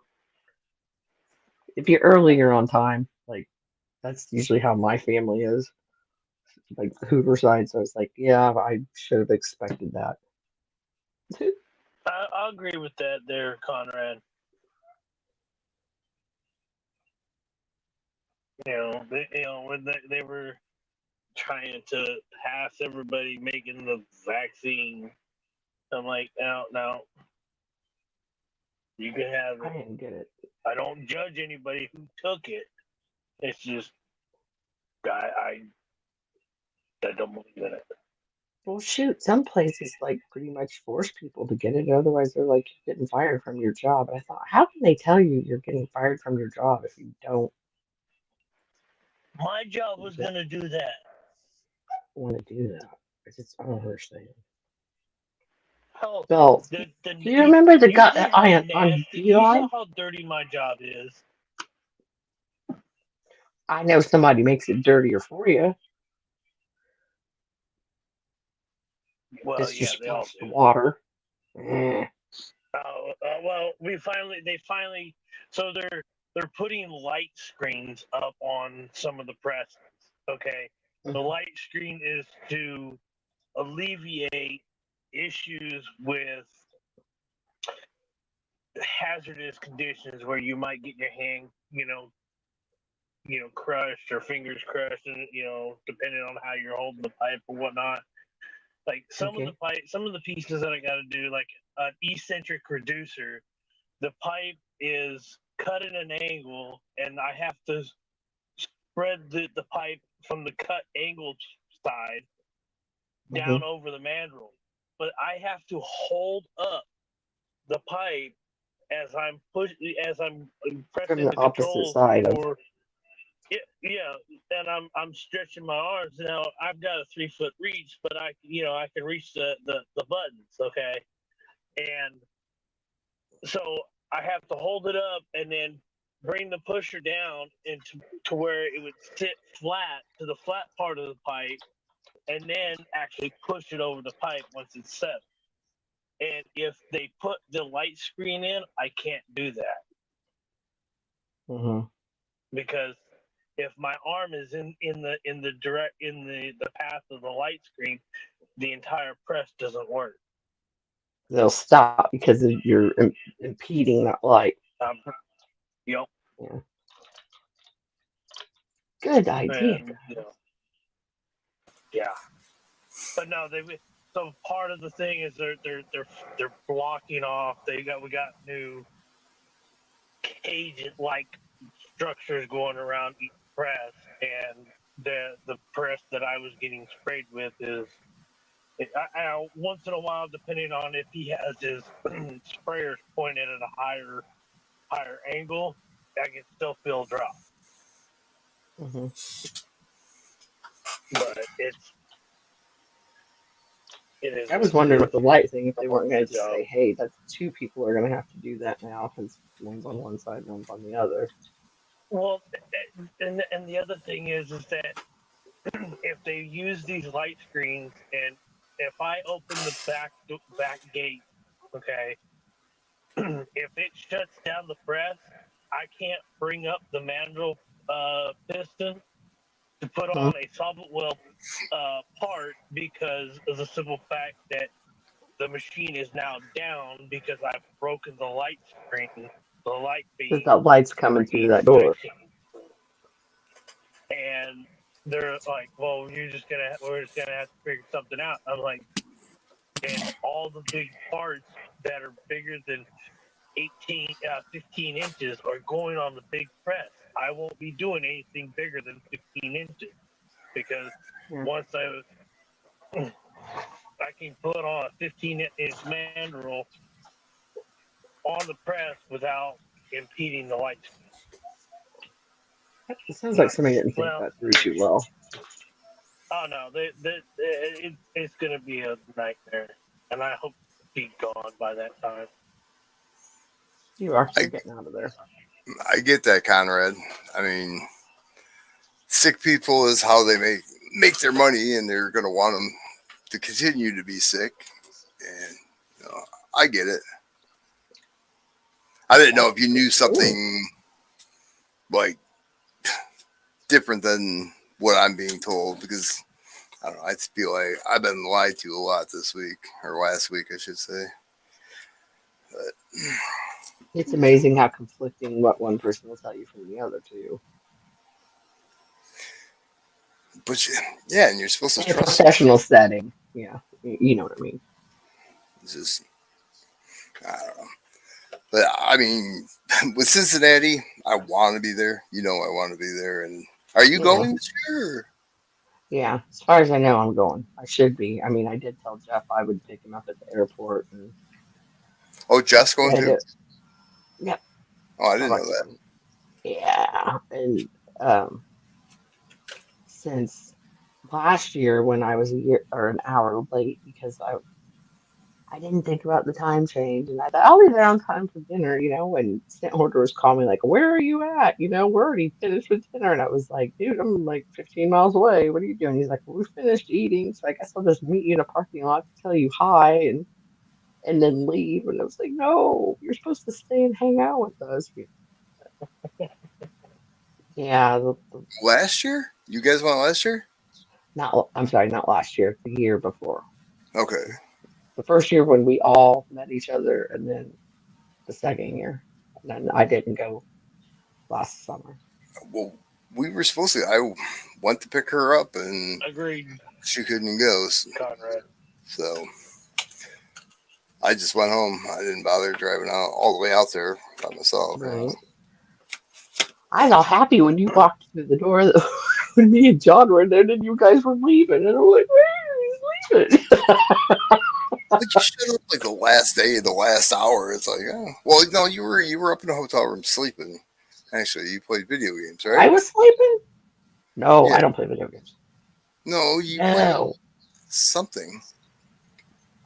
If I was playing anything that was late, it was online with the cone while he was streaming.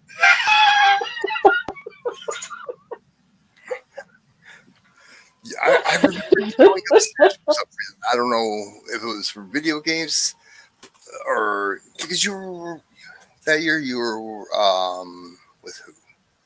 Tim, right? Yeah, Tim went with you? yeah, yeah. Allegedly. Anyway. Well, kind of. Yeah. But maybe he went upstairs. I, Because we all no, sat yeah, he did. downstairs.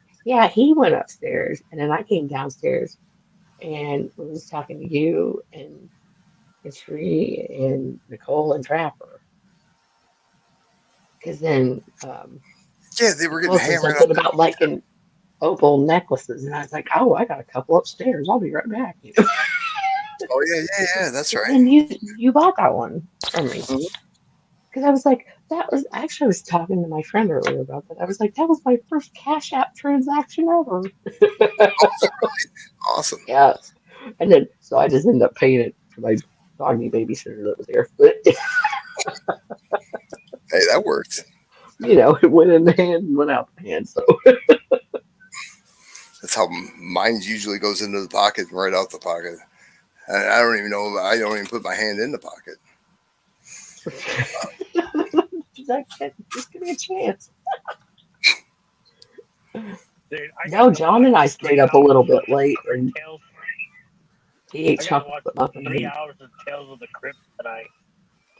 Yeah, I went over there and looked and I was like, man, how's this guy getting away with this? Because I'm like, I'm already seeing nips through like the nightgown and whatnot. It was about 15 minutes Oh, in. that was the sacrifice. That was the That was a what? good one. That Yeah, was called the sacrifice. I think, what's his name? Hamilton was in it. Not George Hamilton. The one from LA Law. Yeah. I was Cleary? trying to figure out which one. There's a lot of actors in that show. Like Rick Grimes is in the guy that plays Rick Grimes is in one of the episodes. The guy that played in the Matrix that wanted to be back in the Matrix. He's the one that plays the guy that defeats death by having a cat's brain put in his head. Keanu Reeves. Don't remember his actor's name. Did you just say calories? That's the Keanu Reeves. Or I can't even. No, not Keanu Reeves. No, Very older. remember the guy that wanted that was the bald headed dude in the that he was always against being in the real world, and he wanted to be put back into the Matrix, into the program. And it was in the first movie. He was like, I want to be put back in the system. I don't want to remember nothing of the real world. I don't want to, I just want to be put back in the system. And he actually tried sabotaging the mission. No, unless he was the guy with the keys in the room. No. Hey, Muscle Shell. What's up, Muscle I don't Shell? remember. No, there's some Cypher. big name actors and actresses in that. And I was like, man, it's been a while since I watched it. What is the salt going to do, Conrad? The Celtics sea salt.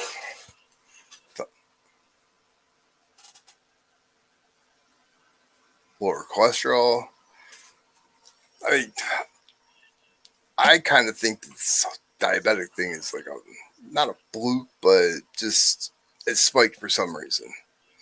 I don't know why, but it's just how I You feel know, about it.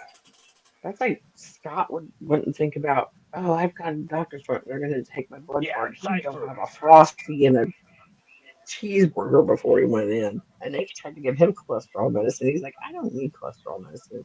It's taken Conrad 4 knows what I'm years. talking about. And then they finally said, yeah, I looked up his picture. And then they finally were like, oh, well, your cholesterol's down. You don't need it. And I'm like, yeah, because you finally remembered not to eat junk food before you.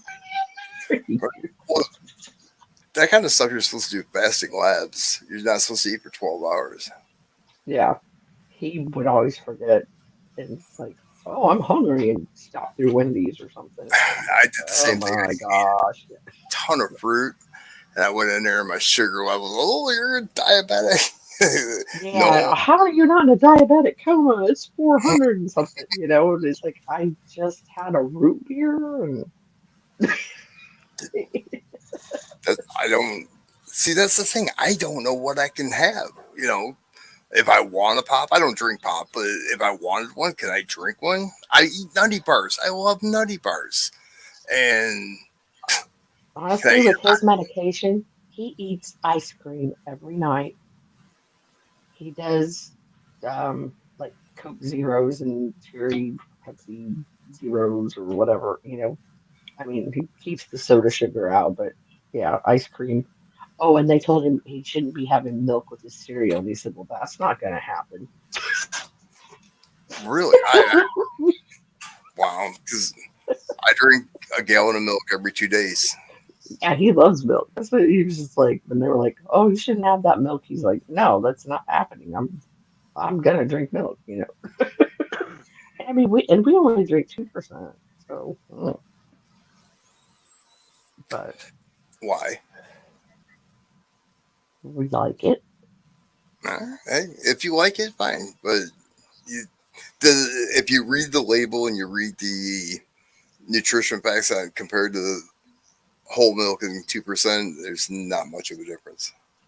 Yeah, whole milk just tastes like really thick to me. I don't know. I drank it when I was younger, and then I don't know, somewhere in I there, have whole milk 2% at 2%. worked its way in, and I was like, oh, this is cool. Because But my you said grandparents would Yeah, have I like the love one skim. percent or whatever with the purple cap, and I'm like, this is water. Or skim milk. Yeah. Oh. Ugh. Yeah.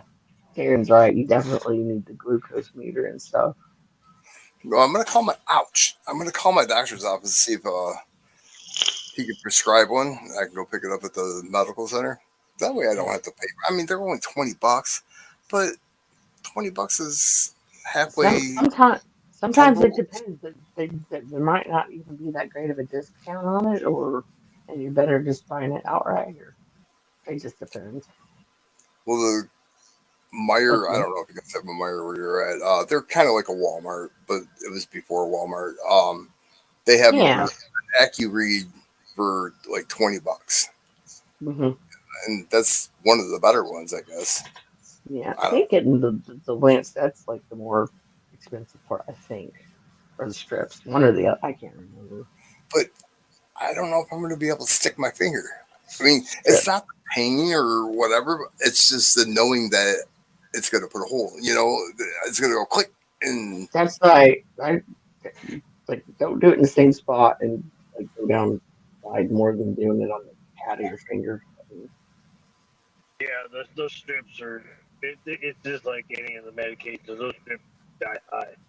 Like just, my grandmother was doing liquid Demerol and Dilaudid back in the late '80s, early '90s, and mm, That's why I just My do my grandfather grandpa's. would get a I'd be like, my grandfather would go get her supply, get a 6 month supply. It would back then it was like $7,000 to $8,000. yeah, they've gotten way better since then. But Did you just name off? You just said Dilaudid and like all kinds of morphine, didn't you? Yeah, I thought so. tomorrow, morphine is what they normally give you in the hospital. dude, that's Demerol stuff is they the do next step stupid. up. Is the next step up. Dilaudid is the step after that. And I watched my grandmother shoot 30 cc's of Dilaudid into her leg in That one shot. reminds me. Yeah, well, I think stick the 30 my dad needles, was on hospice before he 30 passed away. needles, And I think the morphine is what 15 in took him out. each, and then slam them. So, I don't like the medical field, and I'll change my diet if I have. Yeah,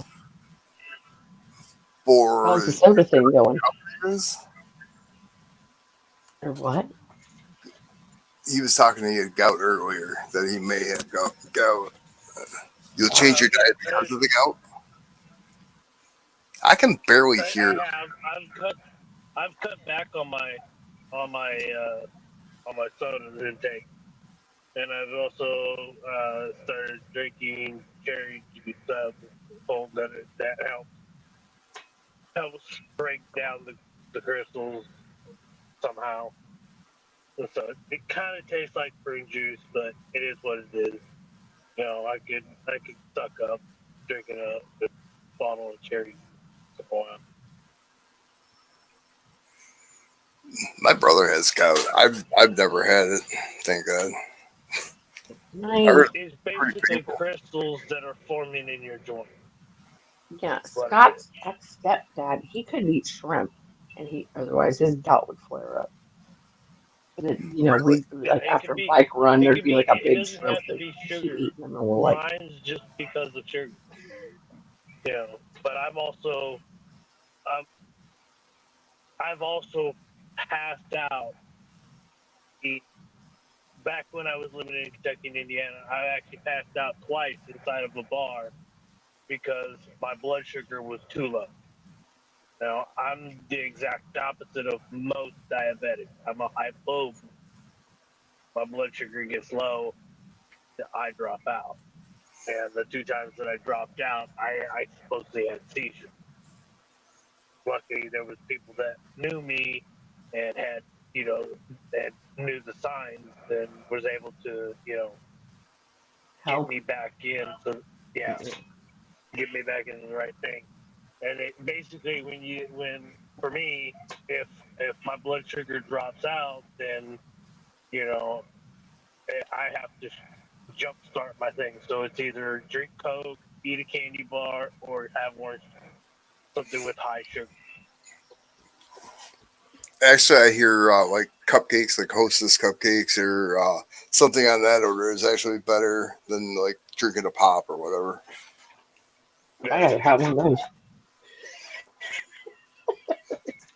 Ding dong. Oh no! That's those ones. We were talking about the other night. No, I was talking with Hidden about the other night. Zingers. Yes, zingers. I was like, I love vanilla zingers. The red ones with the coconut. Ew, Yeah, those coconut. things are awesome. They're raspberry.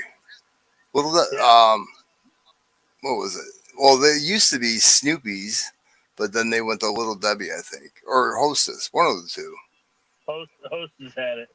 As a, they I were knew there good. were vanilla ones, chocolate ones, and then the ones with coconut on it. And every time I go into a gas station, they have honey buns, like middle shelf. Aren't honey buns like top shelf products? Mm-hmm. I believe so. I remember back in the day when we had those in a vending machine at school. Now they can't have anything. It's We like, didn't have vending machines. We just got them from the lunch lady. But Right. we had a smoking area in our school too. So what's that? we did too. It was called the other side of the sidewalk. No, they opened up the side doors and just let us go out there. My cousin was selling Warhead candies in 7th grade for a nickel a piece and making a profit over the school that was selling them for a dime a piece. They called his mom at her job and said he can't sell those here at school. Do you know what he did? He walked his happy ass across the street to the community college and started continue selling. I used to sell now and laters at school.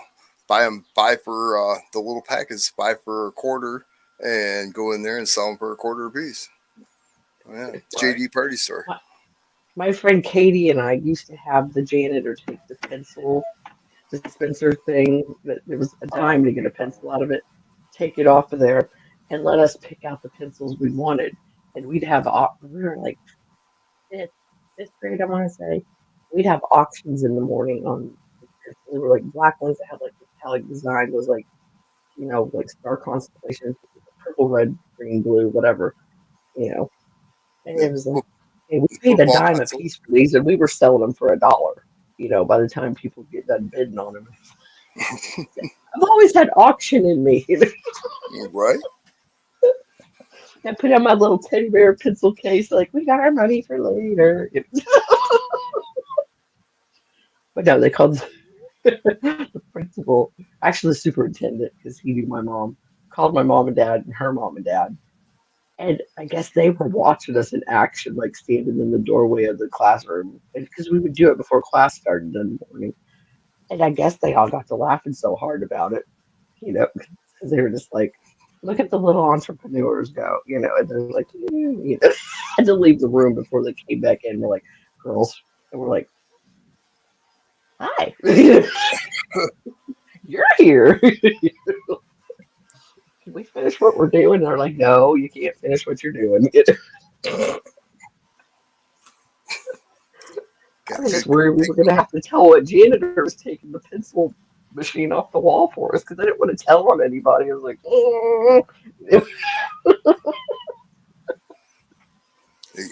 I don't remember. What time is it? Oh, it's almost 7 o'clock.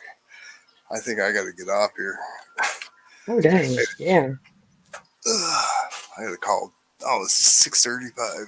I got to stay awake for another hour and Come up. make phone calls. My sleep schedule's so jacked up too. Obviously, been up all night.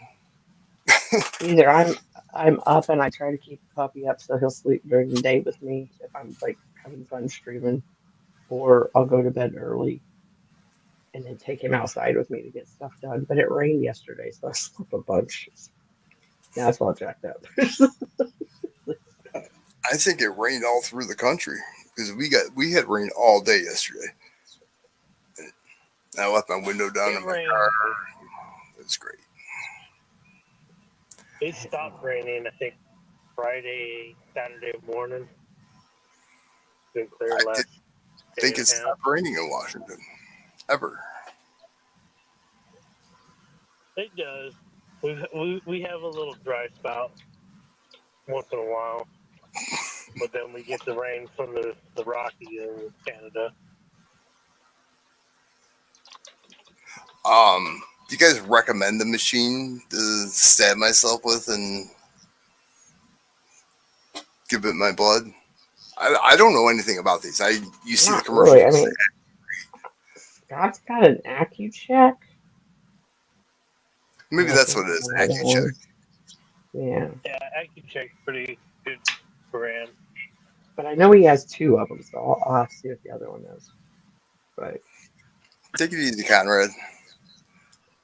Thanks for popping in. I'm gonna hop off. Yeah, me too. So thanks for letting me come up and hang out.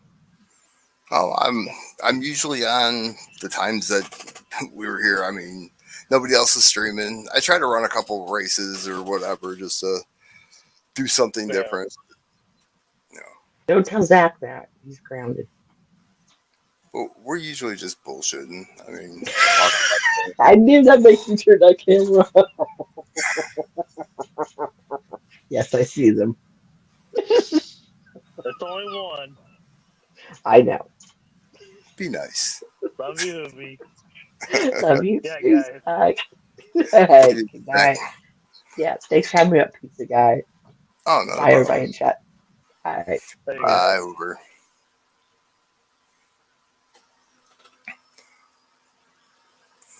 Yes, the ground is another covered. Uh, Dexcom, no poking fingers. Well, how is that the thing that they attach to your arm or something, or on your side? Oh, not a problem, Hoover. I hope to see you in Cincinnati this year. I'm going to do my best.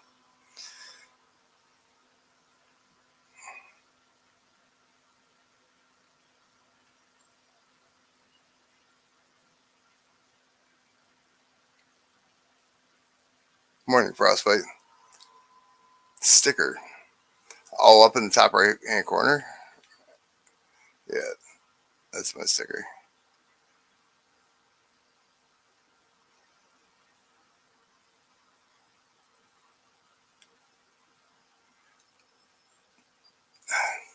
But does a doctor have to install it, or you do it yourself? See, I know nothing. I feel like I have no clue on what I'm even talking about half the time with this stuff. Hypertension? I'll educate you all you want.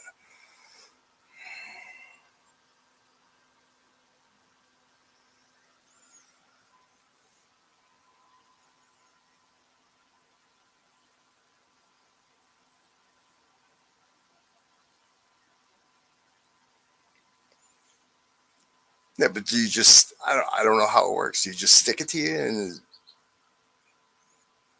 how does it know your sugar levels?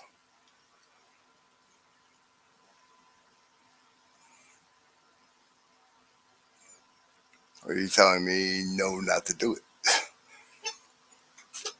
Ouch.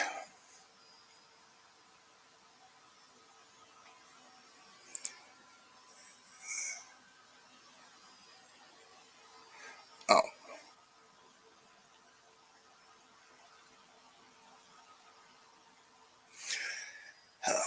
I'll just call my family doctor to see if he can write me a script for one and see if my insurance will cover it. I'm paying enough for health insurance. It better freaking cover something.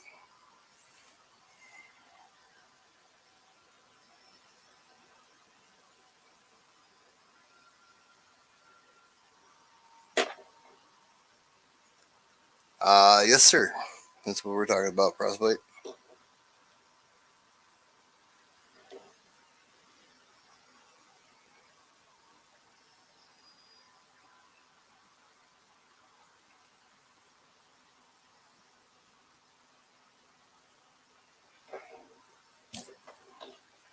Ouch.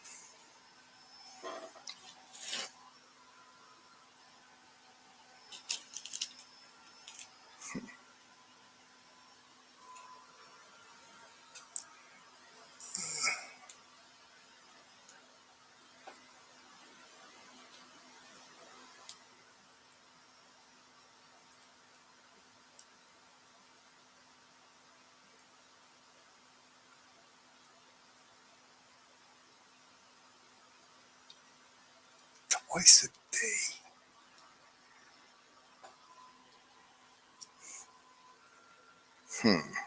I don't even know if I'm going to be able to do that. I'll have to have my ex-wife stab me.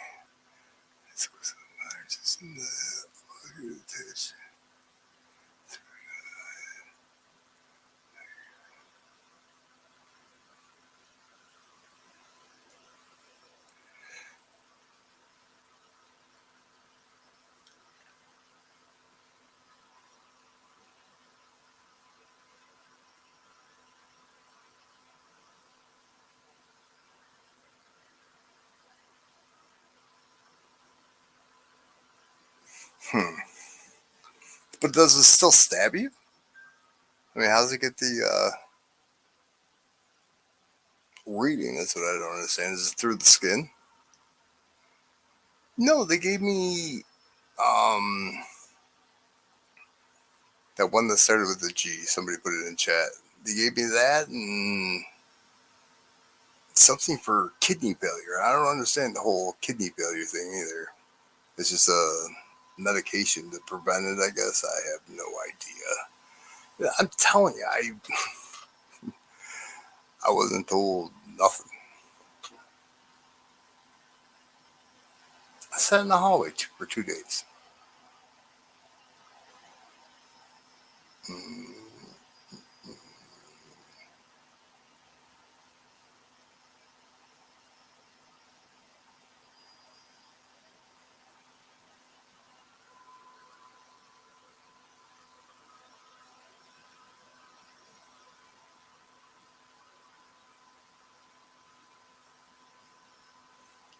So that's why they're giving me the medication to try to prevent it.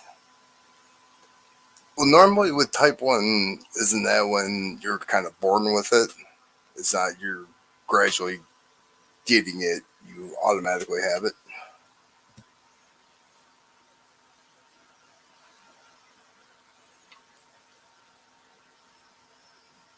Yes, says you, Darren. That's how much I like needles. Ugh.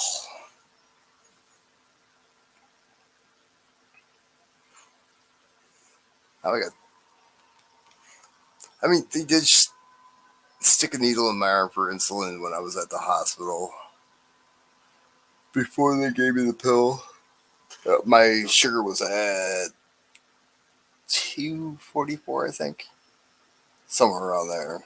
I mean, I didn't even feel it, but I can't stab myself with a needle. Can I do it? 70.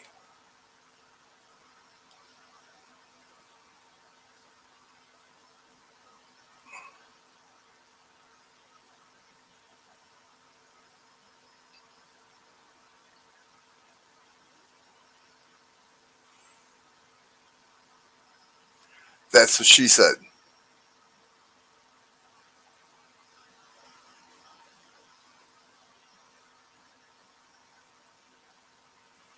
They said 120, well, 80 to 120 is what it's supposed to be at. When I first got to the hospital, it was 422. My brother's like, that's ridiculous. I said, hey, I'm trying to set records. You know how I am.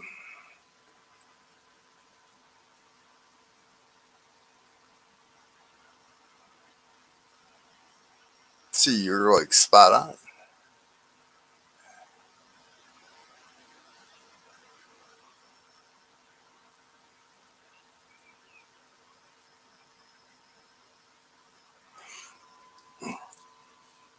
I never had it. I mean, I was 275 pounds. I was like a walking barrel of beer, for Pete's sakes. And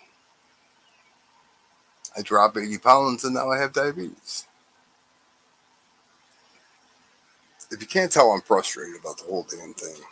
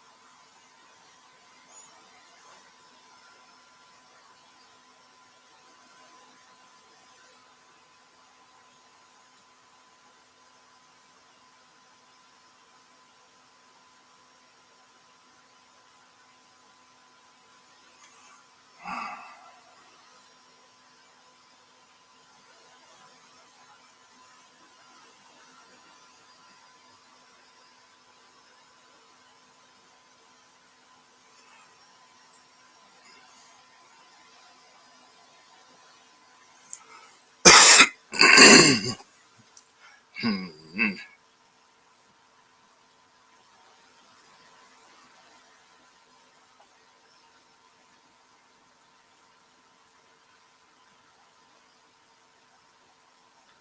Ketosis.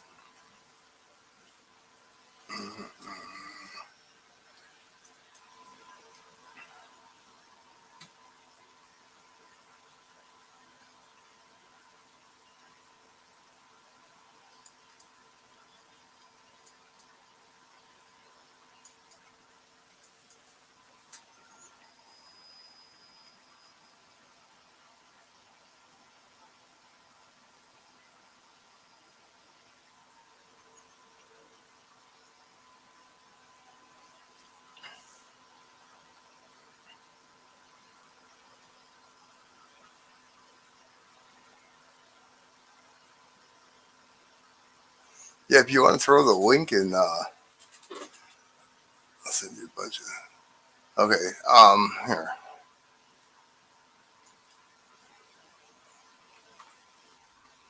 I want to say you have my email.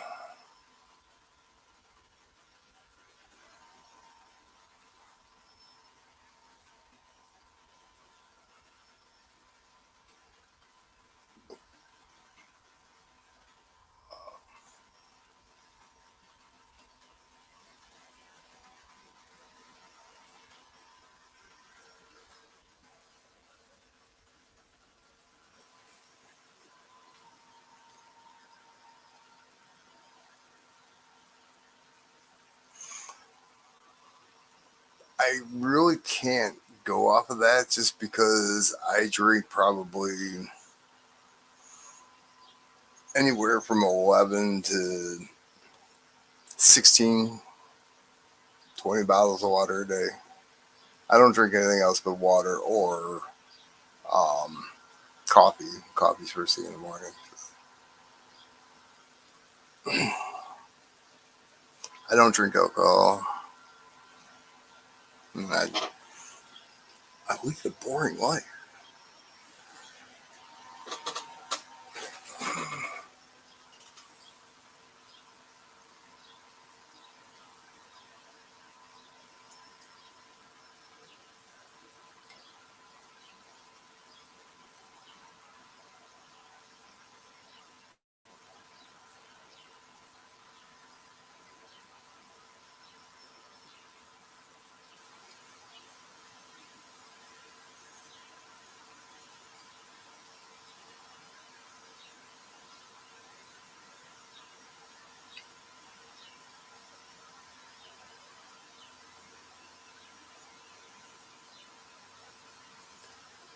So a lot of diabetes is dehydration.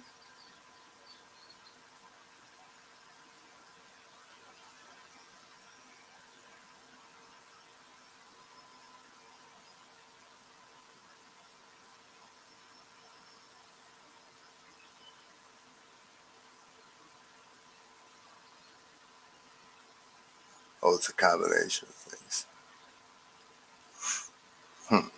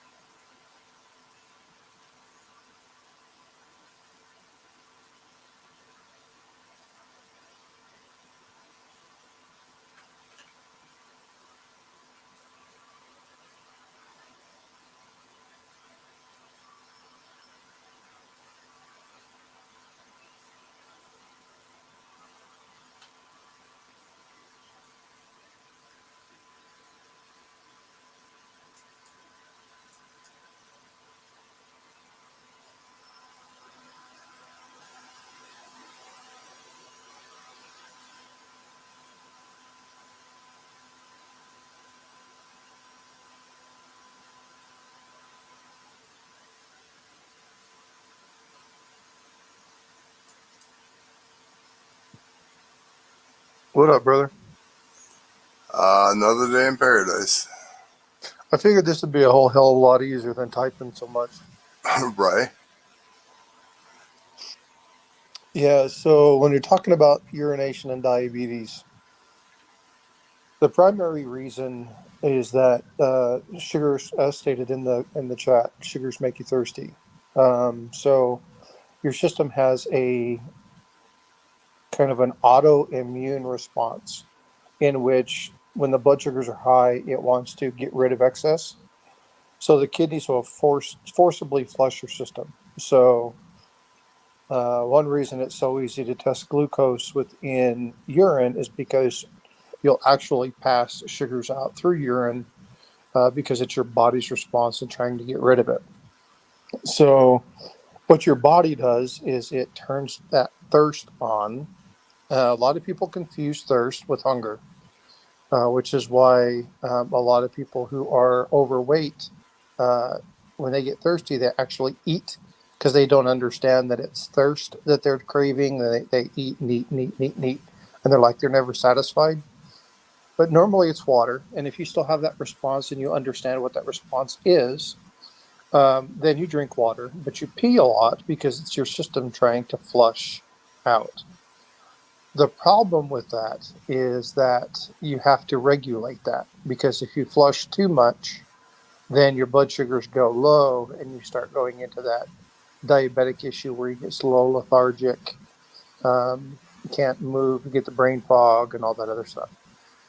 Then you have to get your sugars high enough again, and then you run into that rampant cycle of up and down, up and down, up and down, up and down, and that happens a lot with uncontrolled diabetes.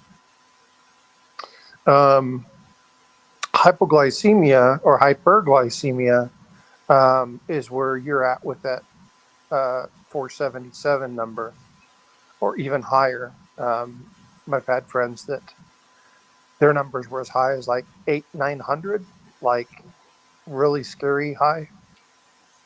Um, and they have a problem where their system doesn't want to flush as much. And so they build up, they build up, they build up, and then they become just really, really bad.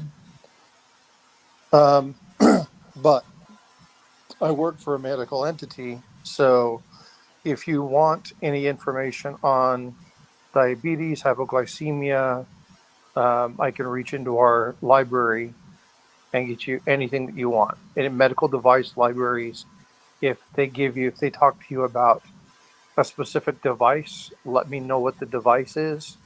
I'll get you the user's guide. I'll get you all the information.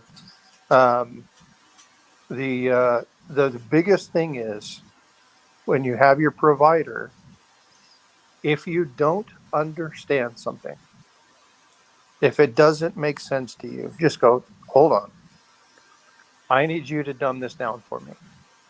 Plain English, plain language. What does this mean? What do I need to do? How long is this going to happen? How many sticks of the needle does this take? Can I do this without having to give myself shots? I'm, uh, visually reactive to injecting myself with a needle. I can't do it. It bothers me. And force that provider to stop, slow down, and give you the information, because it's their job to make sure that you understand what the fuck's going on before you leave. Oh, excuse me. Sorry. Oh, you're good. That. Before before you leave their office. And if you don't, that's a shame on you. So you hold them accountable for making sure they give you all the information. Make sure you know, and if you don't, and if you're like, well, doc, you give me this information, you've explained it, I think I understand. If I go read this and I don't understand it, who do I call? What's my resource? Do you have a nurse that I can call? Do you have somebody who's a diabetic expert? Do you have resources that speak to me in plain language that, um, and again, it doesn't have anything to do with being slow or being dumb or being uneducated, because it's it's like, let's see, You have a big screen TV? Kind of. Yeah, it's Okay. like 60 Or- inch. Okay. Yeah, it's considered big. Anything over 40 is considered big screen. Oh, Okay. So when you got it, you turned it on, you knew exactly all the features, you knew exactly what was going on, right? oh yeah, Okay. Why was that? because I educated myself on the TV. Yeah. Right. No, I So, get what you're saying. If I don't know something, ask. That's the big thing.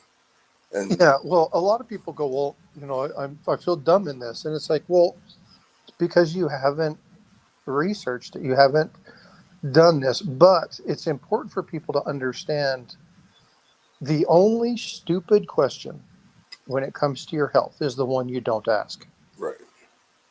No. Period. End of story. And my neurologist said that to me just the Yeah. other day, actually. It really is the only stupid question. I don't like the word stupid.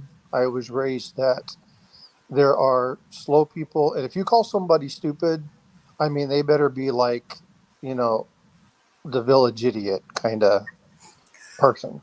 Well, I don't get the statement. But there aren't any stupid questions, and I have I have been in excuse me. I have been in seminars where we've been with providers and surgeons and nurses and technicians and hospital administration staff. And some little technician comes up and says, well, this is what I understand, but I'm missing this point. Can you rephrase this to where it seems to make a little bit more sense for me? And, it's funny because people kind of chuckle and laugh. And the presenter stopped and said, if all of you think this is foolish, then you don't deserve to be here. Because this is exactly the information your patients are going to ask. And everybody who scoffed and laughed needs to stand up and get the F out. Because you don't deserve to be here. And I was like, yeah, there we go. Because providers need to understand that I I'm a very educated person, but there are some things that I just don't get. And I need to ask those simple questions, and you need to be okay with that. So don't ever leave a doctor's office. Don't ever leave a prescriber's area without fully understanding the medications that they're giving to you, how those medications interact, what kind of side effects they're supposed to be, how is it going to help your disease, what are the items that can actually hurt the disease, make sure you understand all of it. And it may take one or two visits. You may need to set up what they call a consultation appointment where you just talk about the medications. Schedule an appointment with a pharmacist. Talk about the medications, but ask questions. Be informed because that's how you're going to get a grasp on the disease, and that's how you're going to. It's that self-efficacy, right? Hmm. If you believe you can make a change, then you can. But if you don't understand it, then how the hell are you going to help change it? That's right. Yeah, I know nothing about diabetes. Nothing. I know insulin, and you know the hospital that I was at, they gave me. Well, they prescribed me two medications for it, and pretty much sent me on my way. Uh, I mean, I had a stroke, so I had the I can't think of it. CAT scan and what's the other one? It wasn't an MRI. I have that scheduled. The echocardiogram to make sure everything was okay. Well, and so this tells me a couple things. Number one, they're looking for other things that are what they call comorbidities. These are things that happen at the same time you have a diagnosis of diabetes. So some comorbidities that they may be looking for are things like peripheral neuropathy. Try that again. Peripheral neuropathy is where you get a tingling or pain sensation in the extremities, your toes, your fingers, your hands, your feet, your shins, elbows, things of that nature. And they can result, or they can provide signals to the provider that you're having issues within your nerves, because nerve damage, things like kidney failure, inability for your skin to recover from injury, inabilities to heal, all of those are comorbidities that come with diabetes. So I'm really happy to hear that the provider is doing all those tests to make sure they're covering all the bases. But it's really important to do things like watch sores. If your sores are not healing and you have issues where you start to get sensation or pain, especially in your fingers and toes, hands or feet. Feet for diabetics are the worst. They're the hardest thing for you to take care of. If you start to have issues with your feet, go see a doctor immediately. Don't mess with your feet, um, because that's where major issues happen, as a complication of diabetes. So keep your feet dry. Don't be putting don't necessarily put lotion on them, but use like Vaselines and things like that if they get dry or cracky. Um, if you wear if you have a problem with your feet sweating, wear two pairs of socks. Take a pair of really thin dress socks, put them over your feet, and then put your thicker sock on the outside. And what that'll do is that'll cause the sweat and stuff to absorb through the thin sock into the thick sock. The thick sock uh, does all the absorption, and the thinner sock creates a barrier between the wet sock and your skin, and helps keep your foot dry. So there are some things that you can do and utilize to protect yourself. But yeah, there's a lot of information to come. Um, but yeah, so you're gonna yeah. See, that's a really good one, brown sugar.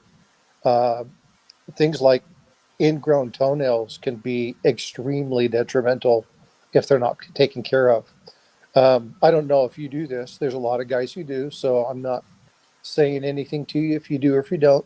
If you go get pedicures, tell the people that you're diabetic.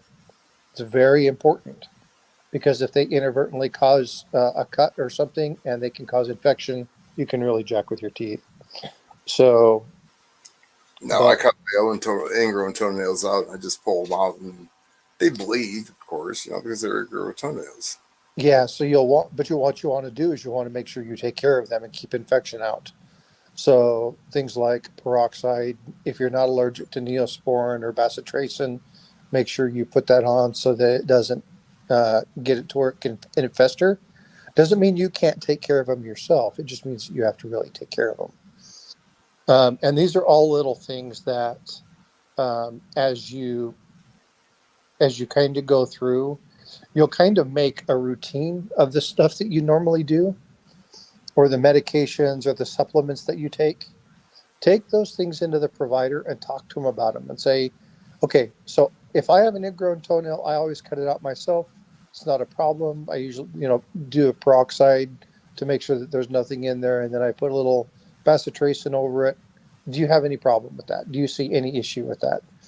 Um, I use one of those little motorized battery powered um, descalers for my heels, because my heels get really dry and cracky. So I keep them clean by utilizing one of those. Do you have an issue with me utilizing one of those? Because when it comes to the feet, questions matter. And it's really important to really educate yourself on proper foot hygiene. Because if there's any issue where diabetes is really going to hammer you, the feet usually are the place. And it's not uncommon for uncontrolled diabetics to lose their feet. So, again, if I can impress anything on you, it's foot hygiene. Okay. Yeah, I barely, in both ankles, I barely have a pulse. And sometimes my feet do go, they tingle a little bit, but I mean, it's nothing that I ever thought it was a big deal, but Pay attention to it. All those little things are warning signs. And one thing that you can do, and I do this, I'm not sure if you know my history. So I suffered major lung damage as a result of being in the military. And so I have 100% disability through the military due to decreased pulmonary function. If you know what an FEV is, it's a forced expiratory volume. Mine is at or below 49%, which means that I have 49 of the expected percentage of air coming out of my lungs that anybody else my age would. So I basically have, in my case, because of the way the lung damage is, I have basically one lung. So what I did when I first started learning about pulmonary issues and the things that I needed to monitor and look for was I kept a log of whenever something major caused me to have some sort of what they call exacerbation or major reactive episode of lung, whether it be a breathing fit, whether it be like feeling like an elephant was sitting on my chest. Whenever I had those, I always wrote down what I did that day. And then I would eventually take them to the doctor. And when we had our appointments and say, here's all the times that I felt this. And then they were able to look at it and really help me understand those activities or those things that I was doing that were causing it. Now, with your feet issue and the tingling and sensation like that, look at things like what's your activity level? How long have you been sitting down? How long have you been driving? How long have you been working? How long have you been, how long did you work in the yard, etc. And see kind of, what's making it happen? yeah. So you want to kind of identify patterns, right? You want to see if there's anything up there that will help you identify kind of where you're at, what you're doing. And those are going to provide huge insight to your ability to kind of track and monitor situations. The other one, and this is really hard, okay? I'm getting ready to make coffee myself, but that is don't lie to yourself. Now, what I mean by that is how many cups of coffee did you have? Probably 3 when you had 12. I got you. Okay. Be honest with yourself. How many beers did you have when you went out? Oh, I had 3, and you cleaned off a case, right? People laugh all the time and say, yeah, but it's not that big of a deal. It is, because depending upon what happens, depending upon medications that you're taking, or depending upon things that's going on, your doctor is prescribing medications, looking at functions based off of what you give them. So my next piece of advice is be honest with yourself, right? Don't underestimate the situation. Don't underestimate those things, because there's little key pieces of information that can really tell a provider what you can do, and it'll make a difference in your care, in your quality of life. Gotcha. Huh. So Yeah. I'm sitting here thinking, the last time my feet did that, I work. I'm a workhorse. That's all I do. So that's when it happens. It's like after I get out of work, you're winding down. Now, could that be food intake too, like sugar levels, the feet tingling? Well, so there are so many things that impact sugar levels. Food intake, yes, but I want to clarify what food intake means. Okay, are you familiar with the glycemic index? You ever heard that before? No. Okay, so this is something you're going to want to really get familiarize yourself with. If you go to, oh man, I can't remember the site. It's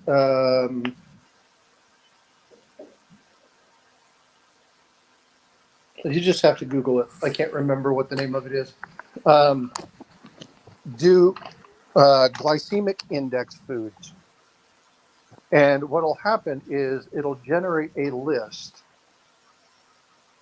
based off of foods, based off of their glycemic index. And what that means is what is their propensity or what is their likelihood that they will release sugars into the bloodstream at a high, medium, or low rate. And what you want to do is you want to find and focus on foods that are low on the glycemic index. The smaller the number in this case, the better. So you're going to want to look for things like, teens, 20s, really don't get it above the 30s if possible. Now, when you start looking at this, you're going to go, oh, shit. Nah. No, I'm not going to be a vegan or a vegetarian. But that's not the case. But what you do is you can look at foods, and if you're doing your proper USDA food scaling chart, where you have the 4 quadrants of the plates, and the big portion of your plate is leafy greens and salads and vegetables. A small portion is fruit. People say fruits and vegetables are fine. No, there's a lot of fruits like Honeycrisp apples that are loaded with sugar. That's why they taste so damn good. Right. So really get familiar with the glycemic index. And what you want to do is, it's okay to have a food that is moderate on the glycemic index. Not a problem. But you want to pair it with everything else that's low. So if you're going to do something that's high on the glycemic index, then you're going to want to make sure you take your preventative measures, which are you take your shot or do whatever you need to do. Darren, if you look at the glycemic index, you'll see a number is assigned to each food. And I'm on my phone. I'm getting ready to head upstairs to turn on my work computer. So as soon as I get up there, I can pull that up and I can share that with you. But when you look at glycemic index, you're going to be assigned. So let's say lentils. Lentils are a type of bean. They're really good for you. They're actually better for you than things like rice or pasta. And so if you're going to be adding some of those, then you'll look at that type and you'll say, okay, so in this particular case, I have a 15 on the glycemic index. It's like, but I wanted to do something else. So you're going to look at that number, and that number is going to inform you about how quickly the sugars are released into your blood. What you're wanting to avoid when it comes to diabetes, hypo or hyperglycemia, is sudden release of sugars into the blood. So you're going to want to be looking at things like that hypoglycemic index to help you choose diabetic needs or meet diabetic criteria of slow release into your bloodstream. Does that make sense? It does to me. You want it to go slower than faster, because the faster it goes into you, you could go into diabetic shock. Yeah, and so it's the slower. It's like having a diesel versus having a Ferrari. Ferraris are killer because they go 0 to 60 in 4.2 seconds, and they're sleek. They look good. But they're not necessarily a vehicle you're going to want to go cross country in, and they're definitely not a vehicle you're going to want to pull your fifth wheel in. Right? You need something with power. You need something that's going to provide you sustained energy all through that travel, all through that trip. So that's what low glycemic index foods do. They slowly release those sugars into the body in a controlled environment where you're able to have that sustained level of energy without having that blood sugar spike. And the blood sugar spikes are the things that are dangerous. There was a thing that I watched the other day, and I wish you don't think about these things until after you watch them and you start talking to somebody and you're like, oh man, I wish I still had that. Where the guy was talking about the device that I think it was Darren was talking about the device that goes on the back of the arm. It's like a little black circle, and then it monitors the device and they can look at it. And they talk about, he ate a giant pancake because he wanted to test the system and he was doing like an unboxing. And you saw this huge spike in his blood sugars for this period of time. And then again, it crashed with that. And that's a great example of a high glycemic food, right?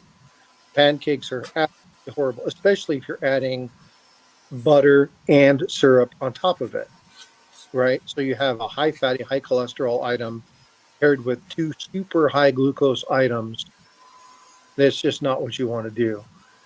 So there are options to doing something like, if you like fruit, then you could do something like, you could do a crepe instead of a pancake, and you could do blueberries instead of honey or syrup. And even honey or syrup in very small doses, high level of sugar that spike your food, that they will really jack with you.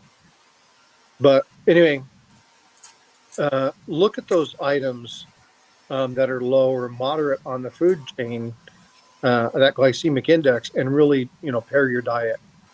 It's a lot of work, especially up front. It's going to feel like a daunting task, but just do one meal a day. Really focus on that one meal, and then, go eat something and go look up what it is you ate. If you went to Chick-fil-A and you got yourself a spicy chicken sandwich with a large fry and a sweet tea, go pull those items up and see what the glycemic indexes are, and you'll see that they're absorbently high. So those are the things that you want to look for. Now, do you need to become a medical professional? Do you need to have, the years of experience that I've had working with this particular disease? No, you don't. But you do want to be well informed. Anytime you're diagnosed with something like this, or something autoimmune, allergy, things of that nature, just be well informed, because that's what's going to make a difference.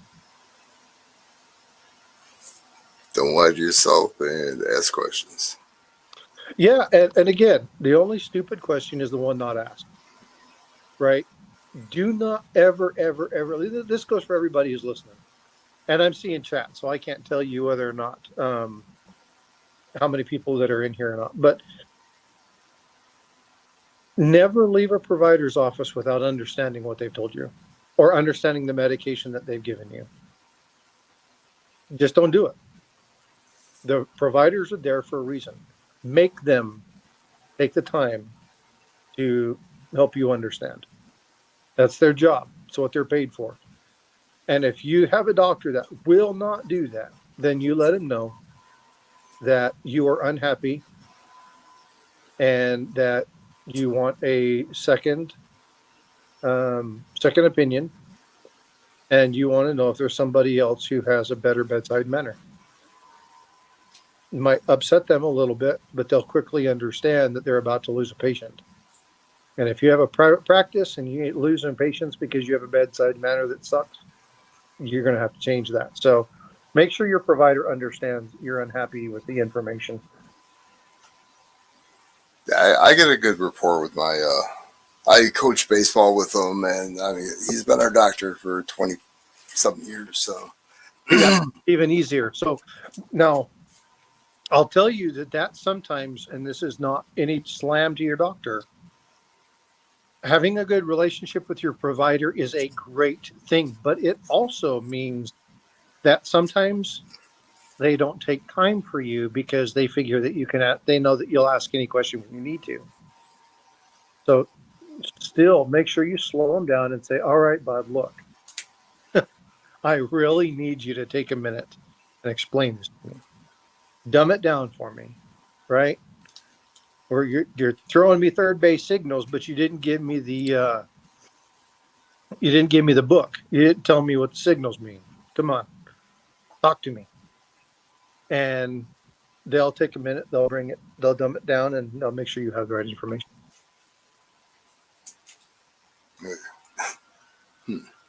So I hope that helped. No, absolutely. I appreciate it. Like I said, I knew nothing. Well, up until now, I knew nothing about it. I mean, no one in my family has it, nothing. And like I said, I was 275 5 years ago, pre-diabetic, and I'm 195 pounds now, and I have diabetes. And it's just, that's kind of what's baffling me about the whole thing. But I mean, it doesn't matter how much you weigh. Could be just your diet, could be, how you lost the weight. Well, yeah, but again, so I'll give you a kind of an insight that it took me a long time to understand, and that is, just because you're thin, just because you're lifting weights and exercising, doesn't mean you're healthy. And a lot of people misunderstand our culture is really craptastic about thin is healthy. No, it's not. You can be a little bit overweight and be extremely fit. I'm a good example of that. I have lung issues. I'm 215 pounds. I'm only 5'7". I'm not a tall man. I'm almost as big around as I am tall. If I fall over, I roll, and then I land on it. Okay, I'm not, but I've done 5 half Ironmans. I run, I swim, I walk.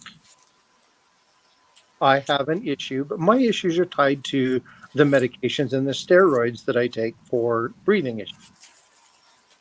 But all around, I'm pretty healthy. Did I lose some weight? Absolutely. Do I monitor my diet? Yes. Do I put sugar and cream in my coffee? No. Do I drink coffee? Way too much, right? I've tried to look for IV pumps where it just goes straight into my blood. They don't yet. But when they do, I'm going to have one installed. Right? Right. But again, it's about understanding what you eat. It's about understanding what you're putting into your body. Do you smoke? Yes. That is something you need to stop. Because the items with smoking and comorbidities, the best thing, ultimately the best thing that you'll be able to do for your body, your life, right now, is to quit. It's going to be the hardest. Now, people are like, well, it's easy for you to say. I smoked until I found out I had lung issues. And I smoked after I had lung issues. And it wasn't until the birth of my daughter that I went, I can't do this. I've got to be here for her. So you have to find what that motivation is, but you have to stop. That is going to be the number one thing that you can do to improve your health is to stop smoking. Darren, we're not even going there. I have a very specific take on this, but it has to do with my job and what I see. I will say this: don't ever smoke it. Don't vape it. Don't do anything like that, because you only have 2 lungs, and it doesn't matter. But yeah, never vape it. Never smoke. Just keep your lungs healthy, because they're tied to throat, kidneys, liver, Heart. Yeah, it all goes into your bloodstream, and then it hits every organ. It can even affect things like skin issues. If you have atopic dermatitis or psoriasis or things of that nature, stopping smoking can clear up your flares. So, not to sound like a doctor, not to hammer punch or do some sort of suplex on your ass, but that's going to be the number one thing that you can do to save yourself, is look at stop smoking. Yeah, I talked to my neurologist about it, and he's like, I know it's hard, but just do the best you can and quit. Even if you can't go cold turkey, or you'll just keep going back to it and going back to it and go back to it. I mean, he was straight up with me. My neurologist, the first time I met him, and he was straight up, and I get what he was saying. I know I gotta quit. I know that for sure. So a really good strategy. Now, I don't know if you guys are familiar with the belief models. So you get the social learning theory or social belief theory or medical belief theory or things of that nature. They're all psychological theories based off of the ability for you to make changes or impact the way that you do things, whether it be social, whether it be medical, whether it be environmental, doesn't matter. Change your routine. Yep. And so there's something called the health belief model.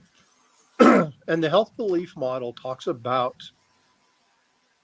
sometimes I wonder if I should get away from coins and talk about this stuff instead. But the health belief model is something that if you believe that you can impact your quality of life, if you believe you can make a difference, which is called self-efficacy, if you believe that you can do that, that's fine.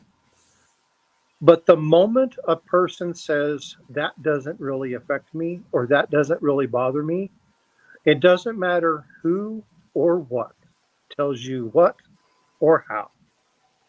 It doesn't matter how frequently. It doesn't matter if you have throat cancer and you're smoking a cigarette through a trach. If you don't believe or don't want to stop, it will never happen. You have to want to do that. So the first thing in doing that is being straight with yourself and saying, I've heard a lot of people say this, but is this something I really want to do? And if you tell yourself, well, I really don't, but I need to, then work on that. Start documenting, start writing those lists down, the pros and the cons. What is it about your health that matters to you? Do you have kids? Yeah. What kind of shit would you lose if they lost you?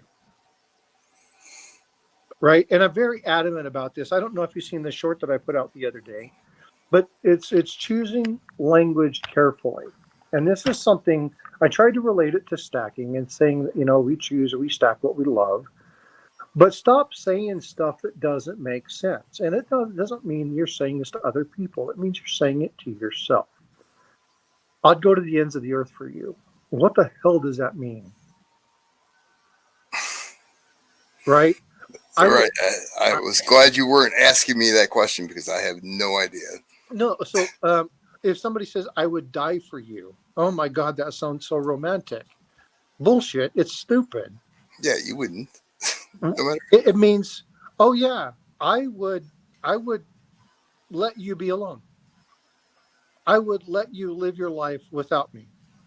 I would let you go through this life without me. And people are like, that's not what I mean. It's like, no, that's exactly what you're saying though. I would die for you. Oh, okay. So for you to be alive. Now, it's different if you say, I'll take a bullet for you. I would stand between you and a charging dog. I would defend my kids to the bitter end. That's different than saying stupid something like "I'd die for you." Oh, what the hell? You go tell that to somebody you don't like. I'll die for you. Yeah. In other words, you just go away. You have no impact in my life. Right? Choose your words. But what we don't as people,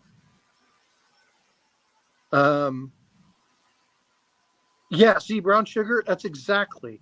So when I started losing my weight, when I actually got my stuff together, I was laying on the floor. I was about 250, 260 pounds. I think it was about 250. And I was rolling on the floor with my daughter, and she was probably 1 to 2 years old, 3 years old. And she was bouncing on my belly and stuff. And she goes, Dad, are you going to be here when I graduate high school? And I was like, what do you mean, sweetheart? And she goes, well, fat people die early. Will you still be here when I graduate from high school? And it tore me apart. I was going to say reality check right there, huh? Yeah. And it was like at that moment, I was like, I need to chat with her.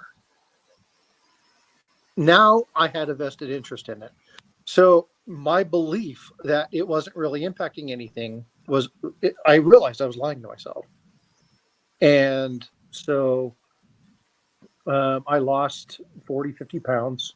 COVID didn't help. COVID kind of hampered me from staying down low, but it's one of those things you have to find that motivating factor.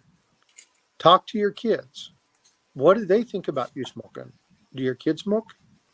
They actually vape, and I'm not like really happy about that. I mean, I do too, but I've cut down on cigarettes. But it's one of the. I mean, it's not lesser of the two evils. It's just because vaping is worse than smoking is. I'm glad you said that because that's exactly truth.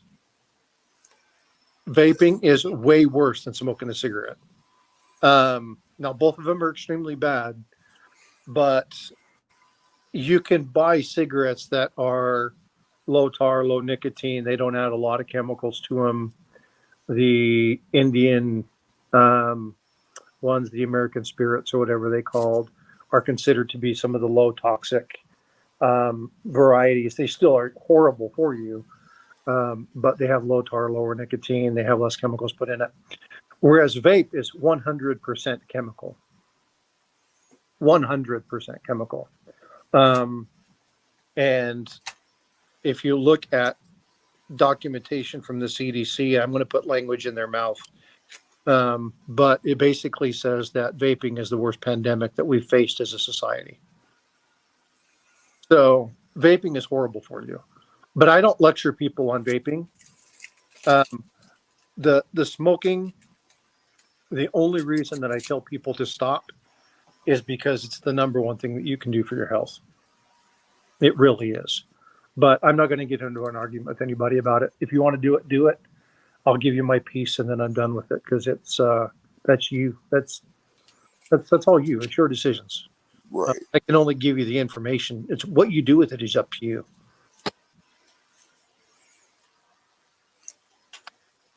I get it. I mean, you gotta.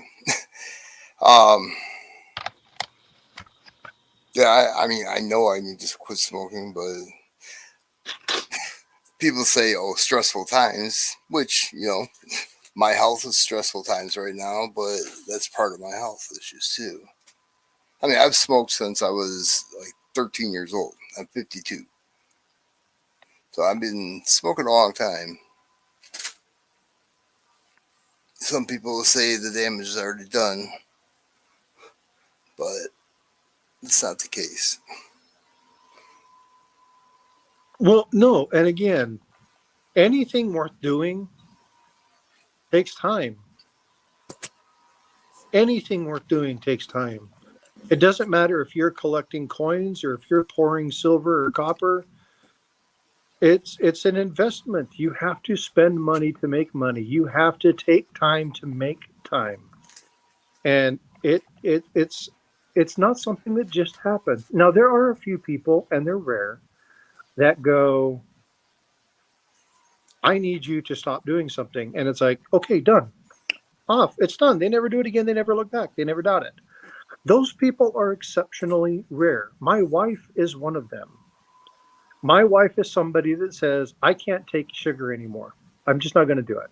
It's like, okay, please don't put me on that train because I've got to have my little bit of whatever here and there. But she turned it off one day and just turned it off. She was done. She was fine. She was like, yeah, it's kind of hard. I kind of miss, I miss my coffee or I kind of miss something like that, but I'm good. I'm good. I'll be fine with it. It just takes a little bit of time and I'll be good. And she can do that. I don't know what the hell kind of willpower she has. God knows I wish I could just take half of it because she's remarkable in that sense. But most of us are not. Most of us don't have that. So it's a hard work. It's a lot of effort. It's a lot of falling down. But I tell this to people all the time, and I do it through work, and I do it through trainings that I do, or I do it when I talk to people about collecting or whatnot. Mistakes are going to happen. You're not a failure if you screw up. It's those times that we learn how to better ourselves. It's that point in life where we go, I have the opportunity of staying down or standing up. Put your feet under yourself, dust your ass off, and do it again. Just don't do the exact same thing. That's where the insanity comes from. It's kind of like the commercial back in the 80s where they say never quit quitting. Yeah. And you can do all sorts of stuff, right? To Darren said the patches work. For me, when I quit smoking, I just stopped. Now, it didn't mean that I didn't crave them. You know when I craved it the most was after dinner. That was the time where I would just go sit outside and I would smoke a cigarette and relax.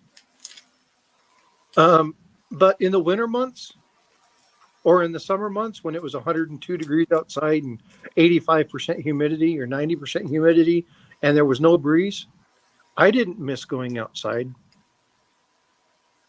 When it was 30 degrees outside and the wind was blowing at 20 miles an hour and it wasn't overly cold, but that cold was really bitter and it cut through you and it was just a little bit misty, not quite snowy, but a little bit misty, standing out there freezing your butt off. I didn't miss that. So I started looking at these things that, well, these are things that I don't miss about doing this. And I started noticing that there were more and more and more and more and more and more. And eventually you'll get to the point where it's like, well, the only thing I really miss about it is this. And I'm okay with that. And that's when change happens. That's when you're okay with change. I didn't mean to dominate this conversation. No, you're good. I'm like a sponge. I'm like almost like a 3-year-old that takes in information and just absorbs it. That's all.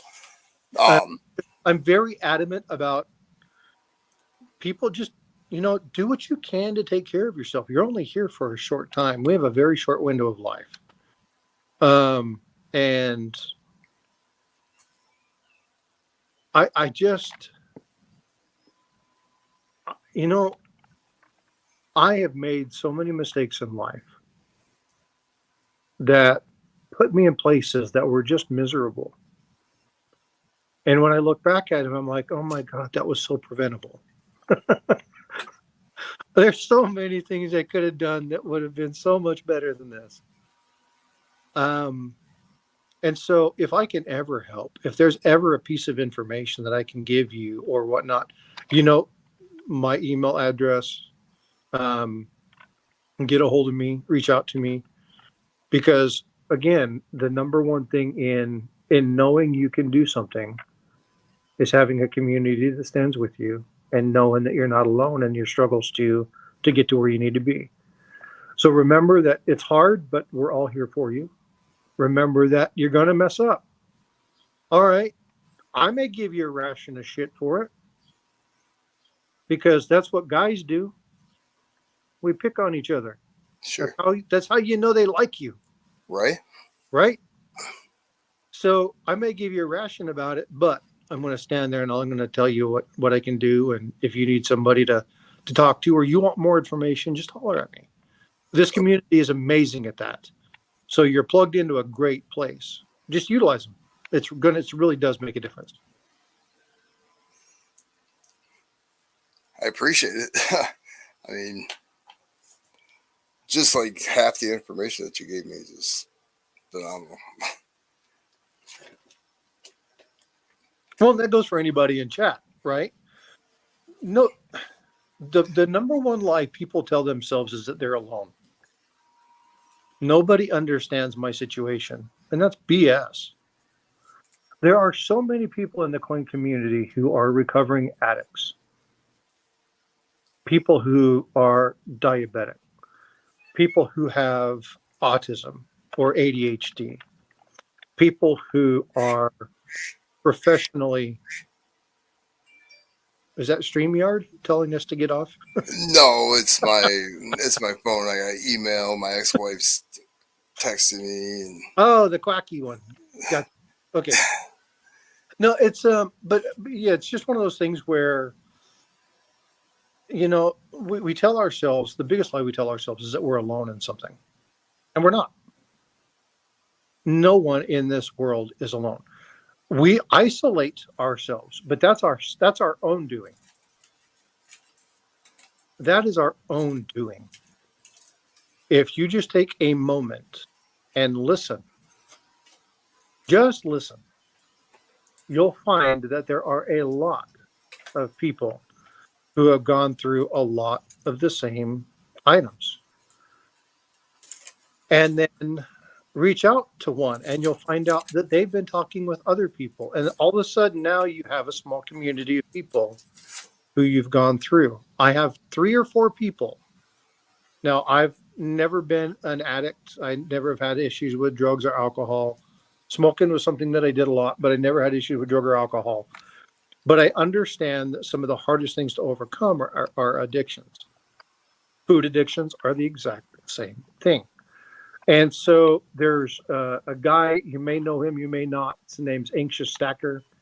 He's a recovering addict, and he really tried to get into stacking and the coin collecting because he was spending his money on something that was building a sustainable future for him, and it was getting it to where he didn't have the money for the other, but he was engaging in a community. It was helping him work through his anxiety towards the leaving of the drugs and alcohol. And in talking with him, it was like, I did this because it was the only thing. PTSD is another one that's a huge one in our community, because it gave me a focus. It gave me a reason to do something. And it's like, cool. Well, what other users out there that have overcome this do you talk with? It's like, well, I really don't know any. It's like, well, then you need to listen. Ask the question. And so in one of the streams one time, I brought up his name. And I said, is there anybody else here who struggles with that has had issues and whatnot? Like, I don't know, there were probably 30 people in the chat. 3 or 4 of them spoke up and said they had issues with it. And I had them connect. It's amazing what the support structure in that little group is, and the stuff that they do and the stuff that they take care of and what they donate to and how they engage other people. And now if anybody mentions something in chat, they're grabbing them up and talking to them about it and lifting them up and encouraging them. So if you feel like you're alone, just take a minute and listen. Listen to what people are saying. You're going to find out really quickly that you're not alone in this. We all, and I couldn't have said it better, Hoovers. We all have had personal battles, and we will all continue to. It's just remembering that you're not alone in this. There is a community that stands behind you, and you need to be here and utilize them because they will stand with you.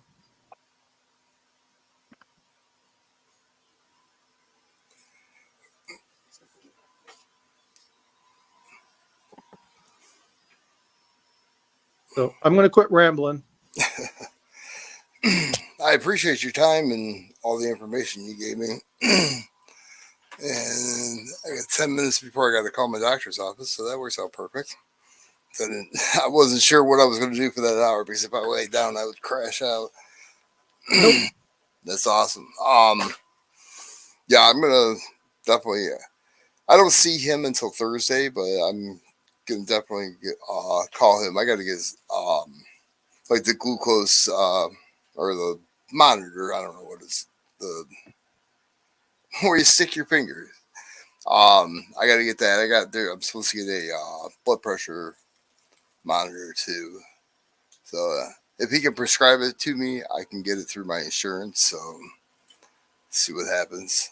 But I'm supposed to meet with a dietitian on Thursday, not an actual diabetic doctor.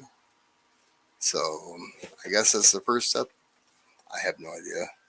Yeah, and again, the dietitian's going to talk to you about low glycemic foods as well, and so they'll talk to you about your distribution of things like you're going to want to have some legumes on your plate. You're going to have fruits and vegetables.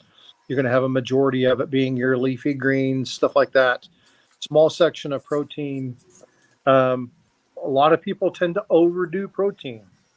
Okay, protein is a good thing, but everything in moderation. Don't go crazy with protein because protein can be just like anything else. Too much can be a bad thing. So, um, but That's the thing. I really don't eat. I mean, I don't eat maybe once a day. Maybe. That's the funny thing. so that do you snack a lot? Nope. Well, in the morning, my routine is I'll get up, I'll eat a nutty bar, drink a cup of coffee, get ready for work, go to work, and work 11, 12 hours, come home, maybe eat a can of ravioli or spaghettios, and then go to sleep or sit on the computer for 12 hours. Well, I won't even go where my concerns lie. I'll let the nutritionist talk to you about that. SpaghettiOs. Hey, Chef Boyardee ravioli out of a can is heaven, but a lot of people are like, "Oh my God, that's gross." It's actually I grew up with that, so it's good. But the It's thing is, I eat it right out of the can. I don't even warm it up. yeah, it's not good for you, but uh, Chef Boyardee ravioli straight out of the can, yeah, I can handle that too. But you're going to definitely want to make some better food choices. Oh, yeah, I'm sure. I mean, I don't eat pizza. Everybody, I'm the pizza guy, but I don't eat pizza. I've smelt it for so many years. It's just not good to me anymore. I don't care where it's from. I won't eat it. No, I got you. Yep, I got you. But I'm gonna let you get to. What are you working now?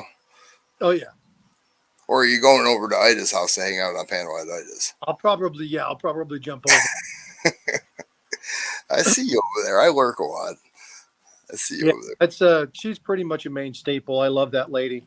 You talk about somebody who cares about our community. That I think she's everybody's grandmother. She's She's amazing. great. I've known If that. you ever feel alone, plug into Ida. She'll make sure she connects you with the right people. Ida's amazing. Oh, But like I said, for anybody in chat, it holds true. If you guys need something, email me. Talk to me about it. I can provide information or connect you with somebody. Let me do that because nobody in this world should be alone. I agree totally. Well, I'm going to bail. All right. Thanks for all your information. Thanks for your time. You have a Yeah, great no day. worries. Happy to help.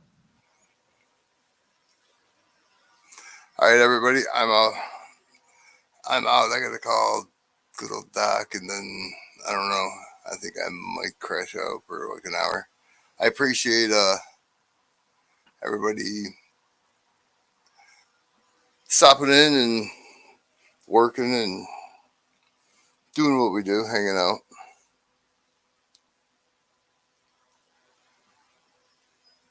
I've been looking for a bag of rubber bands for now. I'm going to say an hour and 45 minutes, and I cannot find them. Before the stream, now after the stream. Anyway, I'm going to call my doctor and see what I can do. I appreciate you. William E., Darren, Hoover, Brown Sugar. How's Tiny say it? 0069? Close. No, not really. But anyway, uh, have a great day, everybody.